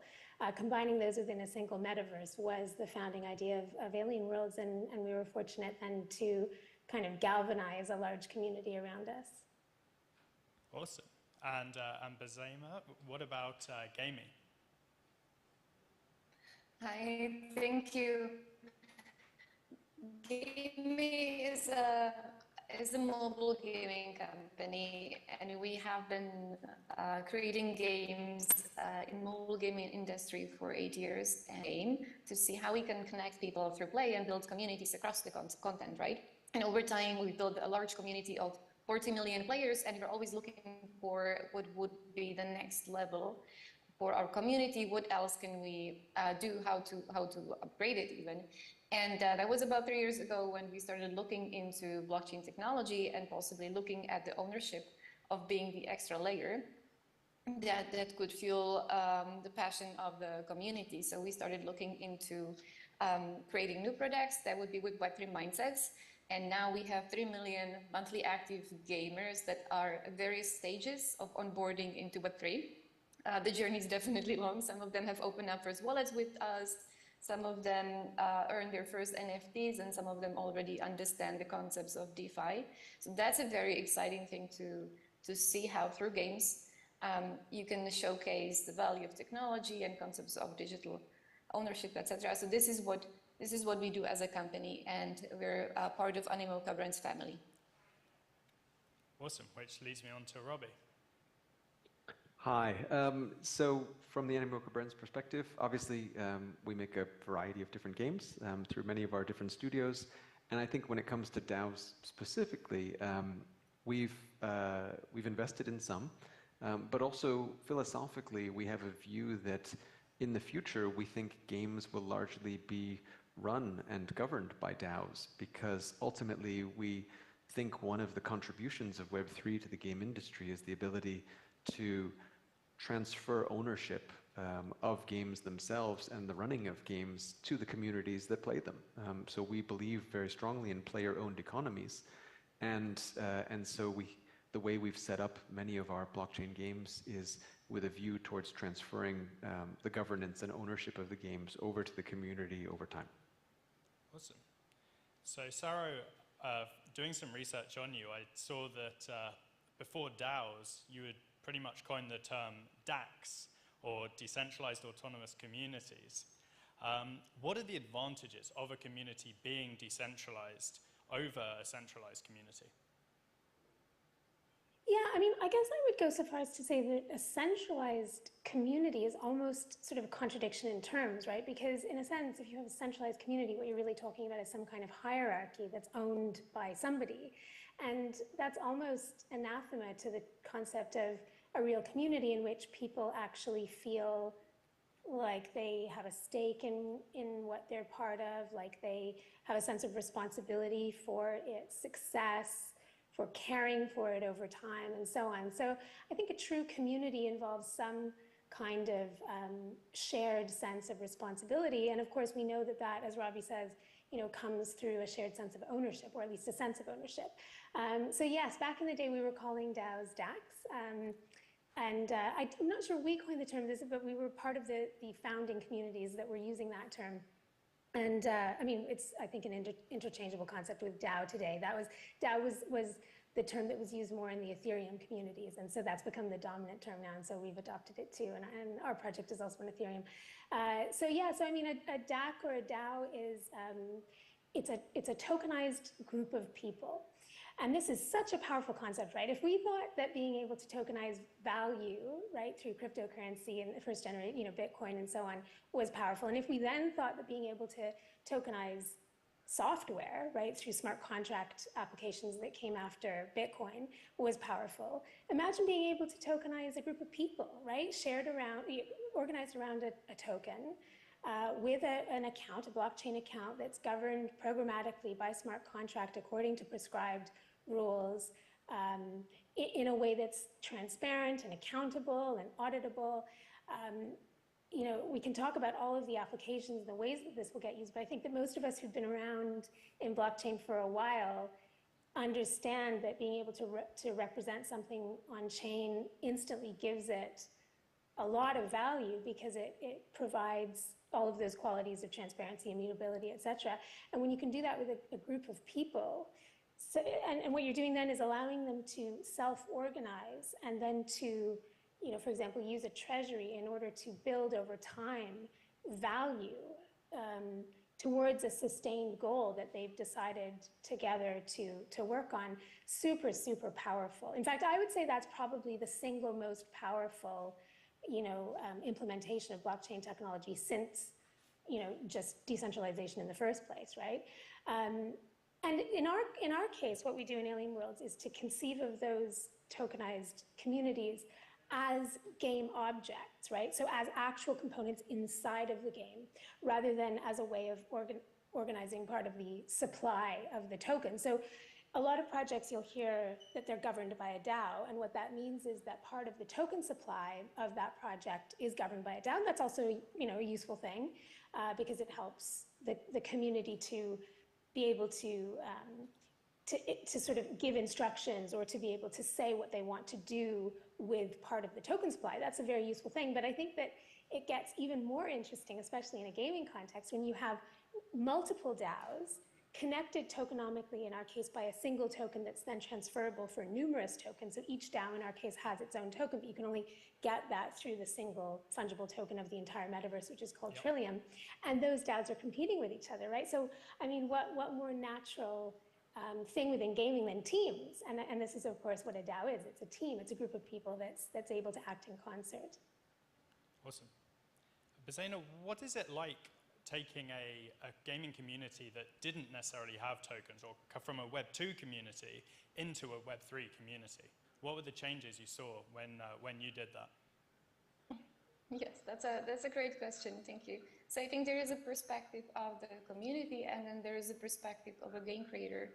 And maybe starting from the community point of view, is that we always had, and many games always had, very passionate communities that care deeply about the content. So they always desired to be able to influence the roadmap, be part of the decision making, be heard, and their feedback implemented. And it was always there. So if you want, the market need was always around with games. So when there is a possibility and a tool to give it more power, that's super welcome. So we are by far from the sophistication Alien Worlds are, as our role within the onboarding is at the very beginning. So in our case, the gamers, they start experimenting with owning part of the gaming currency and then voting and making decisions, but they're super, super excited to be able to do that. They absolutely love it. And you see the power of, like, it's not empty words. Like you can see that when you make that real, you are very much rewarded from the community by giving them this option. Now, from the game creator perspective, if you look as far as Alien Words and you explain this concept to a game creator that has been creating games without decentralization in mind, it's scary. It's something that it's very hard to imagine because it requires a change in mindset.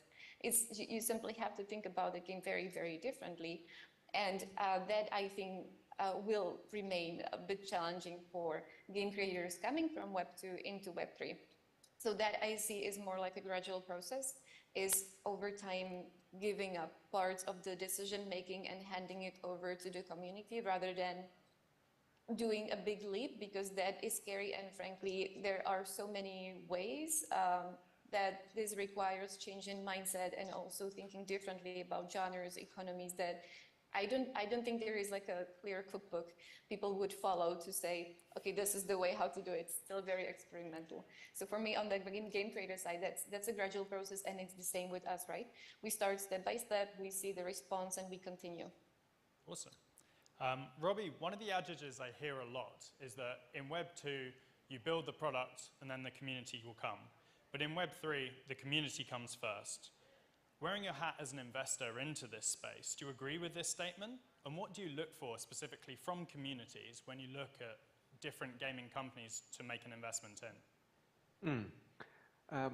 So I think your point is correct, although I would say that community and product end up getting built hand in hand in this case, because one of the things that happens is when we start to tokenize in-game assets, we have the ability to then, of course, offer ownership of those digital assets separate from the game experience itself.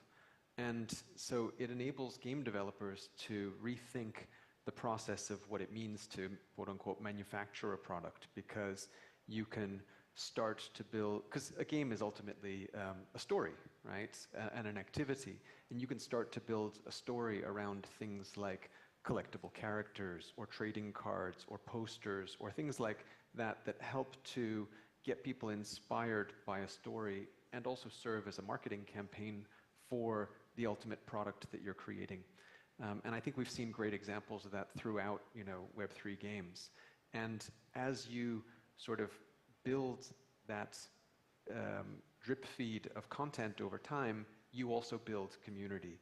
You keep reinforcing community. You tease things. You offer small things for them to purchase or give them for free as airdrops, etc.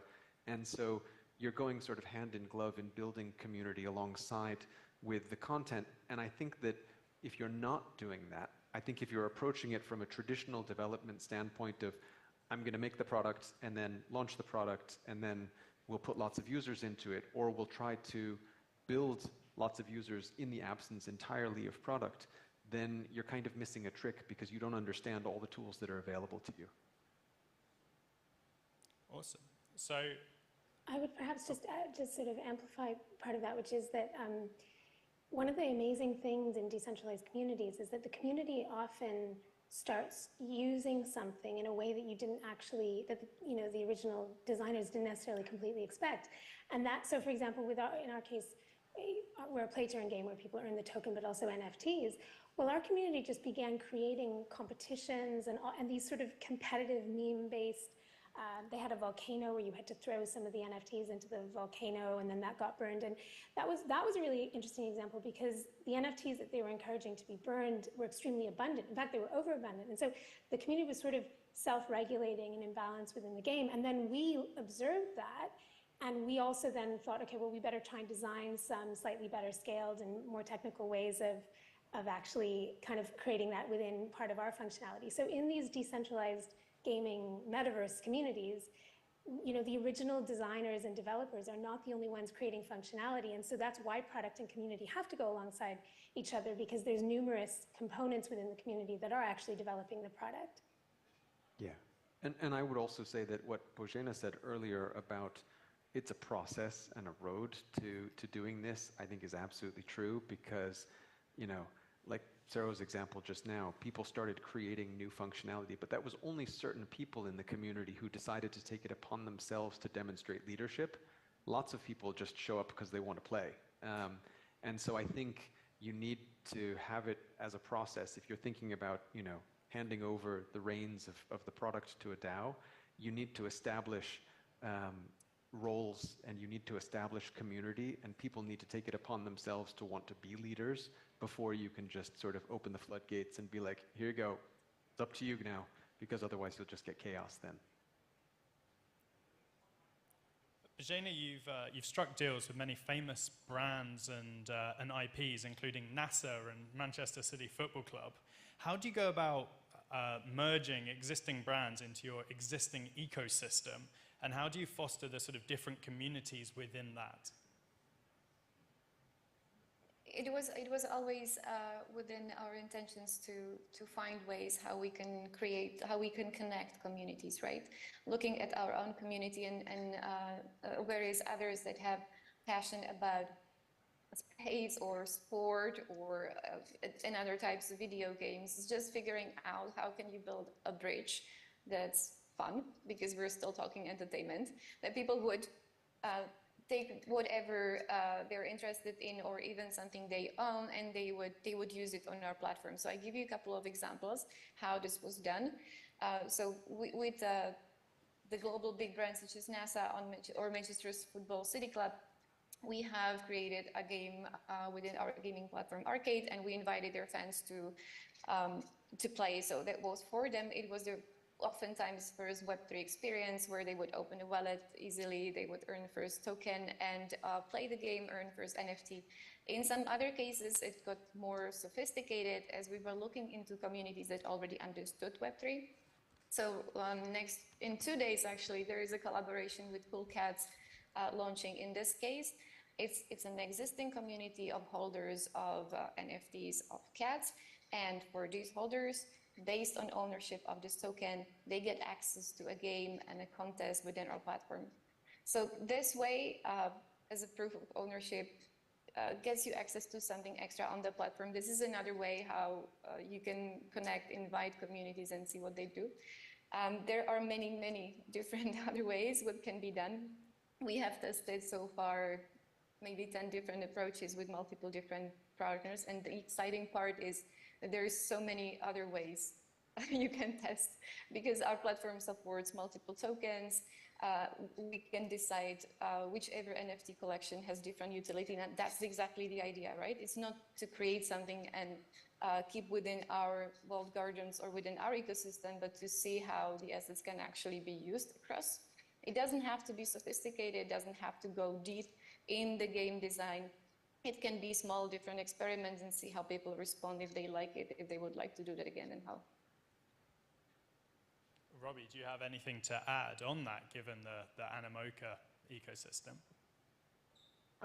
I think most importantly is when you're trying to put together those partnerships is to think about them, again, going back to this idea of building community, to think about how you're going to authentically build something that serves the interests of the community. I think one of the things that Web3 is quite good at, the Web3 community generally, is smelling inauthenticity.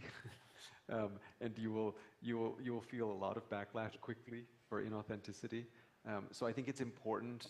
I mean, the beauty of this constant feedback mechanism is that you do have the ability to do A/B testing in real time with the community. And they will tell you what they like and what they don't like, and some of which you listen to and some of which you don't listen to, like all feedback. And so I think it's to be thoughtful to and faithful to the brand, and that's actually the trickiest bit. So the traditional gaming model would often normally revolve around power users that would make up a large majority of a certain game's revenue. Within a DAO-style structure, is that still the case, or are the economics far more equal? Sarah? So, because DAOs are essentially on-chain accounts that have a treasury that are collectively managed by token holders programmatically, and the A in DAO is autonomous. So, especially eventually in a DAO's sort of maturation, it should be fully autonomous, which means, in fact, that it would be able to amend its own code. Because of that, it's extremely important that there's stake-weighted voting. So what that means is that one token, one vote. So whereas so DAOs are not democratic, actually, interestingly. I think they're very fair, especially from a blockchain perspective, because one token is one vote, and every single token has the same amount of rights and privileges within a system. But it's not one account, one vote. Recalling, of course, that within blockchain structures, whenever you have anything that's ascribed to an account, then you get the opportunity for what's called Sybil attacks, which is where you can create numerous accounts and sort of game and spam the system that way. So DAOs need to be secured through stake-weighted voting. And what that means then is that what you ultimately want is for the amount of stake into the DAO to exceed the value of the treasury, because otherwise the DAO is a ripe takeover target. You get a sort of understaked, overcapitalized DAO that is then ripe for takeover, which in our case, because the DAOs are in-game components, is actually part of the fun of it, because communities are vying with each other to see who could take over another, right? And so they're sort of vying to become more prosperous so that then one could take over the other. But outside of a gaming context, you wouldn't want a sort of understaked, overcapitalized DAO. So, you know, it's important that the community is staking and is voting and is engaged. One of the issues that's happened historically with DAOs within crypto is that we've had extremely large treasuries being managed by very few voters. And you can end up with one of two things: either sort of stasis and stalemate, where it's impossible to get consensus enough to be able to make transactions out of the treasury, or the opposite, which is where the treasury gets drained extremely quickly to kind of to the largest whale. So this is part, I think, of that sort of one of the themes I think has come through a lot, because Anna and Robbie have both sort of talked about this, is the experimental A/B nature of this community product cycle that we're in through Web3 decentralized communities, right? Where there's an iterative way in which that's developing. And so some of the sort of failures that DAOs have sort of seen in the past are, I think, part of the maturation of those DAOs. And in fact, interestingly, a lot of the time they can self-regulate again, right? So if a DAO sort of goes off the rail, as long as the entire treasury hasn't yet been drained, so for example, in our case, our DAOs perpetually are refilled, the treasuries are refilled through the play turn mechanic. And we've done that very intentionally so that if in a given governance period, the DAO sort of goes off the rails, there are future iterative cycles during which the community can then say, hang on, we need to get more engaged, the community can galvanize, can vote, and can then lead it forward in a different way. So yeah, it's super important that everyone's voting and participating in DAOs, but this is a sort of ongoing process of the community realizing the power that it has and learning how to exert it properly. Thanks. I'm also keen to get everybody's sort of opinion really on the difference in communities and the importance on the game itself of the underlying blockchain that the game is actually based on in the first place. Perhaps starting with Robbie. Sure. I think this goes back to the community question. So I think the underlying blockchain technology is important, but not as important as thinking about, I mean, there are technical considerations and then there are community considerations. Yeah. And I think one thing that you'll find is that different chains also have different types of communities who are participating in the applications and things that are already available on those chains. And so one of the things that we try to do is to be sensitive to what is that existing community, because maybe your Polygon community and Immutable community and Wax community, etc., are all different types of people with different interests or different geographic territories. And how does that fit in with the content that we're looking to put out? And also, how can we be inclusive? So we're making a big effort now with many of our newer products to see how we can include communities from multiple chains, or ownership on multiple chains at least, in a single game experience, because we want to try to bring people together as much as possible. Yeah, I would say that the sort of importance of the chain is something that we're still dealing with, because the technology is not yet as interoperable as it will hopefully be in the not too distant future. Might be a good moment to mention OMA 3, the Open Metaverse Alliance for Web3, in which a group of companies and metaverse projects, including Animoca Brands and us, have come together to try and create interoperability between metaverses, essentially between blockchain platforms, right? So yeah, like bottom line, right now, the choice of chain technology does make a bit of a difference, especially because then that kind of keeps you more within that world of chains that are interoperable with the one that you're on. But we hope that in the not too distant future, there will be more bridges and more mapping technology that allows NFTs at least to be ported over identities and really to realize this vision of the open metaverse. In our case, I think it's a little bit different because most of our users, when they first join Arcade and start playing with GBoss, they are not part of any chain community yet. So it's through Arcade and through GBoss, they're becoming part of the chain community, maybe sometimes even without knowing, because that's part of the onboarding, is that you cannot and should not make the technology too visible, because that will become a barrier in their user experience, right? So until the moment they need to know, when is the moment when they take their digital assets and they take it to an external wallet, that is the moment where they need to know, and they do know. And the ideal case scenario is that by us making a choice about a chain, we do not lock them with one world, right? So the more interoperable we can become, the better. But as Ben said, it's not that easy as it sounds. So for us, the idea is we guide them people until the moment when they understand, okay, I have these assets on Arcade, on Polygon, but it would be great if this does not have to be the only case, right? For us as a company, there was a choice we've made looking for a chain that's fast and not expensive to make transactions on, because Arcade is high engagement, millions of gameplays every month. So that was naturally one of the options. But it would be sad to say that this is the only option, right? The more choices and the more interoperable, they would give us opportunities to partner with communities outside of the chain as well. So, yeah. Awesome. I'm afraid time is up, but I feel like we could keep going for another hour or two. But Bejana, Sarah, Robbie, thank you very much for your time. Thank you. Thanks, everyone. Thank you. Bye.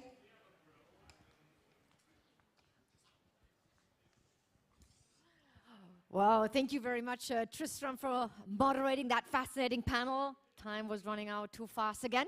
But I'm also super thrilled now to welcome another wonderful panel, and we are talking still about digital assets. We're still in the world of Web3, but we're going to shift a bit focus to the power of tokenization and digital assets. And therefore, I have nobody less than our friends from Toko. Coming here on stage with me, I have Scott Teal and Jeff Joy. Please come here, join me. Big round of applause. Yes, well, come here. We'll just... Hello, everyone. Evening. Keep you, get you here in the middle. Only the quality remains in the room. We got rid of the masses. No, this is really for the insiders here. But we have, thousands of people online, so be careful what you say. Oh. Yeah. Oh, yeah. Okay. I forgot we're in the metaverse. Oh, we're in the metaverse, are we? Yeah, and it's funny. You look like an avatar already. So. Hyperverse. Yeah. Okay. I'm not really sure how you're going to keep these two gentlemen under control, but let me try for the next 30 minutes at least. And the funny thing is we had this talk, a similar talk already in May, right, for the pre-event. And we'll see, I think since then quite a few things have evolved. So I'll give you another chance actually to give me a very new, bold statement about the power of tokenization. You go first. I think what we're about to see is a real transition where the technology that we've seen powering cryptocurrencies, powering the NFT boom, powering the DeFi ecosystem in the context of crypto assets is now going to be applied to hundreds of trillions of dollars worth of real assets in a way that will make existing markets that we've already seen look like little more than the oil that's going to run the machines in the context of crypto. But all of that learning and all of that excitement, all of that kind of flexibility, liquidity, trading, and the ability to represent interesting and new bundles of rights in tokenized form is going to now be applied to everything in the world. Now that is going to be a very interesting place. And once we start, as we're seeing, tokenizing those assets, getting them into digital format, then what can happen with those assets and the world will create, whether it's DeFi solutions associated with security tokens or asset-backed tokens, whether it's lending protocols, other things that we've seen happening with crypto, and now we're applying these new financial models to it. Once we have a crypto that's somehow linked to something like a piece of real estate, the same things can happen. Now that's going to be very, very interesting. Brilliant. Yes, we're not only talking about the evolution from Web 2 to Web 3, but you're saying we'll bring now the physical world into the digital world. That's pretty bold. Jeff, can you beat that?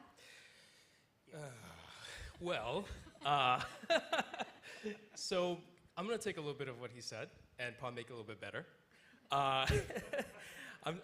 So this actually might be a little bit controversial to many of the native Web3 discussions we've had today. Look, I've been thinking about what I said last time. I said everything's going to be digital.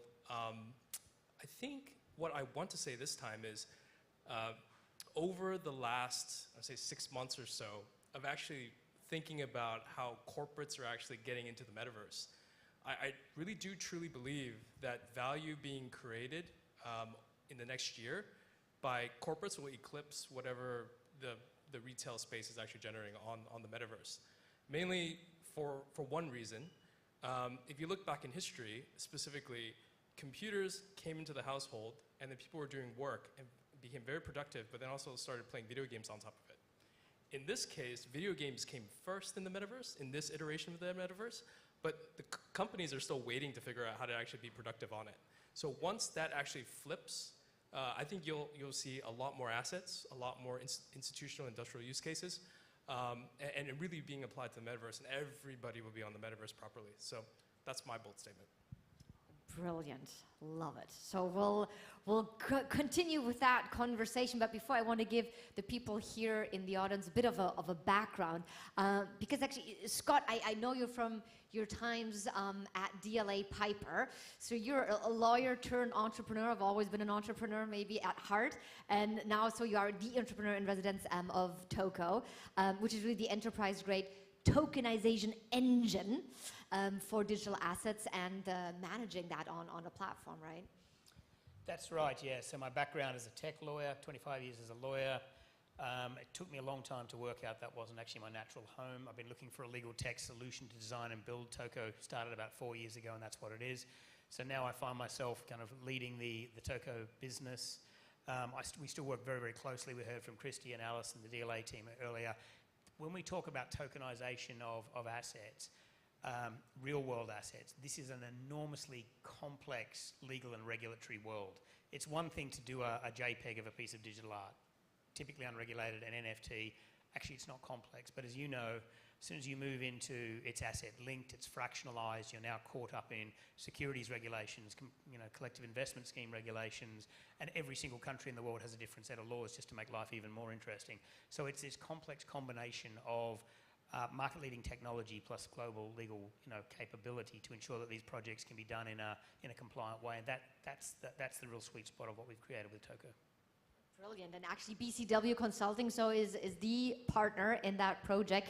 And I know, Jeff, that you actually consulted Fortune 500 companies already before that in different technologies, right? AI and IoT, cloud transformation, and so on. What is particularly exciting now with this new project? Yeah, so I've been a Web 2 guy for longer than I've been a Web 3 guy, obviously. But once I, kind of drank the Kool-Aid, couldn't turn back. So first time I met Scott and the DLA team, the problem statement was, how do I build my business around blockchain? And we had a really good conversation about that. So what really excites me about Toko is specifically, how do you take a very traditional enterprise, very traditional law firm, with aspirations to do something innovative, and not really fully knowing how to get there, but wanting to go along on the journey of discovering all of the changes that need to be made. So I saw it was like an amazing change management exercise, applying technology principles to it from a consulting advisor perspective, but really being able to actually look at the technology, make it right fit for business, do product market fitment as well to go to market, and then be partners with Scott and the team over at DLA. It was great. Yeah, and exactly. Talk a little bit more about all the different services that Toko actually offers, right? From tokenizing real assets, fractionizing them, putting them on a platform, making it available for trading. Tell us, you do everything from A to Z? Is it a full-fledged integration that you're offering? I think this is where we started. I was interested in the use of blockchain technology. From a technology perspective, I found it very interesting, the concept of distributed ledgers. The anarchist in me, who was sitting as a partner in a global law firm with a little bit of tension around those two objectives, liked the idea of decentralization and the reliance of technology as a trust layer rather than trusted corporates. And we just, when I started on this journey, going back, we'd seen financial crises and other things where there was question marks about trust. And so what we looked really to set out to do there was to create an opportunity for clients to create new products, to build new businesses, to have the support of world-leading tech plus the global law firm compliance piece. And that was actually a solution. But when I went and spoke to clients who said, I want to do this, it became very clear, I don't know how. And so it would be wrong to say we are end-to-end, because nobody in this industry is end-to-end. And so what we see is a very fragmented industry, even in the Web3 space. And it probably reflects, in some respects, the TradFi segmentations, where you have broker-dealers, you have custodians, you have advisors, you have, in the case of the Web3 stuff, the token companies and the law firms. Actually, to do one of these deals, you need all of it. And then you need virtual asset exchanges on the end. And then you need market makers. So actually, it's quite a complex consortia.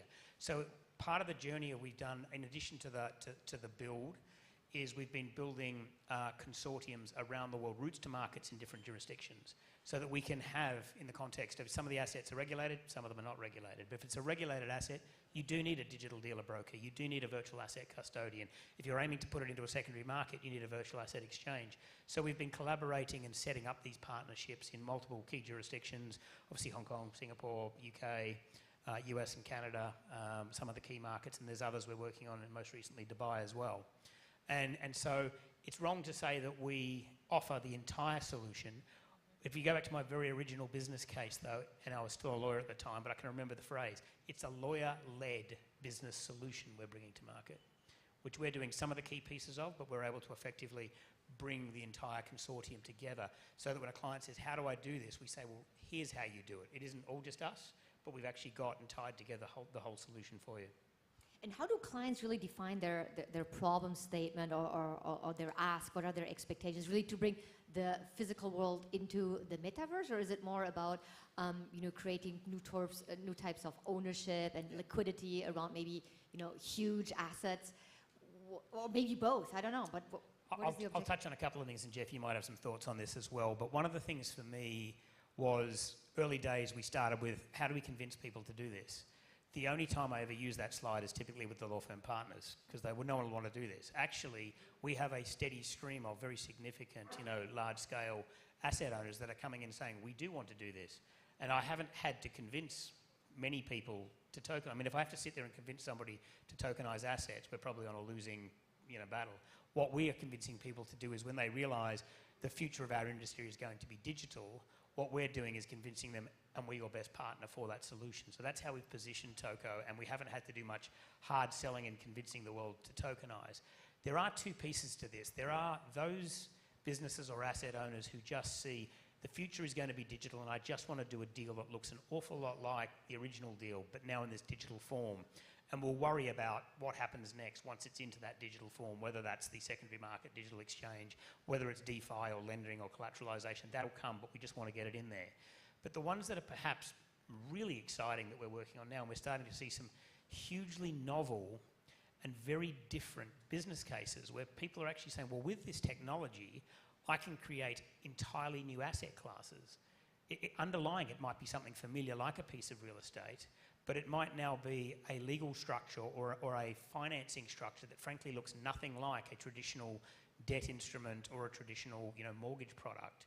It's some sort of hybridized variation of things that people are just dreaming up. Now, this to me is really exciting because it's going to create entire new economies and participation at both the investor level and also the asset owner level that we haven't seen before. So I'm very excited about those types of projects.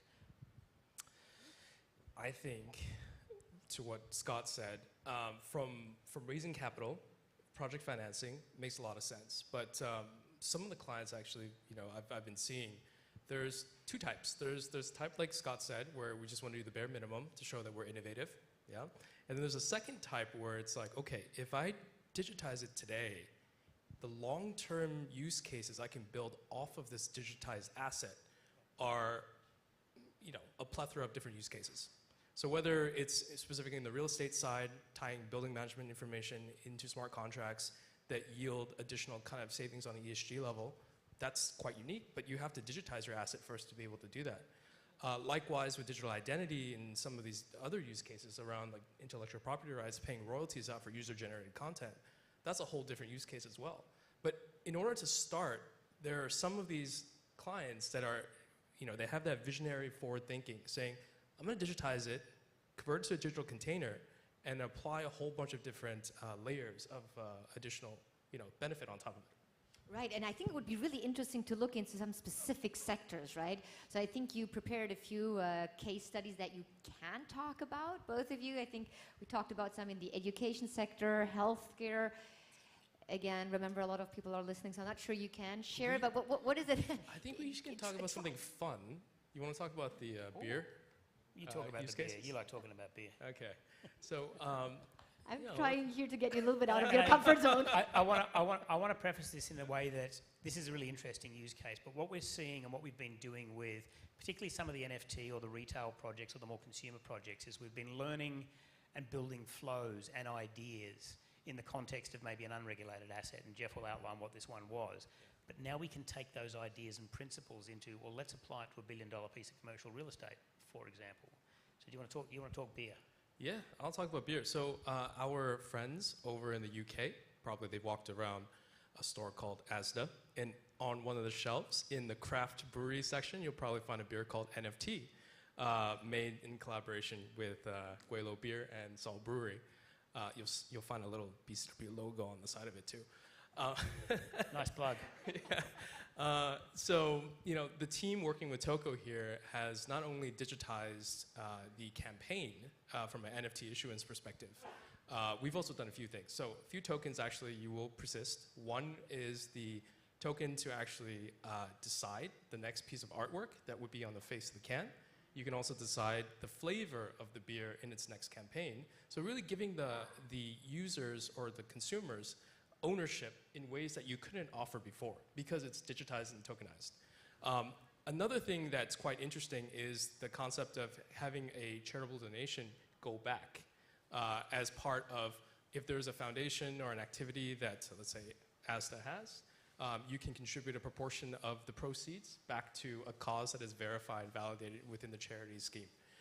So that's one thing. The last thing that we're working on as a phase 2 is the integration and tie-in with a protocol technology called Polygon and Decentraland to create a digital bar where people can actually, from all over the world who enjoy and love the beer, can go there and participate in governance activities related to things like choosing the next beer label and the next flavor, getting feedback.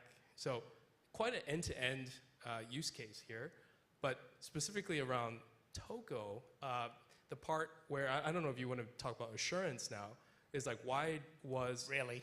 Okay. from a law firm perspective, the fact that it was kind of a wholly owned subsidiary of DLA Piper with all of the compliance checks and balances actually built into the platform during the process of tokenization, and then specifically baking in all the rights, contractual obligations, and also economic interest into the actual campaign itself, made corporates very comfortable with doing something like this, which is very different than anything else you'll find out there. I think that's a really important point as we move towards this transition from the digital, the crypto natives, to then the NFT natives, that kind of sort of Web3 developer community that's been at the forefront of the innovation and has been fantastic to watch. But when you start having those conversations with a large corporate and inevitably the head of legal and the head of risk and the head of compliance and those kind of internal functions and control functions within the enterprises, they do need to get a level of comfort around, well, I don't understand this, is it legal, can we do this? And actually having this, the background of Toko gives them a lot. In the case of that particular project Jeff was talking about, being able to talk to the head of legal and risk at Asda Supermarkets and say, look, we're actually a panel law firm as it happens. That was per chance. you know us, these are the legal and compliance issues around this, and they just went, oh, okay, that makes us much more comfortable. And I think that's really important to bring the enterprise on board here, because there is so much fear, uncertainty around the use of digital assets, and a lot of bad press around crypto and other things. Yeah, no, absolutely. And I think last time also we talked a little bit about some of the missing links still between the technology itself and the business model. So I don't know if you want to add a little bit on. Last time we talked about smart contracts being not smart enough. I don't know whether you want to say the same thing again. Well, we also talked about I have unified digital identities. There are two pieces to this that I think the technology will open up and fundamentally change, and that is one, around the smart contracts becoming smarter, and from an asset management point of view, and by asset here I'm not talking about the traditional financial world necessarily, but if you have an asset and you're now wanting to raise funds on the back of it and have a pool of people who have given you money that you owe money back to, or give them decisions. I mean, you talked about, it sounds like a trite example. We're now in the metaverse at the virtual bar having governance discussions around the future of the beer can and what it's going to look like. Okay, sounds cool and everything else. Actually, we're in the metaverse having a shareholders meeting because we've tokenized the equity of a company. And we're having a shareholders meeting in the metaverse and discussing the future of the company and decisions around it. Oh, now it's real. These are exactly the same flows, and that's what I mean in terms of we're using some of these examples to build the flows and build the ability to do things like governance and smart contract automation, and then drive them into more real world assets. This will bring efficiencies to bear on the administration and the management, on-chain voting, dissemination of information. The other piece that I think is going to get really interesting is the use of tokens and the use of blockchain technology to give transparency to, let's call them investors, but anyone who's buying a token. And that's what we've seen. Christy was talking earlier about NFTs aren't regulated and maybe they should be. Absolutely they should be, because what happened in the in a multi-billion-dollar marketplace in the absence of regulation, we saw a little bit of fraud going on. Who'd have thought? Yeah. So actually what's going to be really important in that is people are given proper information. It's the same principles we're all used to in investment around disclosure, giving people sufficient information to understand what they're buying. And we now hear about it. Oh, it turns out I spent $300,000 on a digital ape. I thought I had some rights like it was my image. No, not unless you bake that into the token.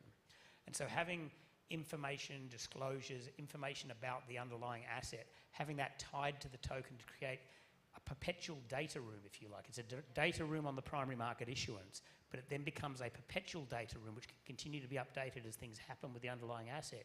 And again, from a secondary market point of view, what we see is lots of assets in the world don't have secondary market liquidity because it starts with, oh, you'll need to go and spend $200,000 on lawyers building a new data room to see where it is today.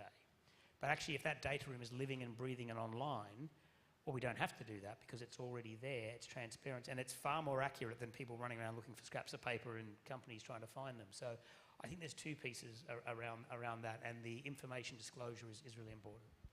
I can pull it back to maybe the decentralized identity.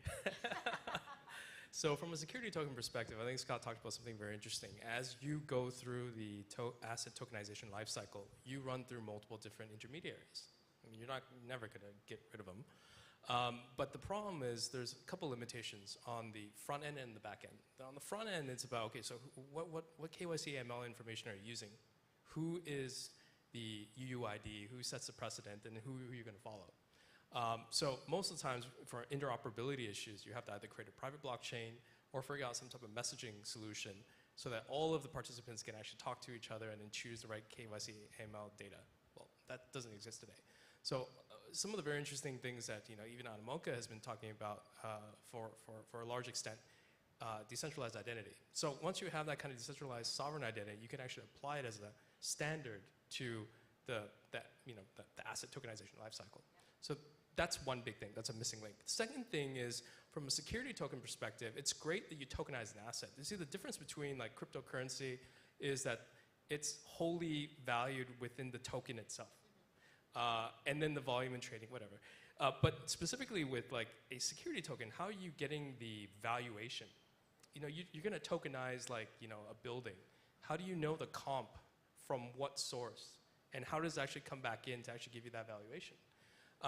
And even if you could figure that valuation, we're talking about smart contracts, how are you going to settle it? properly. I think this is the part where digital, like cash and the asset leg need to start talking together. So that's another missing piece, whether it's on the digital CSD side and how we're gonna actually deal with that. And I think this is a very interesting opportunity in jurisdictions like Dubai. Right, and same for you, right? Because actually for the layman, that's exactly the question that arises. I think it's fascinating to see when you bring lawyers into the space that there seem to be so many more questions that are actually underlying. But you mentioned the R word, the regulator, right? So talking a little bit about that aspect here, and obviously, you know, digital assets, virtual assets are a really interesting new type of asset class. Which obviously ask about, you know, what are different regulatory environments, and you get kind of like around the world. I mean, maybe first question, how is Hong Kong positioned in that context? It's probably easy to get stuck into Hong Kong, and I probably will before I finish this sentence. But it's not positioned terribly in the context of global, you know, regulatory regimes. The world is struggling with the issue of how to regulate these assets. What we have is a traditional financial system that has been fragmented into traditional buckets of what assets should be. Are they commodities? Are they securities? Are they CISs? Are they unregulated? Are they debt token? You know, there are these traditional things, and that's been wonderful, and the world's lived in these silos. And then virtual assets came along, and the technology allowed people to get much more creative. And actually what you see, and lawyers wrestle with this all the time, what is this asset? Well, today it might be one of those. Tomorrow it might have the features of one of these. Then it's suddenly, a week later, it's one of those. These things have a habit of changing or blurring the boundaries between these TradFi kind of definitions. And that's causing a lot of, I think, unease with regulators wondering about what's my role in this new digital world? Is this going to be my asset that I regulate or not? And so we are seeing regulators around the world, and multiple regulators having sort of fiefdoms and land grabs and fights over who's, you know, particularly the US, you know, SEC versus CFTC, for example, who regulates a Bitcoin. There's still, every week there's a new piece of proposed law to decide where it should sit, and they still haven't worked it out, you know, 14 years after the thing was created. So it's not that Hong Kong is uniquely poorly placed. I think the trouble for Hong Kong is we're starting to see the emergence of more holistic, and Christy talked about this earlier, more regulatory frameworks that have been designed with digital in mind. Whereas frankly in Hong Kong we've had the regulators saying the law's okay as it is. And frankly I don't think it is. If it was, where are the security token deals in Hong Kong?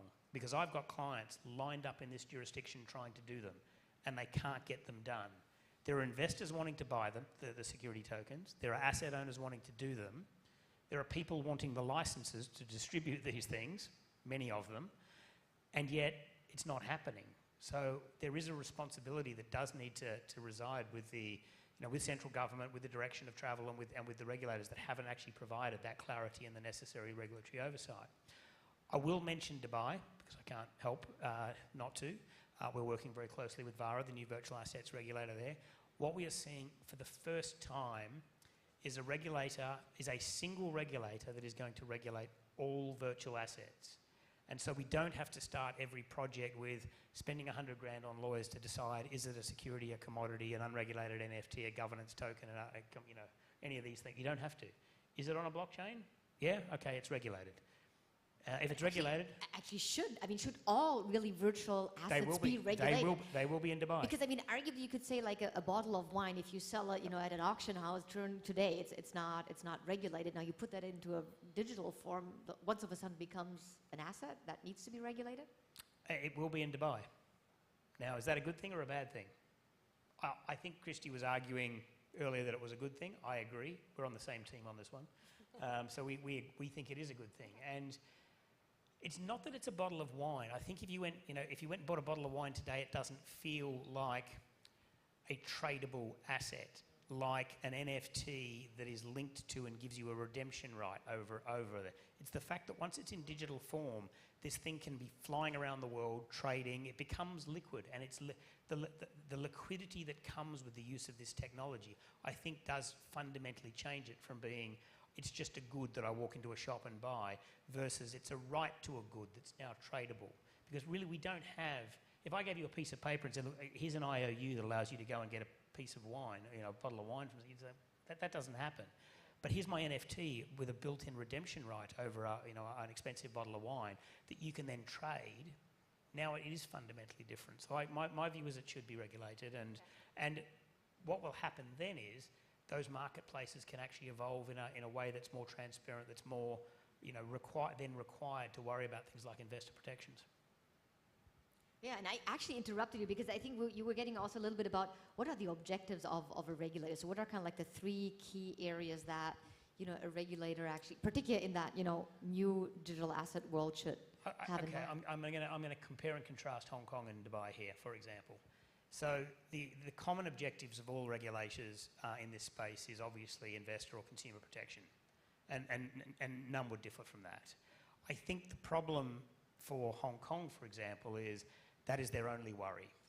And no consumer will ever be harmed if I never let the market get going at all. So that's safe. And so it's a very safe course of action to just not let anyone do anything. And I think that's where we are, not just in Hong Kong, but certainly in Hong Kong, there is an element of paralysis around this. What we're seeing with the regulator in Dubai is a more fundamental shift where they're saying, yes, of course, we have to have investor protections, that's fundamental, but we're also very keen on making sure we have an ecosystem that, one, fosters innovation, and fosters innovation in terms of the potential that innovation can have in terms of job creation, wealth creation, financial inclusion and democratization of financial inclusion, which is a really important point. And in the world today, most people are not financially included. Retail investors in Hong Kong can't buy a piece of a house. Equally, they can't buy a whole house here because they can't afford it. So they're now being locked out of the markets. That doesn't feel fair to me. But the regulators there are also very clear that they are trying to create a new global virtual assets hub for the world. One of, not the only one, but one of. When I have conversations with regulators here, I don't get that same message. It's consumer protection, investor protection, worry, risk, cyber, and these are all legitimate concerns, but there isn't much balance to the opportunity side of the equation, and that's what we're seeing very different in the Middle East. That is super interesting, and I actually see that unfortunately we're really running out of time, but typically I have the crystal ball question for you at the end, but maybe we transform that in like a last call to action or something you really want to make sure everybody in the audience hears? Oh man, I gotta go first this time. He wants to beat you this time, that's just he wants to make sure he has the final word. word. The last word. Call to action is really for the Web 2 companies waiting to go Web 3. Don't wait, just do it. Yeah, and for me, it's let the creative juices run wild here. Like, there is an opportunity for you to, within whatever business you're doing, to adopt this technology in a way that can create new revenue streams, new consumer engagement models, and new value for your business. And that's what we know. That's our strapline at Toco, is empowering value creation. Sure, we want to be successful as well, but we are so excited when we're talking to some of these clients that are now just building these brand new models and going, the world's never seen one of those, and we can help you with our unique combination of world's best tech plus legal compliance to help you make that a reality, and that's super exciting. Beautiful. We'll end it here. Thank you so much. Scott, Jeff, big hand of applause. Thank you. Fantastic. And while you walk off stage, I have the pleasure actually to introduce, I think it's the last panel of today, but not the least. I'm super excited to once again welcome on stage Tristram, the head of digital assets at Angel Hub. And this time he is joined by Isabel, the COO of Clang Games. And we're going to hear about the social media gamified when MMO and MMO role-play games meet Web3. Tristram, Isabel, the stage is yours. Thank you, Karina.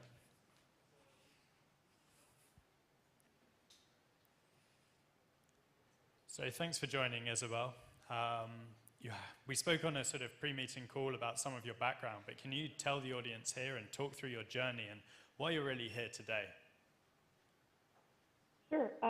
So hopefully everyone can hear me well, speaking straight from Germany. So I love just how technology has come a long way. But I've been working in the technology industry for about 14 years now. In gaming specifically, I've already shipped 6 AAA titles. The latest and most recognized franchise are The Sims, Madden, and Call of Duty. In the beginning of this year, I've made the transition into becoming the co-CEO and COO of Clang Games. We are developing an always-on, persistent MMO that has a lot of Web3 elements to it. Awesome. So some in our audience won't be so familiar with the concept of an MMORPG, or a massive multiplayer online role-playing game, yet they have a rich history. Can you comment on what makes them so special and important? Sure, and I actually think this is very timely because we started hearing a lot more of the word metaverse being used out there more and more, and as this new, exciting thing. And to be honest, when you look at a lot of MMOs, they are decades old, and they kind of fulfill all the requirements of what a metaverse is considered, which is, digital environments where you can create a community and a sense of belonging and social acceptance and self-reflection. So massive multiplayer online games have been around for a very long time. The most famous ones are World of Warcraft, Elder Scrolls Online, just big games in which communities meet in order to share a particular narrative or lore together. They tend to create and form guilds, for example, inside of communities, and really it surpasses just the digital world where they actually meet in real life to be able to fulfill and actually go through the experience of the narrative of the game together. So is there any difference in your mind between, say, collaboration within a game and collaboration with a team outside of a game in real life too? I think, of course, there's going to be the idiosyncrasies of the physical versus the digital world. And I think that is one of the things that the whole metaverse, discussion is on about right now. We are seeing generations that for the first time are digital natives and have a lot of their sense of self actually be more digital than in the physical world. And I think that I once read an article about this. I really liked the idea that, today with social media, actually a lot of our realities and a lot of the real world for us is already in digital form.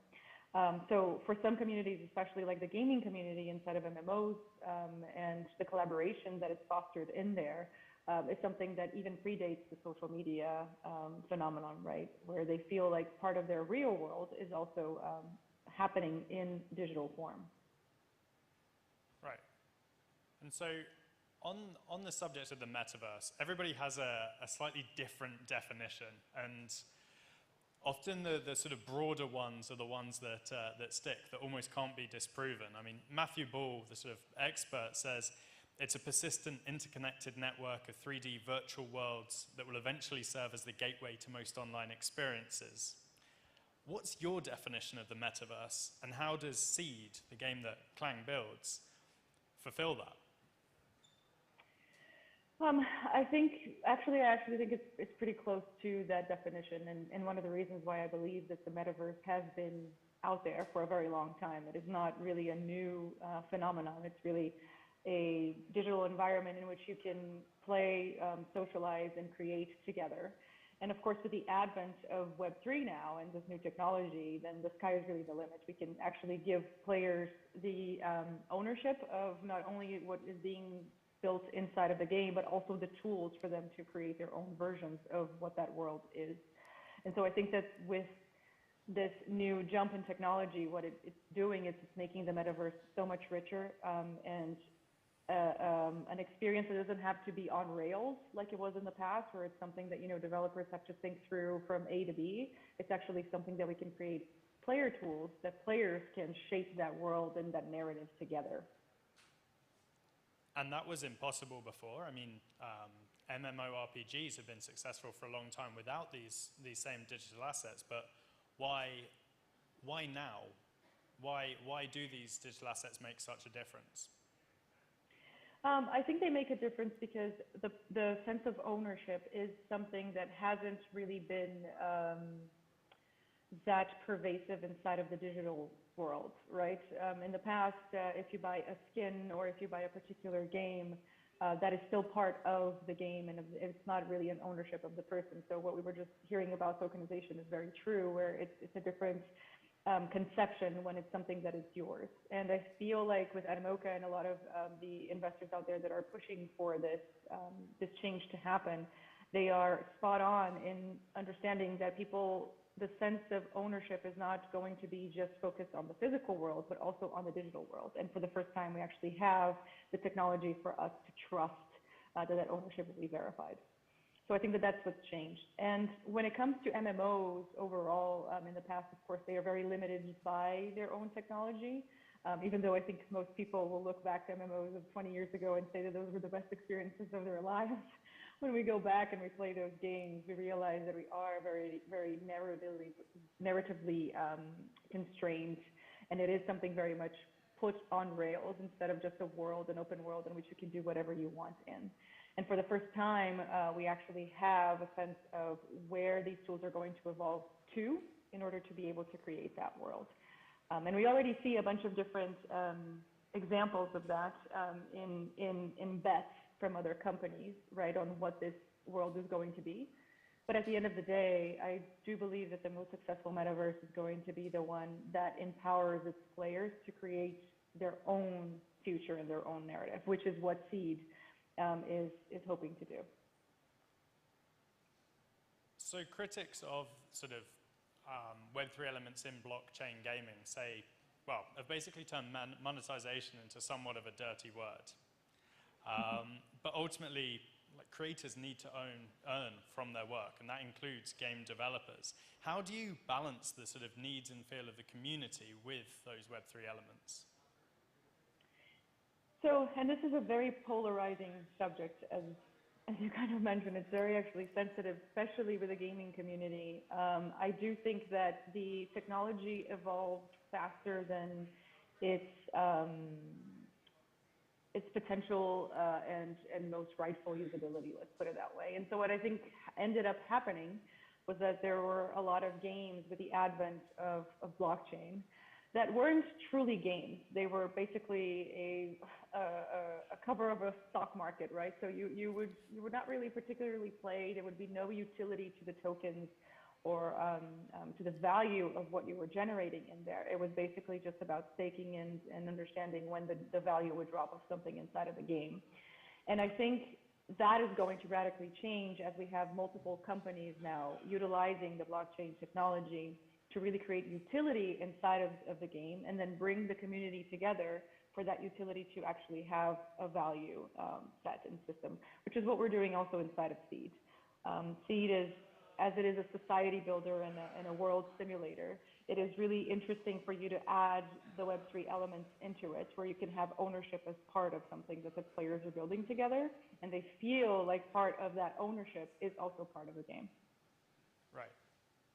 I mean, speaking of Seed, I was on a panel earlier talking about sort of communities within games. Now, I've been in the Seed Discord for quite some time now, and I've never seen such a engaged, sort of passionate community about a game that's still in its testing stage and is not even launched.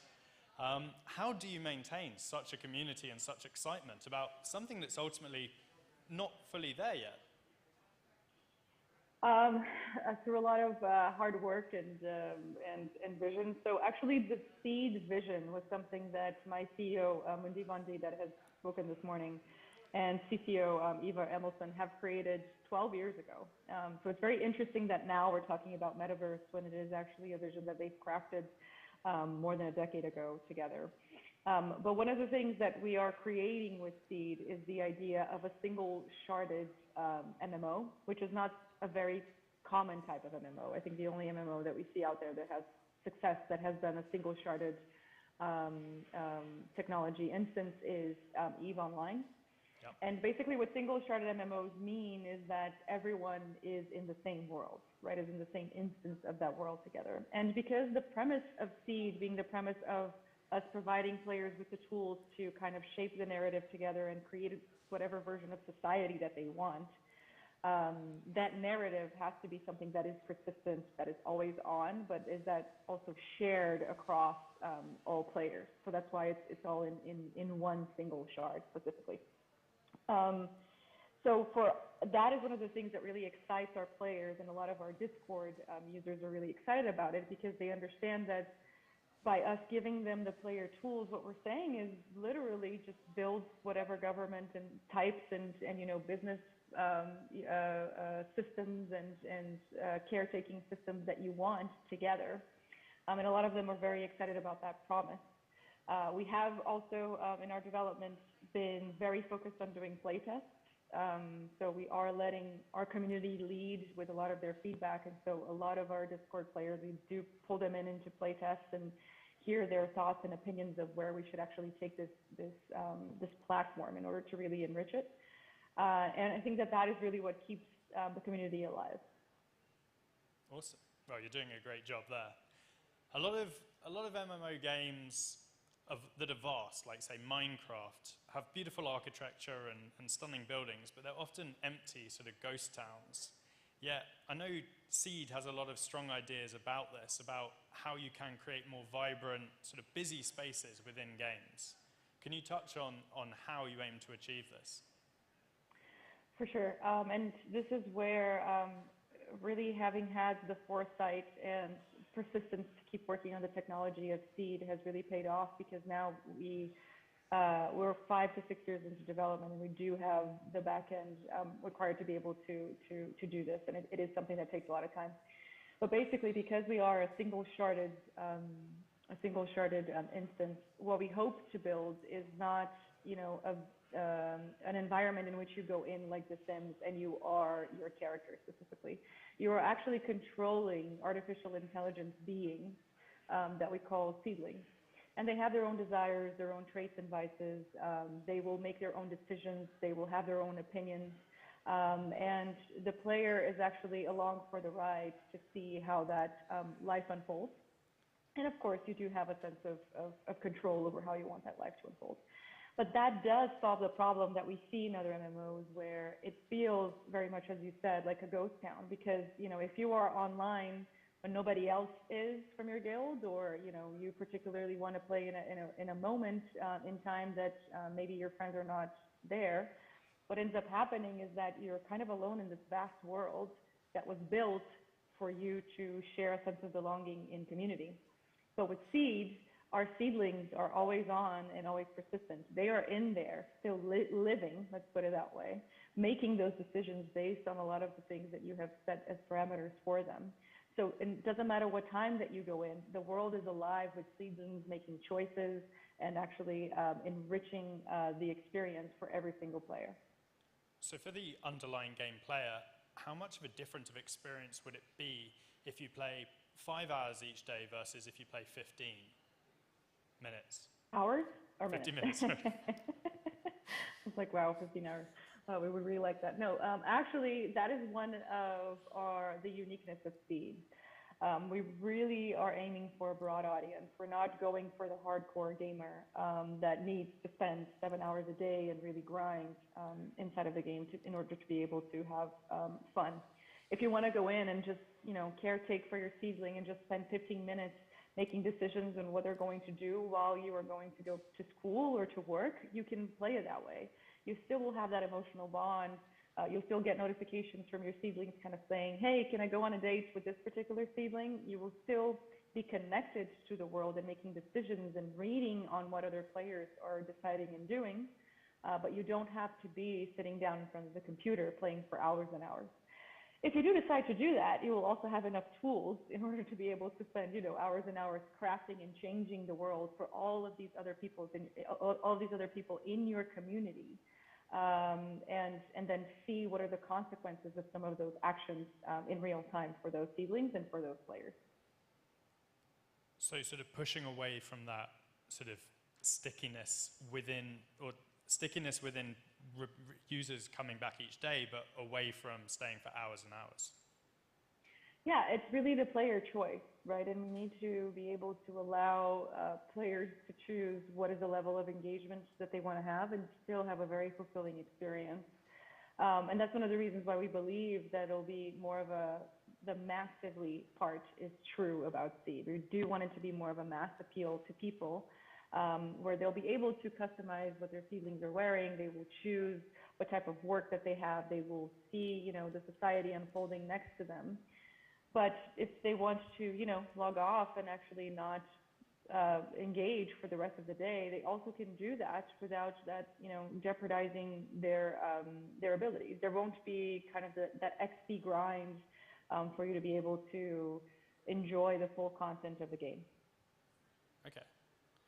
If we're going to have a look, or if I take you time traveling, and it's 10 years in the future, and we're sitting here, hopefully in person, having another fireside chat, and we look at the metaverse, and it's everywhere. We interact with it every day, multiple times a day. It surpassed our wildest imaginations.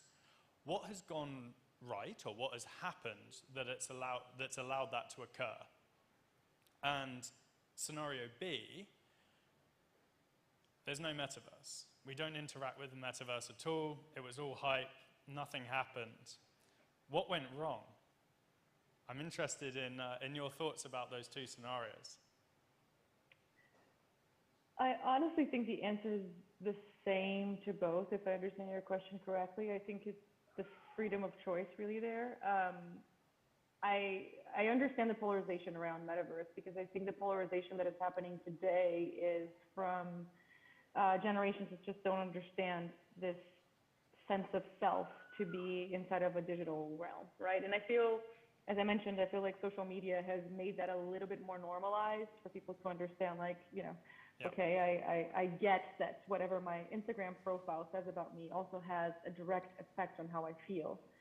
But the generations that are coming are generations that already natively get that and understand that. And so a lot of their, the experiences that they actually want to live might not only be in the physical world, but also might be in the digital world, and things that they can't really do in the physical world. So I think that it will have gone wrong if we are expecting, like, some people are expecting it to be this experience that is very rigid and in one particular way. So for example, it has to be a VR experience, and inside of VR, everything is centralized, and if it's not that, then you won't be able to enjoy what the metaverse is about. I think any sort of rigidness in that sense will be, I think, the downfall for the metaverse. But conversely, I think if all companies kind of work together in a way which is very much the Web3 promise of it being decentralized and something where it does affect the physical world, what some of your digital choices are, then I think it'll just be, just like social media is kind of interwoven into society today, it'll be the same thing for the metaverse, and we will probably not be calling it metaverse anymore.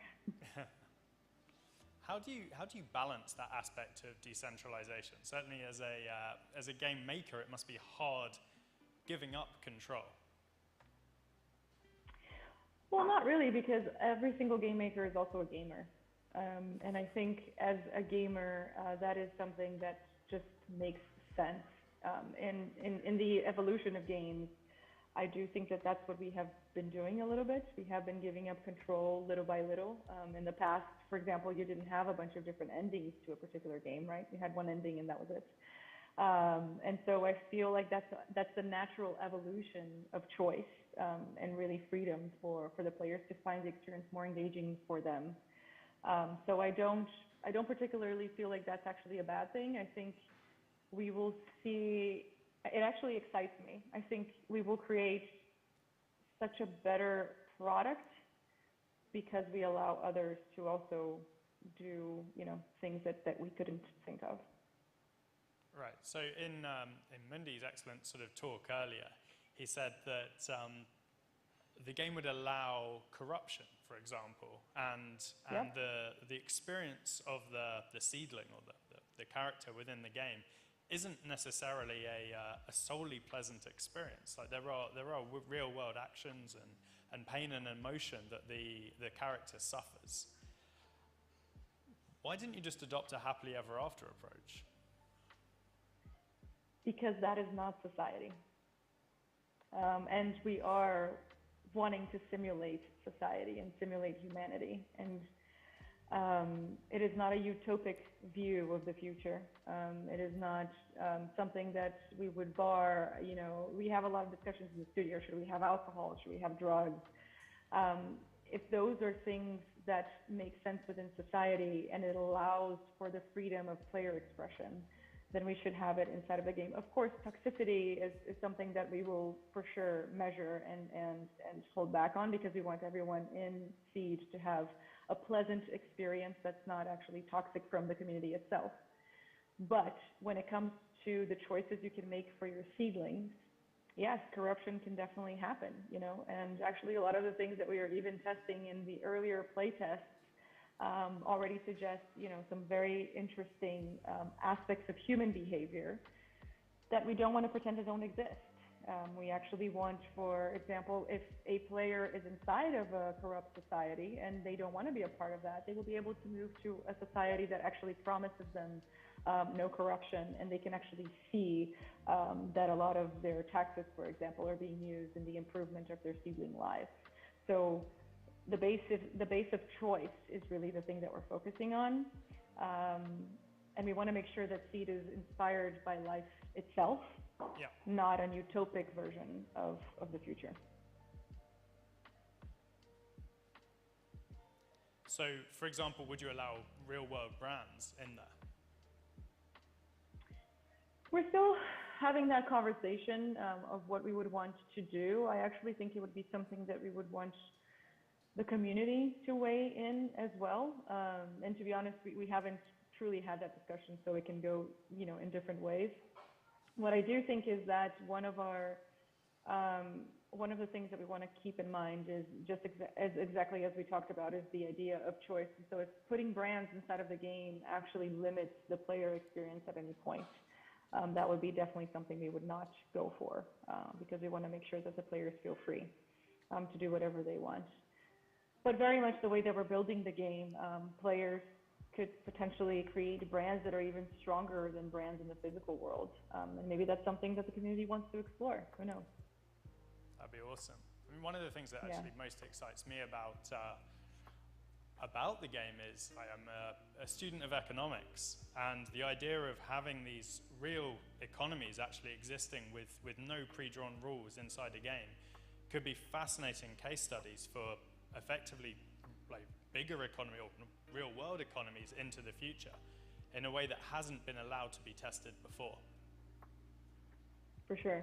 And we also see that not only with economics, but pretty much multiple aspects of the game. For example, the government side of the game, we've collaborated with Lawrence Lessig, and we've been actually very, very fortunate to have spent time with him. We flew him here to Berlin to spend time with our design team and really figure out a lot of how we want to set up the governance and give the players enough tools to then create their own versions of governance. But one of the things that excites him and I the most about this is that then we can actually take a look at what people do with those tools. They don't have to be, you know, Senate, spokespeople, or they don't have to go into politics. They can just create their own versions, and you can see how other people react to that, right? And create different simulations and potentially even create solutions for the physical world that could have derived from Seed.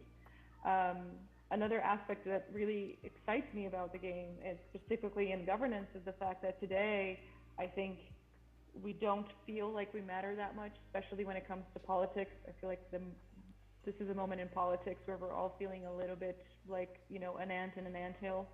And what does my vote count, or, you know, what does it matter? Everyone is kind of the same. And Seed is hopefully going to teach people a lot about that governance, about you do belong into a society, and the choices that you make inside of a society can change that.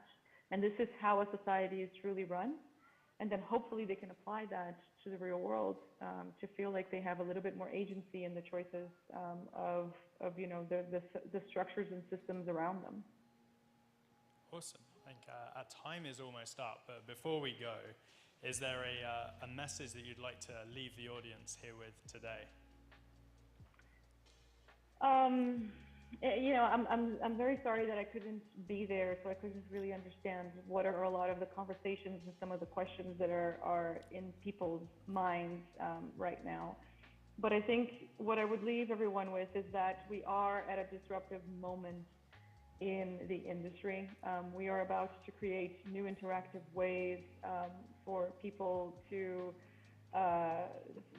more fairly communicate with each other, have a sense of belonging, understand a sense of ownership. And I think that being a part of that is very important right now, that we make sure that it's a change for the better and for all people. Absolutely, I couldn't agree more. Yeah. Thank you very much for your time. Thank you so much, Kristen. Thank you. Big hand of applause. Wonderful. Thank you so much, Tristram, for steering this conversation so beautifully. And unbelievable. We're at the end of day one, but I also wanted to thank Isabel again from Clan Games. I actually cannot wait to be back in Berlin next week. So just to give a little bit of a flashback of what happened today, right? We had amazing speakers, and I'll just give you a few highlights, something that really still resonates amongst so many great quotes and insights. So we just had Isabel, right, talking about we're seeing for the first time a generation that is digitally native. Today, with social media, a lot of our realities and our real world is actually already virtual. We also heard Yat this morning from Animoca brand saying, you know, the more transparency a market has, the more efficient it is, and Web3 is all about transparency and ensures that. We had Sebastian from the Sandbox talking that he believes the metaverse will truly empower anyone to create millions of new digital assets, and also with that create millions of new jobs. The metaverse will become this digital nation without borders. And Jeff from Toko talked about the importance of decentralized sovereign identities, and Robbie, calling in from London, from Animoca Brands, said that, you know, the communities are really at the heart of Web3, and community and prog that can be or are now created hand in hand. At the same time, as I said, you know, everything centers here at SIS around our scale-ups. We had brilliant scale-ups already today pitching live. We heard from Transact, which is your onboarding solution to Web3. We had Clan Games actually showing us that redefining social interactions in the metaverse is not only possible, but super exciting. We had David from Circular actually showing us his new sustainable driven marketplace that allows now brands and consumers to bring true circular economies into their homes. And so many more exciting, really insights that we could take home. Thank you so much for everyone coming on board. Thank you for that wonderful audience here in Hong Kong being live, and having people in the room is just fascinating. Thank you to everybody who listened to us from the Metaverse, from the BNV and Metakey headquarters, and thank you to all our satellite partners from around the world for streaming the content into your home countries. So a big shout out, of course, to our sponsors as well and partners, without whom this could not be possible. Thanks to Invest Hong Kong and the Start Me Up Hong Kong Festival for trusting us again and being a core event of the Start Me Up Hong Kong Festival. Thank you to our platinum sponsors from DLA Piper and from Toko, as well of Animoca Brands. And thank you to our gold sponsors. We have Jardin, Steel, DBS, Google for Startups. Our silver sponsors with Magazine Cloud, with Newman Capital, Glintz, Gusto, and our friends at Christie's, as well as thanks to our Metaverse sponsors, BNV and Metakey, and to our beautiful venue sponsor here, the Executive Center. And last but not least, thank you, Tadler and Genty, for being one of our preferred media partners. So with this, I call it a day. Good night, and see you tomorrow. And make sure you dial in very early, because we're going to start off with a high at 8:30. We have Tim Candle talking about the new approach to venture capitalism. We have much more talks with Web3. We have, again, Ivan from Animoca Brands joining us in. We have Ready Player Me.